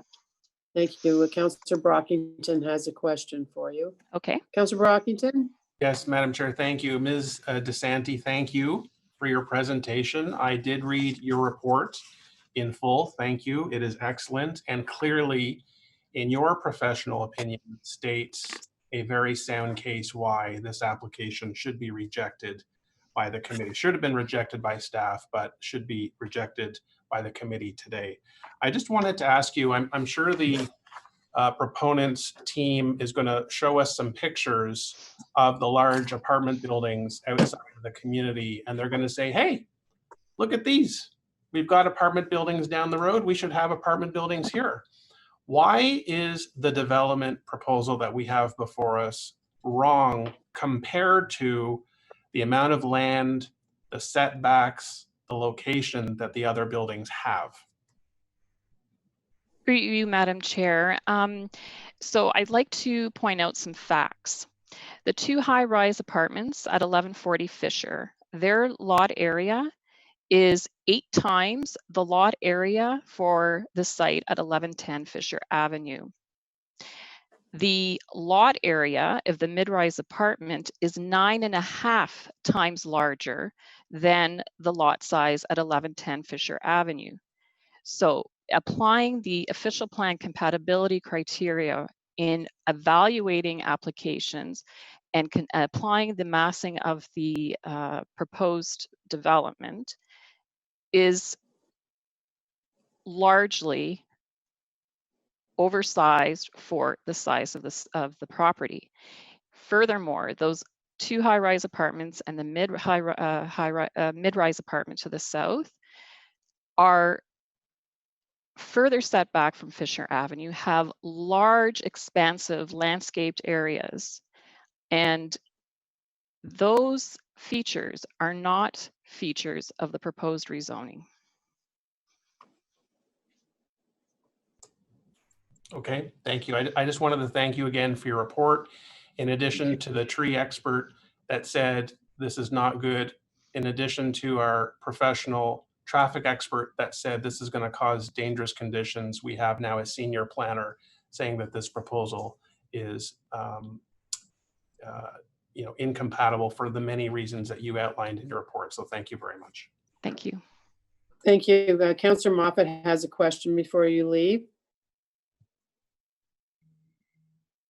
Thank you for that, Chair, and thanks, Nadia, for your involvement here. Just a quick question. I know a lot of the things that have come up seem to be related more to site plan, but one of the things that comes up on both sides is the notion of community boundary. And I believe staff's position is that because it's on the periphery of the Carleton community, it can be acceptable, whereas most of the comments from the community are that this is actually within the community. Now, can you just give me your interpretation where the community boundary is? Because when I look online on Geo Ottawa, it sort of highlights the community boundaries actually halfway. Well, it's down the middle of Trent. So even oddly enough, the properties on the south side of Trent aren't actually within the Carleton community boundary, according to the Ottawa neighborhood study, and that this site is actually with the hospital area. So can you just give me a sense of where you draw your rationale as to how you consider this site to be inside that boundary?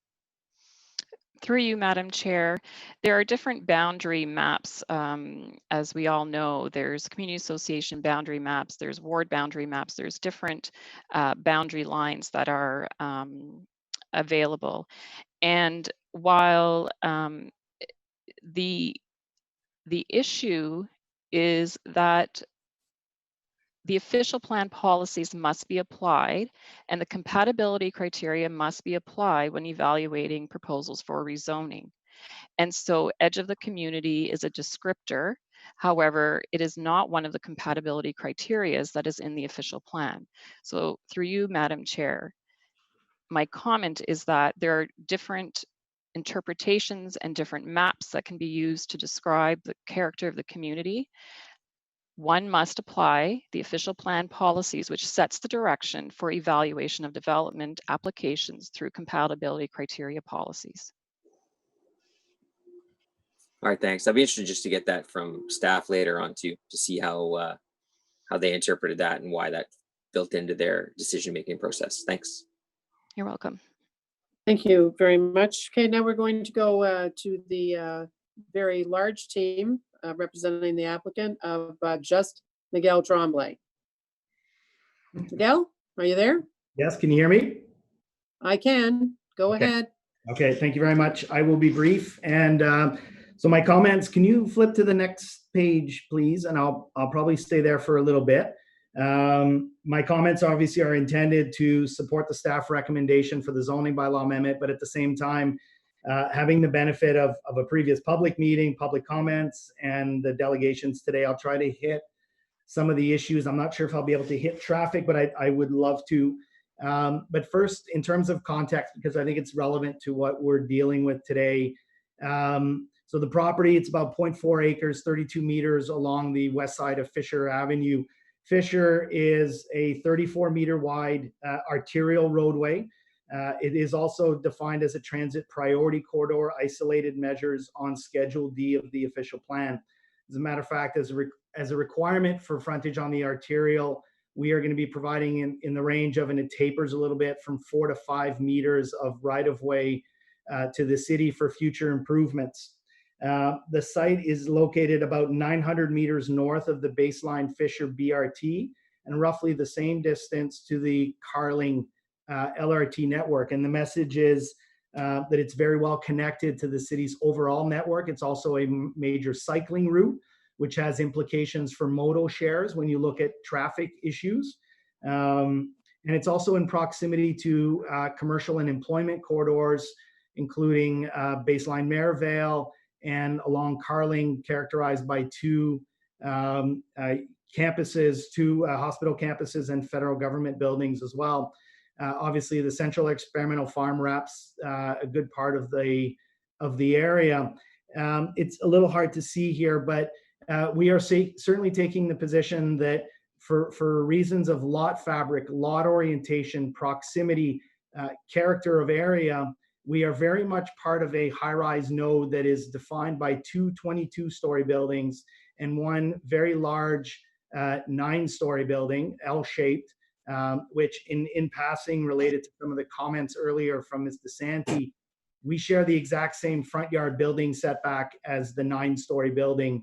And that was, the reason I'm well aware of that is it was flushed out as part of the NCC's review of our cultural heritage impact statement to make sure that we are not eroding the value of the experimental farm. Can you, we are also obviously, and I think we're all aware of that now, located on the southern edge, but oriented towards Fisher from the Carlington community, which is defined as low rise. If you go to the next slide, please. And I'll go through these very quickly, but we are defined as general urban area. The general urban area is predominantly low rise, but OPA 150 recently resolved that the LPAT provides very clear direction that additional heights and densities can be directed to certain areas within the general urban area, providing they meet a criteria. Very briefly, the criteria, and it's itemized in your staff report, is frontage onto an arterial roadway, either proximity to a transit station within 800 meters or on a transit priority corridor and in an area characterized by high rise. To be abundantly clear, despite what you heard today, we meet all of those criterias. This site is a candidate site, and we chose a mid-rise building, but the policies would actually support a high-rise building on this site. So we heard a few times that these buildings are anomalies from a policy perspective. They are not anomalies from a policy perspective. They're very much in keeping with the new emerging policy from OPA 150. Can you go to maybe skip a couple of slides? 1 minute, Miguel. Okay, so one more slide, please. So this is the proposed site plan. I would wholeheartedly disagree with comments that we didn't display sensitivity to abutting dwellings and land uses. The tower is going to be approximately 25.5 meters from the back of the houses along Trent Street, given that they have oversized yards. Their rear yards are about 18 meters in depth, and we are about 20 meters from the edge of the building. Special consideration was given to issues of shadowing separation, even pulling back the below grade parking structure to retain the existing trees on the Turnbull site that protect the existing play area. The building is a very small footprint. It's 623 square meters. Can you go to the next slide, please? That's time. Okay, I will. I'll leave it at that if there's any questions. Well, we do have another speaker registered. If you need the extra time, he can come on. Did or you're just going to go with questions?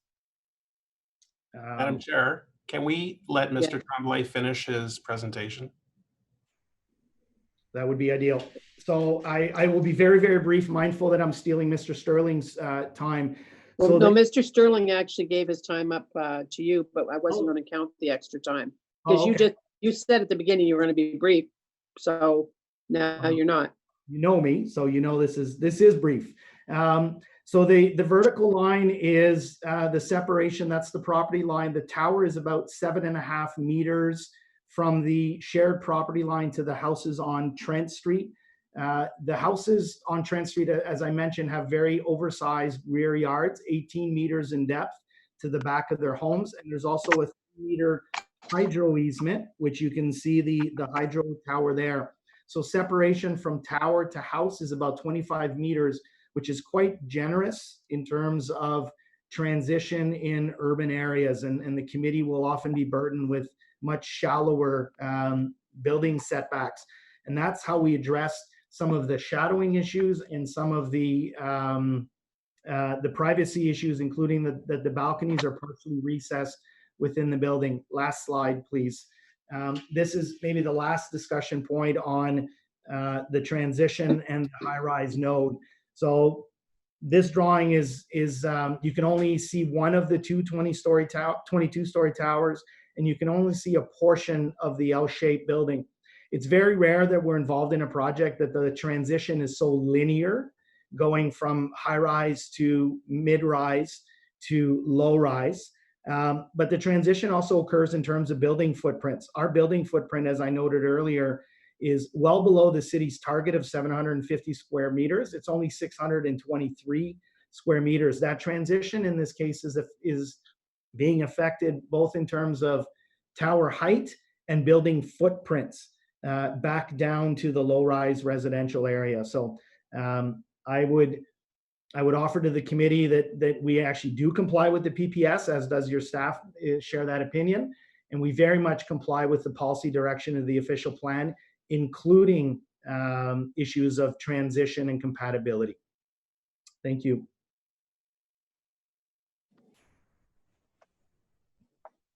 Okay, Vice Chair Gower has question. I have one question, and I want to ask Mr. Tremblay, and I'm going to ask the same thing to staff later on. Mr. Tremblay, you referenced new emerging policy. You mentioned OPA 150. Can you look a little bit in the future, 20 to 25 years?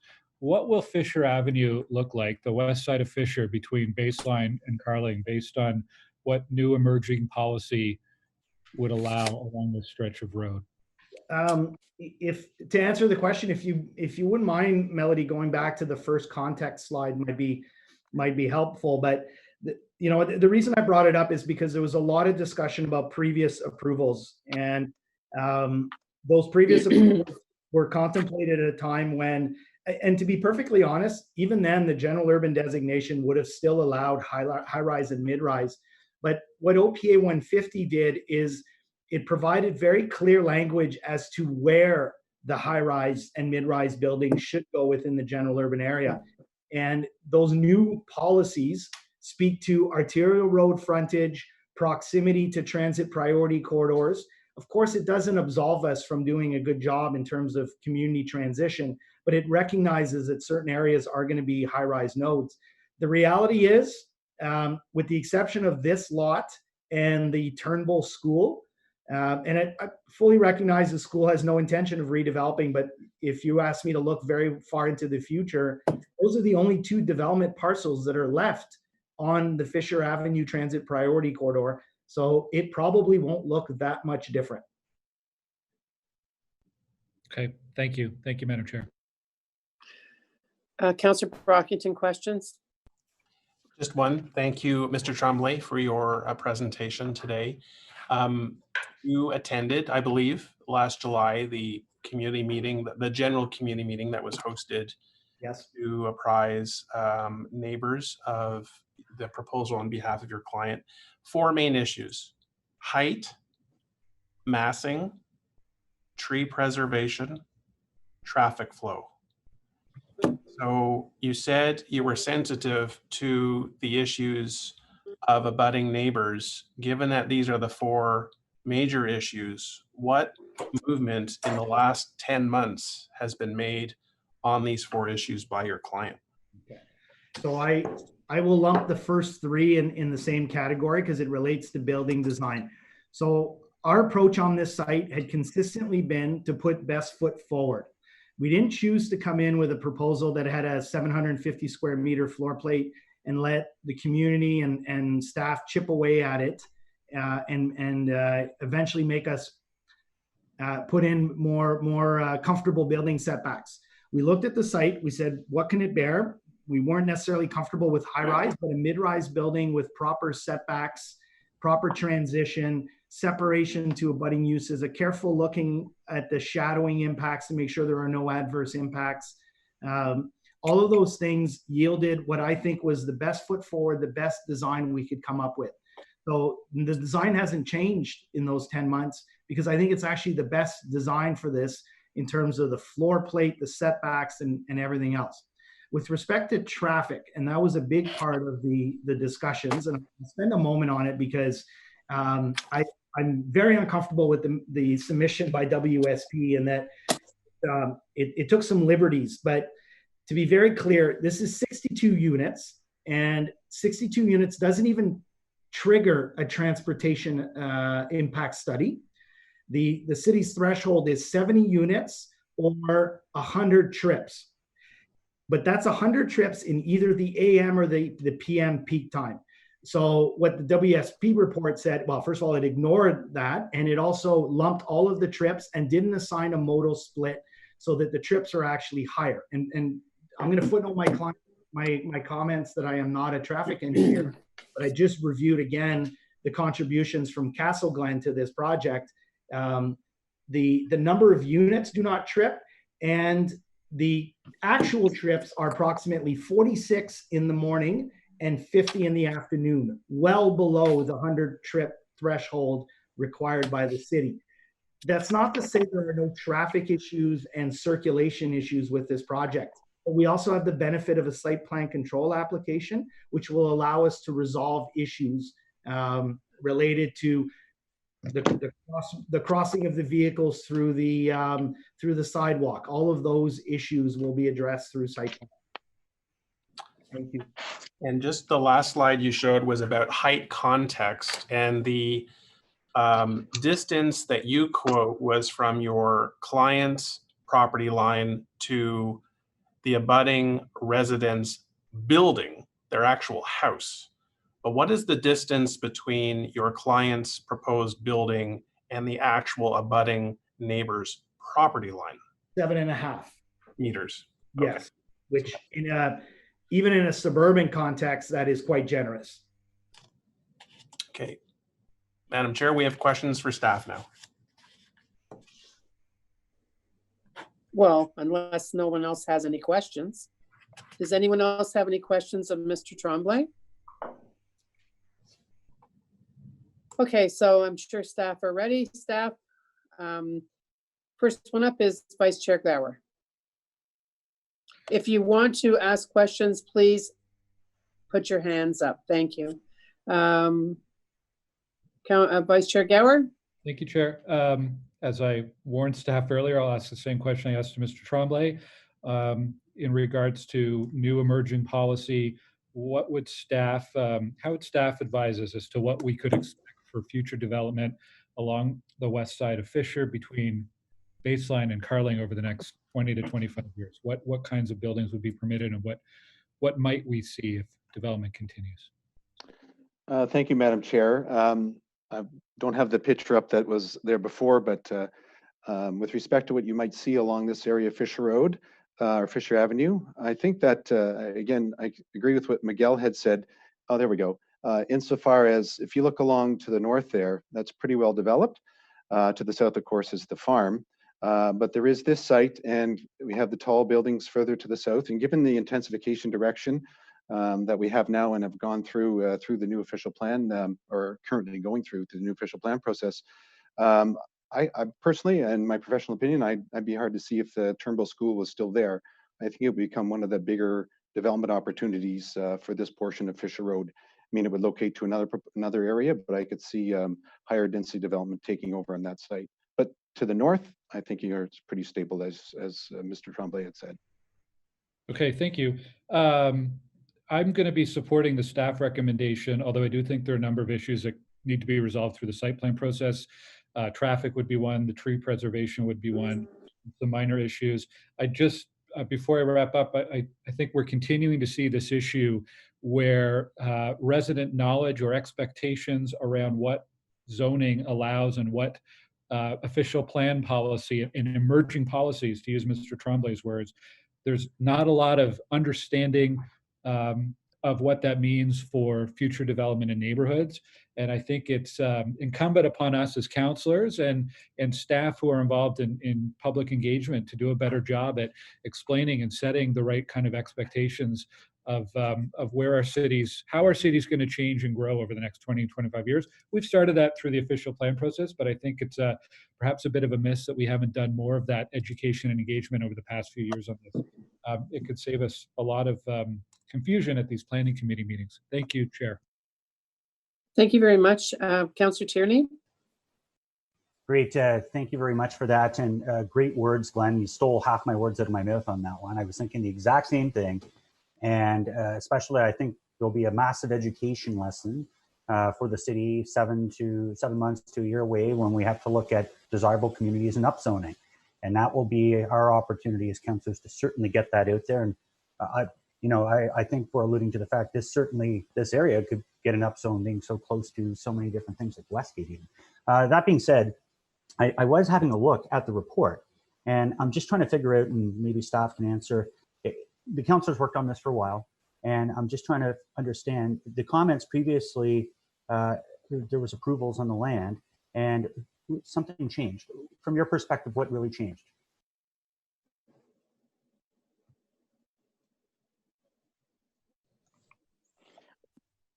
Sorry, what changed? Oh, sorry, go ahead, Lily. Go ahead. I just want to, Madam Chair, I'd like to ask a clarification question back to the councillor. So the question was, what has been changed since this current application was submitted? Was that the question? Yeah. I mean, it seemed supportive before. Maybe Riley can speak to it later and wrap up. But there was support there, and it appears now there isn't support. And I'm just wondering, from your perspective, what happened to make it fall off the rails like that? I'll refer to Kelby, who is a founded planner, to respond to that to start with. Hi, so that are you referring to the previous approvals from back that is in? Correct. Yes. My understanding is that it was building code related. So the applicants got through the zoning process, site plan control process, and it was hang-ups with meeting building codes for their proposal that they had. So that proposal then stalled. Okay, that unfortunate, but anyway, like Glenn, we've had many discussions, 3 whole days talking about intensification, and certainly this seems to meet most of those criteria. So I will be supporting the staff recommendation on this one. Thank you. Thank you very much, Councillor Brockington. No, yeah, you haven't been on for questions of staff. I wait till the end. Do you want to, pardon? I'll wait till the end. Okay, Councillor Leeper then. Thanks, and I'm actually just going to make a quick note that I'm going to support Riley or Councillor Brockington in rejecting this today. I think we're seeing an increasing trend of emerging policy being used as a justification for some really radical change. I know that radical change is coming up, and I know that under policies that I will probably support in our new zoning bylaws, that developments like these become easier to approve. But right across the city, we are seeing, and I'm seeing it in my ward, where developers are taking a look at policies that will not be in place for, in some cases, months and in some cases years to justify taller, denser buildings. And I think it's important that we keep some rein on the developers in the meantime. There was a development here that had council support, and I would like to see them move ahead with that. Building code issues can be resolved with minor changes, but this is a wholesale increase in height and density with which the community is clearly uncomfortable, and for which the policy justification is quote unquote emerging. And I think we owe it to our residents to have the transparent debate, to get the votes on the table in favor of the new policies that we anticipate we're going to approve before we start approving the developments that are the consequence of those zoning changes. So today I will be supporting Councillor Brockington in saying to the developer, no, work within the policy framework that you've got, go back to the drawing board on your previous plans, and if you want to do something more significant, wait until the policy context is in place. Thanks, Chair. Thank you. So I guess the last person to ask questions and wrap up is going to be Councillor Brockington. I don't see anyone else with their hands up. He wants to go last. So is there anybody else that wants to weigh in on this? Nope.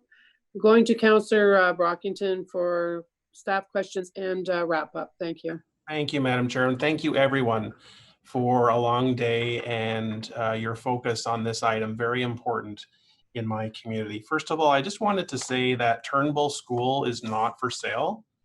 They have a long longevity in Carlington. I hope they're going to be here for many decades in the future. They are not for sale. I also wanted to point out that at 966 Fisher, just north, about 500 meters at Shillington, there are two properties that have been purchased, and we've already signed off as a council. We've signed off for zoning. They started off at 6 stories. And it was the planning staff department that got them down to 4 stories. And we eventually, between the community and the developer, decided on 2 sister apartment buildings at 3 stories in height. It was the planning department that got them from 6 stories down to 4. And it was refined and then approved by the community. At 1110 Fisher, Madam Chair, we used to have 1 house sit on this piece of property. And back in...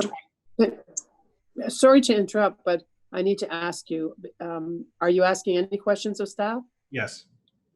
Yeah, I'm just some... Sorry. Well, because it just sounds like you're on wrap up, so that's why I was asking. Like I said, originally 1 house on this location. In 2013, the proposal was for 6 stories, 42 units. Our own city staff could not sign off on that, so that was pulled off the table. I've referenced professional opinions that were provided at that time that said the proposal was inappropriate and incongruent for the community.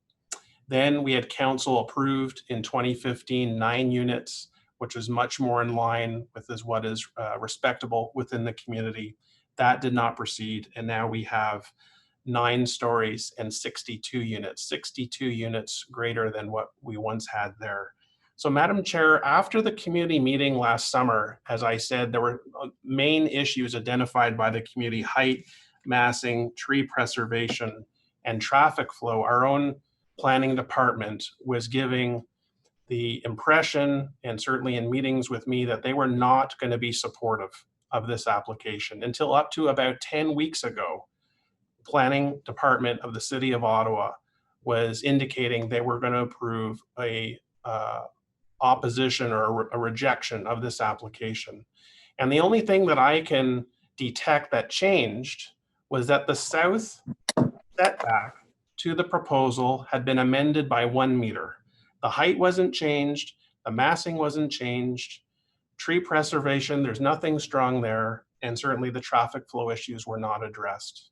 So if the only issue that I can notice was that the southern setback was improved by 1 meter, why did staff change their position on this matter? Thank you. Okay, Madam. so is that you, Doug? Yes, Madam Chair. Okay, thank you. Yes, Madam Chair, I'll start and I'll ask Lily if she has anything. No, you just start and finish. Thank you. I don't think it's just a pretty simple question. Fair enough. For starters, in terms of a staff position, one is not taken until the report is signed. And what we do is through the whole process, and we listen to what people's concerns may be, and we evaluate them. A lot of applications that come in, there are always concerns. And we listen to what the staff or to what the public have to say. We ask questions of the proponent. We listen to what the proponent has to say, and we apply the policies of the official plan to give our best recommendation towards to planning committee and ultimately to city council. Just to be brief, it is, in our opinion, in relation to the proposal, there was some issue with the trees. We feel that the setback that's provided with the trees will better mitigate against their longevity, to help with their longevity, mitigate against any detrimental effects upon them. But applying the policies of the official plan with respect to the height, the massing, as well as traffic. And I listened to what WSP had said today, and I looked at while doing that, I looked again at the transportation report, and there's a big discrepancy in the amount of traffic.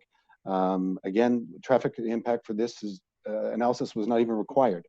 But just to be, as I say, just to be straightforward, it is our opinion that the proposed development satisfies the policies of the official plan, and not the ones that are in the future necessarily, yes, but the ones that apply today, and that this represents good planning and should be approved by planning committee and ultimately city council. Madam Chair, I'll just state that 7 years ago, 6 stories could not be supported by the planning department. 2 years ago, 500 meters to the north on Fisher Avenue, our staff could not support 6-story apartment building. They signed off on 4 stories, and eventually City Council approved 3. We have a professional senior planner, we have a professional tree expert, and we have a professional traffic expert that Mr. Are we finished with questions? Or are you in wrap up now? Because it sounds like you're Yes, summarizing. I'm trying to make my Okay, point. so, no, I'm just sorry to interrupt. I don't mean to interrupt. I want to be concentrating on you wrapping up as opposed to waiting for a question to come.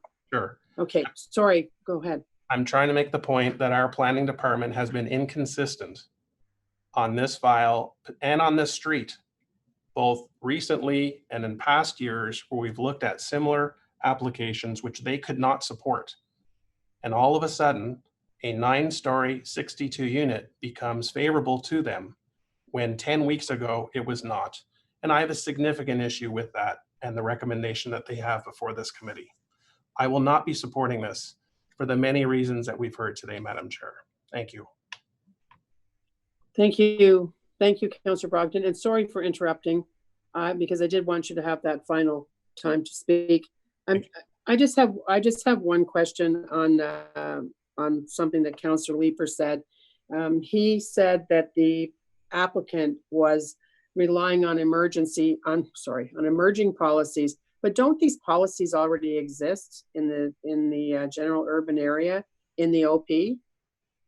Who knows that best? Doug? Lily? Yeah, Madam Chair, the policies referenced in the report, they exist today. They exist today. And I'm not sure about the timing, Councillor Brockington, with regard to when you were led to believe that it was going to be refused as opposed to the 3 days that we spent on the official plan. But, and I would be surprised if that had anything to do with it, but I'll just remind everyone that, you know, a motion was put forward for a 70% intensification in the time frame that we're in, the time frame that we're well into now. And this is, I'll be supporting the staff recommendation on this. So on that, I will have yeas and nays, please. Councillor Dudas, on the staff recommendation. No. Excuse me? Councillor Dudas, didn't hear you. Sorry, no. Thank you. Councillor Tierney. Yes. Councillor Shirelli. Councillor Leeper. No. Councillor Brockington. No. Councillor Moffat. Yes. Councillor Hubley. Yes. Vice Chair Gower. Yes. And myself, yes. Thank you very much, everybody. Thanks for a really good discussion. Appreciate it. And okay, we don't have any in-camera items today. I think that covered all of the agenda items. Any notices of motion? Somebody hinted at one earlier, but I forget who it was. Madam Chair, is 2430 Pretoria not on this agenda anymore? Yeah, it carried on consent. There were no speakers. Oh my goodness, I'm sorry. I meant to hold that item. I've been here the whole meeting, Madam Chair, and my understanding is that item should be held to have a discussion. I'm sorry, but I even thought you were here at the time, and I was kind of surprised. Yeah, I've been here the entire time. I've just sat through the entire meeting because that was the very last agenda item, and so it should have been held. Well, no, it shouldn't have been. It only is if the in fact, I don't even think I have that page that I was writing on, but I do recall that the applicant was here. There were no speakers. This is exactly what I said. There are no speakers on this item. Does anyone have any questions? And then I said to the applicant, who said as needed that they would be here. Then there was 3 people here to speak to a Melody. You could confirm that or not. And I said, if no one has any questions, you still need to speak. And they said no, and so we said carried.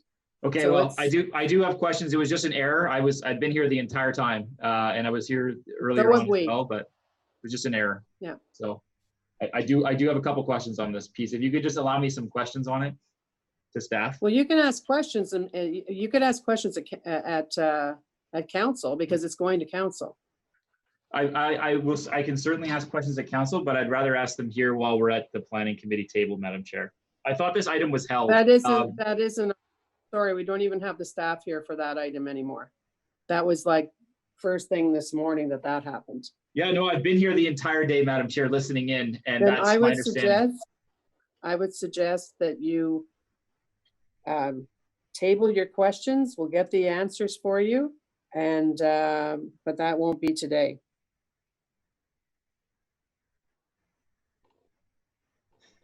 I just have a few. And I made a, before we go on any further too, I think, sorry, but it is unfortunate. I did see you here, and I was surprised. No, I you know, didn't say Madam Chair, I anything. mean, earlier in the meeting, we did reconsider a vote just because we didn't want it to go to the next one, right? And so in this case, I just have 3 questions I want to ask to staff about it, and I have a direction that I've prepared on this as well. I'm looking at everybody and they're saying no. I'm seeing the faces. That's just, it just would not be appropriate, really. It's not what we do. Because the item wasn't held? I'm happy to have your questions be part of the docs that go forward, and you submit them to Ms. Duffany. And happy to have staff respond to them in advance or ask them at council. It's up to you, but that item has been carried. The applicant is no longer here. The staff are no longer here, and that's all I can say. So thank you. Anybody have any inquiries? Anyone have other business? Okay, our next meeting is on, and our last meeting of the before the summer break is July 9th. I thank you all for your attention. I'm trying to think, the next meeting is probably not as long as this one, but one never knows. Thanks, everyone. Thank you, Chair.